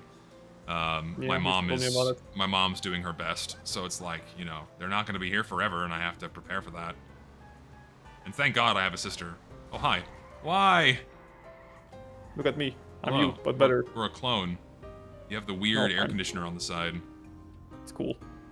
Well, I'm a little I'm a little more fucked up than you are in terms of in terms of the fucking paint job. I've been going off-road here and there. Yes. Very cool. How would you feel about your kids wanting to use the internet and stuff? I mean, by the time I have kids, I think the internet's going to be even more different than it is now. Like, Lord knows where just social media alone is going to be in 5 years, right? We have no idea. Yep. So I can really only base my opinion on how things are right now. And if things stay the same as they are now, I would be very reluctant to allow my child to have internet access before even age 18. I would have it would be monitored. I would make sure that they are away from spaces where they could fall into the wrong crowds of people that would try to take advantage of them or groom them or abuse them. I think you cannot keep them away until 18, but I think is that you can at least monitor them till 18, right? Yeah, I know it's extreme to like completely bar them from the internet, but by the time they're in high school, then fine. You can have a cell phone that has internet access, whatever. But before high school, no, you're not getting a smartphone. I'm gonna give you a fucking flip phone. Yeah. I don't want my 13-year-old son, let alone my 13-year-old daughter, browsing Instagram or joining a Roblox chat room that's not monitored and like some weirdo trying to groom them. There's so many horror stories out there, man, of parents just not paying close enough attention to what their kids are doing, and it's just, oh god, I fear that day. Horrid. Like, I mean, I had unregulated internet access from a very young age, and thankfully, that was during the time when the internet was very different, right? Yep. Very different. Mostly just like fucking Xbox chat of calling your each other's mom gay or some shit. I don't know. No, thinking like the internet was a lot more compartmentalized back then, so it was statistically a lot harder to fall into an area on the internet that could be detrimental to you. Whereas now, the vast majority of traffic is funneled into 4 or 5 major websites, a handful of major games, and even like game platforms are all in the same place, that the majority of human interactions are happening in, where everyone already is. So statistically, you're going to come across things that are not good for you. People trying to take advantage of you, trying to abuse you, that kind of thing. Whereas back when I was growing up, you could just fall into a forum about Bionicles, which BZ Power, shout out. I think the website's still there. I spent a lot of time on there, and it was full of chill dudes. And, and I made friends there, what have you. It was cool. And I was young, I was a kid, but I got fortunate that I didn't end up in bad circles. I'm probably the only fucking guy that remembers BZ Power. Oh my god. Is it still there? I have to look. I'm gonna see if bzpower.com is still there. If it is, that's fucking insane. I haven't looked at shit in years. It is. It's still there. Oh, it's got a modern polish on it now. Does it bother you? Oh no, it's got the forums are still here. But what about the main website? Oh, is the main website just gone now? That's a shame. Like, it used to be, like a blog where they'd post, Lego and primarily Bionicle updates. Oh wait, there it is. There we go. Oh, it's still the same. It still looks the same, man. It's still here. Oh, this is great. I'm so glad this isn't gone. And they still post! Kind of. They still post almost daily. That's fucking great. I love this shit. It's still here, just as I remember it. Ah, that makes me happy. A little happy moment of the day. We can go back in time. Let's go back to fucking 2007. Okay, I advocate for that as well. Let's do that. Look at this, dude. Oh, that's right. They did set reviews. They're the fucking Toamari. Oh my god. Yeah, they did set reviews. Like the main guys on the website would like review the new sets that come out, how fun it is to build, posability, playability. Oh my god. How do you rate something how fun it is to build? Well, I mean, if the builds are reasonably complex but not so painstaking to build, that would be considered a fun build. But if it's too easy and you can do it too quickly, or it's like really, really complex and it's not what you're going for, then that could be rated lower. Right? Like, because the intention of your typical Bionicle set, especially one that's like a Toa, a smaller one, it shouldn't take that long to build. The build shouldn't be that complex. You're building it together to pose it and play with it. You know, it should be a satisfying one, but not too long and not too crazy complex. But yeah, but then like larger sets, let's see if I can find a larger set review. Now that you mentioned, by the way, one thing that I have been concerned about recently is more and more people wrote this up from different circles, including like doctors and like social media, like people that are into the whole thing, I guess. Yeah. That, will the entire world just even be around in like 50 years? Who knows, man? It might not. Who fucking knows? Because the way these things work, it's not progressing great. Like, it's one thing that like the internet now and basically everything is now made to be world scale, right? Like back in fucking even just like less than 100 years ago, like in fucking World War II, right? It was such a major feat just to reach a different country. Yeah. That you need to like mobilize an entire fucking like platoon or like war force just to be able to reach a different country with like various machines of either ships or planes or whatever the fuck, right? Yeah. Nowadays, you can just jump on a fucking plane or text your buddy and it's literally gonna have like less than a second of a delay between your messages. And like in a world like this, if anything goes wrong, and I'm talking about like either fucking AI overtaking or war breaking out or whatever the fuck, it's so easy to reach everything around the world at this point that any major issue will be such a global scale that I do fear that it can have like irreversible effects to everybody. I dwell upon these things sometimes too. I try not to dwell on them for too long because, well, this is something my mother says to me all the time. We are not guaranteed tomorrow. Yes. Right? So why worry about something that's 50 years down the line? We're not even guaranteed tomorrow. We could just die in our sleep tonight for some inexplicable reason. We have no clue what's going to happen. Fucking meteorite slams on you. There you go. Yeah, meteorite slams on you, like a fucking tornado blows a tree through your house, that kind of thing. It's like we're not guaranteed tomorrow, so it's like, while it's important to plan ahead and think about what you want out of life and take the proper steps to get there, dwelling too far into the future causes horrific. It makes you anxious because you're just worrying about things that aren't there or haven't happened. Keeping yourself present and thinking about what you can do now to live your best life now and reach the goals that you've set for yourself that are in the future, but how you can act on these things now and impact the people around you now. I find that it makes for a lot less stressful of a life to live. Don't dwell too much on the past. Learn from it, and don't contemplate the future too much to the point where it freaks you out. You know what I mean? Yeah. Well, I had this when I was coming back from my UK, well, Scotland, you know, university back in 2019. I arrived home, and what happened was that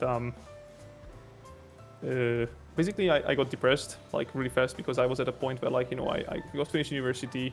I was at a point in my, like, okay, 9 to quote unquote start my life. Yeah. And I had just no idea how the fuck to even do that. You know, COVID was hitting. I couldn't find a job with my degree. I had no girlfriend. I was just living home with my parents, and even they were like not really happy with like where I was trying to take myself in life. You know, like the whole art stuff and whatnot. No, I get you, and you were being really hard on yourself. Yeah, and I basically for a good half a year, I just was so unhappy that I multiple times considered like, okay, so would just ending it all would be better. But luckily I was rational enough where I was like, yeah, no, that wouldn't solve anything. And if, you know, I still have some stuff to live for, so I just kept hanging on to, like, you know, for example, my comic. I need to finish that before I go. I need to you know, like, you know, experience true love, shit like that. You know, very very niche and you know, naive things, but still, it kept me along. And then you know, you came along as well, and then some other things happened in my life that changed the way I saw things. And then I, you know, even though my fears are still there, you know, losing my parents is one of the things that I gratefully don't wait, and you know, just the whole like getting old and shit. But the more you can live your life for other people and having an impact on other people, the less you're going to be living in your own head and thinking about woe is me, that kind of thing. Like, it's important to have your expectations and what you want out of life and reaching those goals, but putting that level of stress on yourself, because I used to do this too, and I still do sometimes, often, where I feel like there's a certain expectation that I'm supposed to meet, or a minimum amount of money that I'm supposed to earn, or a certain level of happiness I'm always supposed to feel, otherwise, oh, my life is worthless. I quickly realized that there is no standard, right? There's no rule for any of these things, right? There's no rule for it. You need to do what feeds your soul, and usually what feeds your soul the most, for most people, is doing something for other people. And getting out of your head, and that's what you do, man. You bring a lot of people happiness with your art, a lot of people happiness with your friendship. You know, like, you're there for your sisters. You know, you will be there for your parents as they get older. As you know, as tiresome and exhausting as these things can be sometimes, but the more you view your life as necessary and valuable and helpful for people around you, and act on that to improve other people's moods and lives around you, then it's like that helps you immensely and gets you out of your head. Yeah, it definitely helped. Again, like, getting connected with, like, you know, meeting up with some older friends, and then, you know, really refreshing our friendship and shit. And that's one of the guys that we are going with to Japan, so you know, it worked out. It's gonna be great. And I mean, at the end, and I mean, I was there too, man. I got in a really dark way earlier this year because of just living circumstances changing and just figuring out what the fuck I'm doing with my life. And I know I pulled myself out of it because I realized that in this moment I can keep making a YouTube video that will be meaningful for somebody else other than me, and other people can, like, look at that, and that's why, I mean, that's one big reason why I made my Meet Your Match videos, just to give people some sense of closure. You know, like, okay, a lot of people still hold on to this game, and a lot of people still value this game immensely, but can't really articulate why it's not the same anymore, or they haven't put all the pieces together in their mind as to what's happened. And, like, I wanted to do that for people, and I think I succeeded. And it felt good putting it out there in the end, and I felt like it was a good success, and that really pulled me out of, like, this funk I was in, like, fuck, this massive project is finally done, people appreciate it, and I feel a lot better. Because when I do things for the sake of improving other people's situation, I mean, ideally, I feel like everything I do is for the sake of making the game better, and by extension, people can enjoy the game better, calling out the game's problems. There's no shame in you wanting to enjoy it as well, of course. I mean, of course, it all starts from a selfish place, where I want the game to be better so I can play it, but that's why I now feel this perhaps unwarranted sense of obligation towards making videos about the game, because no one else will, and I feel like once I'm gone, it's not highly valued enough by anyone other than me and my fans to be critical of how Valve treats their games. And once I stop, who's gonna pick up that mantle? Like, I don't think anyone else will.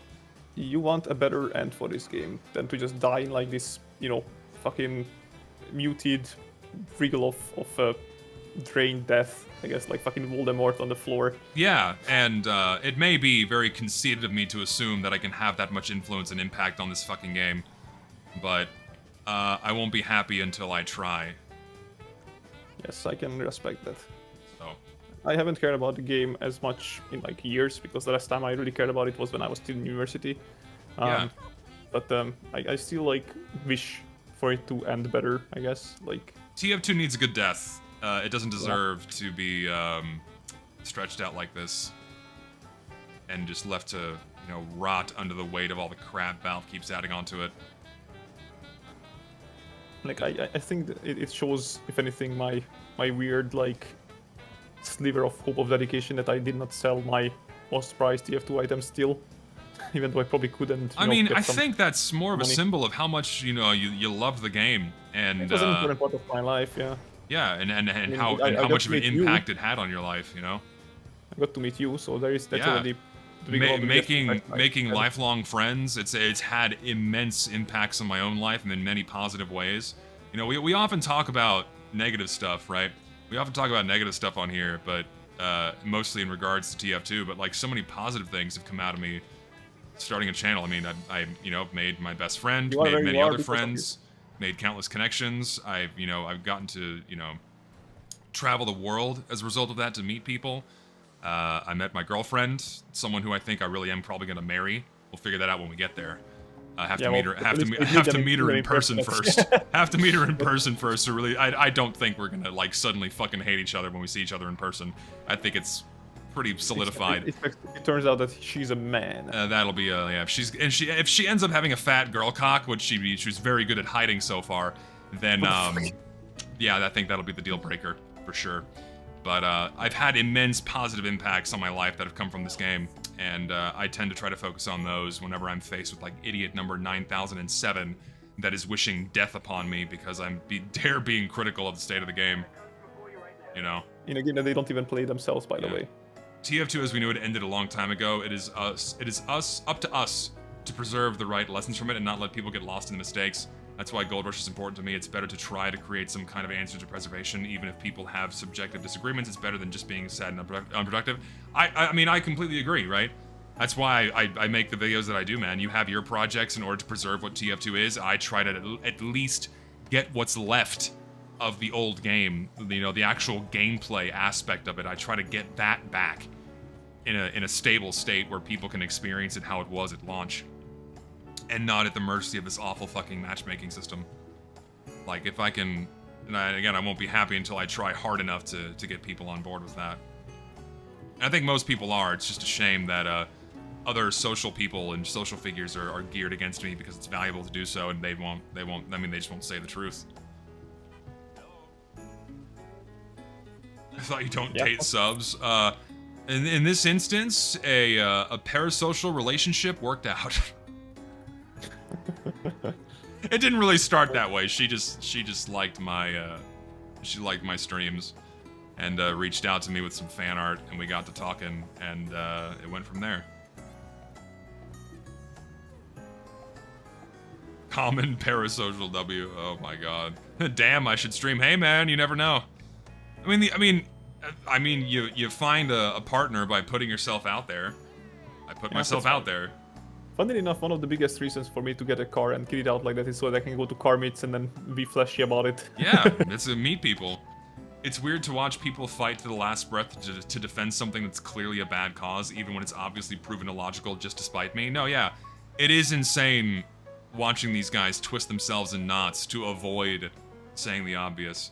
Yeah, hating myself so much to twist yourself in knots to actively working against TF2's interest is fucking insane. And I mean, that's what these people do. These people that claim to love the game just to spite me and go against me are acting against the game's best interests. It's fucked up. It's really fucked up. All because I typed the dreaded T-slur a handful of times some years ago. And all because I don't want men playing in women's sports. God almighty. Just to think, if I had never said those two things publicly ever, that this wouldn't be happening. Also for being at fault for not being gay. So stupid. How dare you not be gay? Your name is literally Zesty. Yeah, spite is very powerful, and it does nothing but eat you from the inside at the end of the day. It turns you into a sour and bitter person.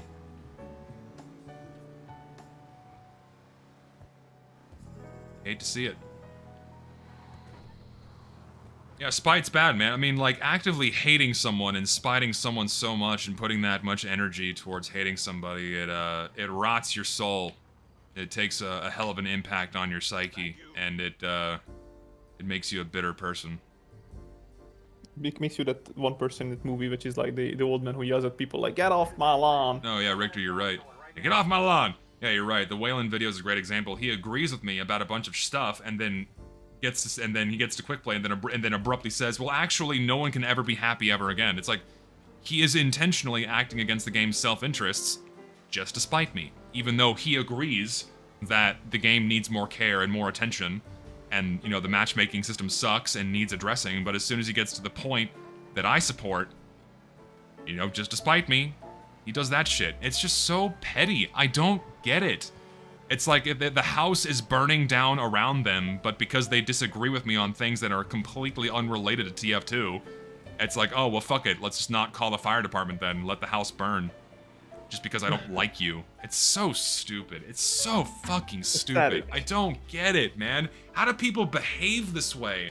I really don't understand. Like, thank God I didn't end up that way. I thank God every fucking day I didn't end up as a spiteful person.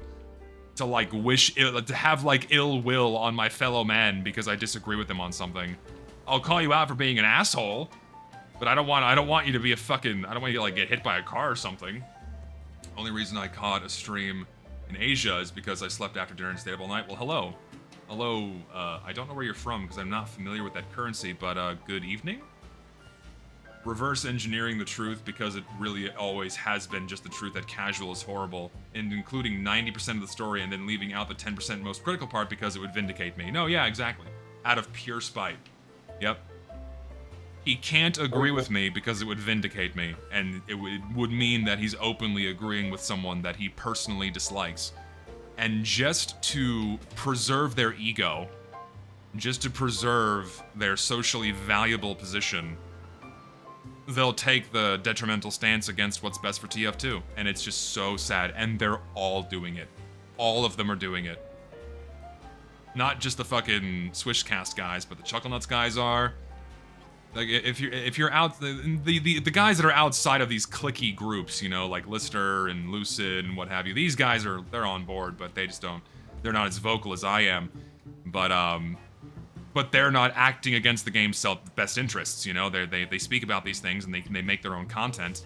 But these other guys go out of their way to act against the game's best interests. It's just fucking ridiculous. Just because they don't like me or they don't like the people that surround me. It's just fucking get over yourselves, man. God. Well, the Chucklenuts started hating me because I got a little too critical of one of the What Show's videos on my stream, where he was, you know, talking down to people that wanted quick playback and belittling them, and with this very, what's the word I'm looking for? Condescending tone in his video, and like finger wagging, like, well, you really should temper your expectations kind of thing. Like, if you guys behave this way, then they're not gonna do anything. You should actually do it this way. It's like, dude, the tone of that video was fucking awful, and some of the things he said were just out of just straight disagreement. Just ridiculous. And they also didn't like how critical we were of fixed TF2 because of its lack of teeth. You know, that put a sour taste in their mouths as well, where it's like, oh, well, we can't really associate with these guys anymore because they didn't like how we posed, or how we positioned ourselves in that sense. A lot of it's a long-standing grudge for making Save TF2 look bad. Well, they gotta get over themselves. My bad. My bad that I had my doubts about Save TF2.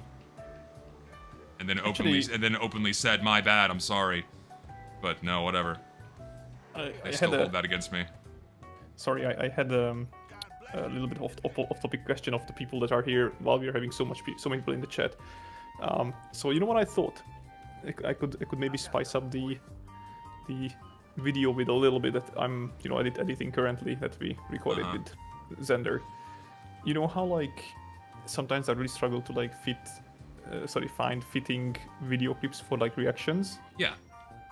But there are usually like these pictures that have like the same energy, but like I those mean are just memes. PNGs, memes. Well, yeah, sometimes that's fine.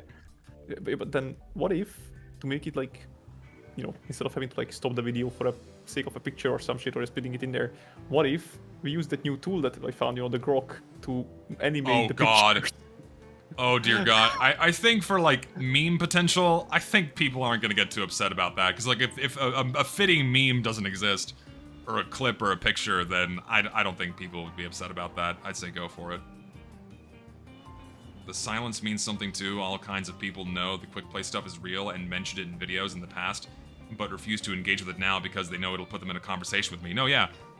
Multiple of the Chucklenuts guys and all these other guys that now oppose themselves against me in the past agreed that casual mode is bad and the solution is quick play or some variant of quick play, but now they refuse to talk about it because it means they'll be in a conversation with me, someone they personally dislike. It's fucking ridiculous. I refuse to help that cause on matter of principle because that guy made us look bad. Ugh. Also, it is midnight here, so I might need to... Yeah, I'll call the stream after I deliver this last human. Yeah. Also, I have to buy the Halloween car. Oh yeah, I'll navigate you through that. How about that? Yeah, let me get this last guy. Yeah, well, there is 2 Halloween cars, so the question is which one you want. I want the roadster looking one. Which is that the one with the coffin? Yeah, I think so. The black and white one. Yes. Oh God, how far is this? My God, still. Ah! He's on the bottom left. How far away it is? We're good. We're good. Half mile almost. No, I know I can be coarse and blunt, and I get emotional, but like something I don't do is directly attack the quality of the person that I'm criticizing. It's it's only what they say. Meanwhile, some of these guys trying to paint me as a pedophile, as a racist, as a bigot, as a transphobe. They attack you, not your fans. Of them. Like, I know I'm combative, fine. I own that, whatever. But, I don't tear down their person because I disagree with them. Yes, exactly. Okay, let me, hold down the let's do it. Y button. Alright, let's buy it. $250,000, not bad. Where be the car? Oh, Southern San Andreas Super Autos on the right. Under special? Go to, I believe it's 4-door. Door? 4-door.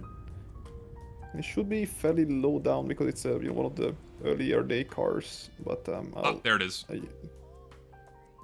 It's only $385,000? Hell yeah. Oh, was that the one that you wanted? I thought. Yeah, I want this one.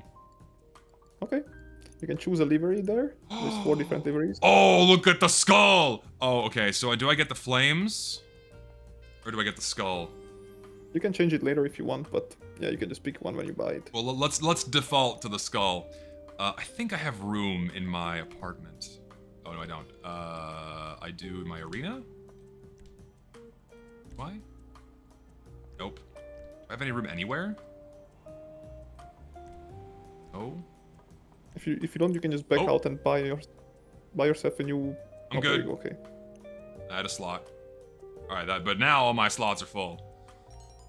So what you can do now is if you go to the website again. Yeah. And go to the Arena War.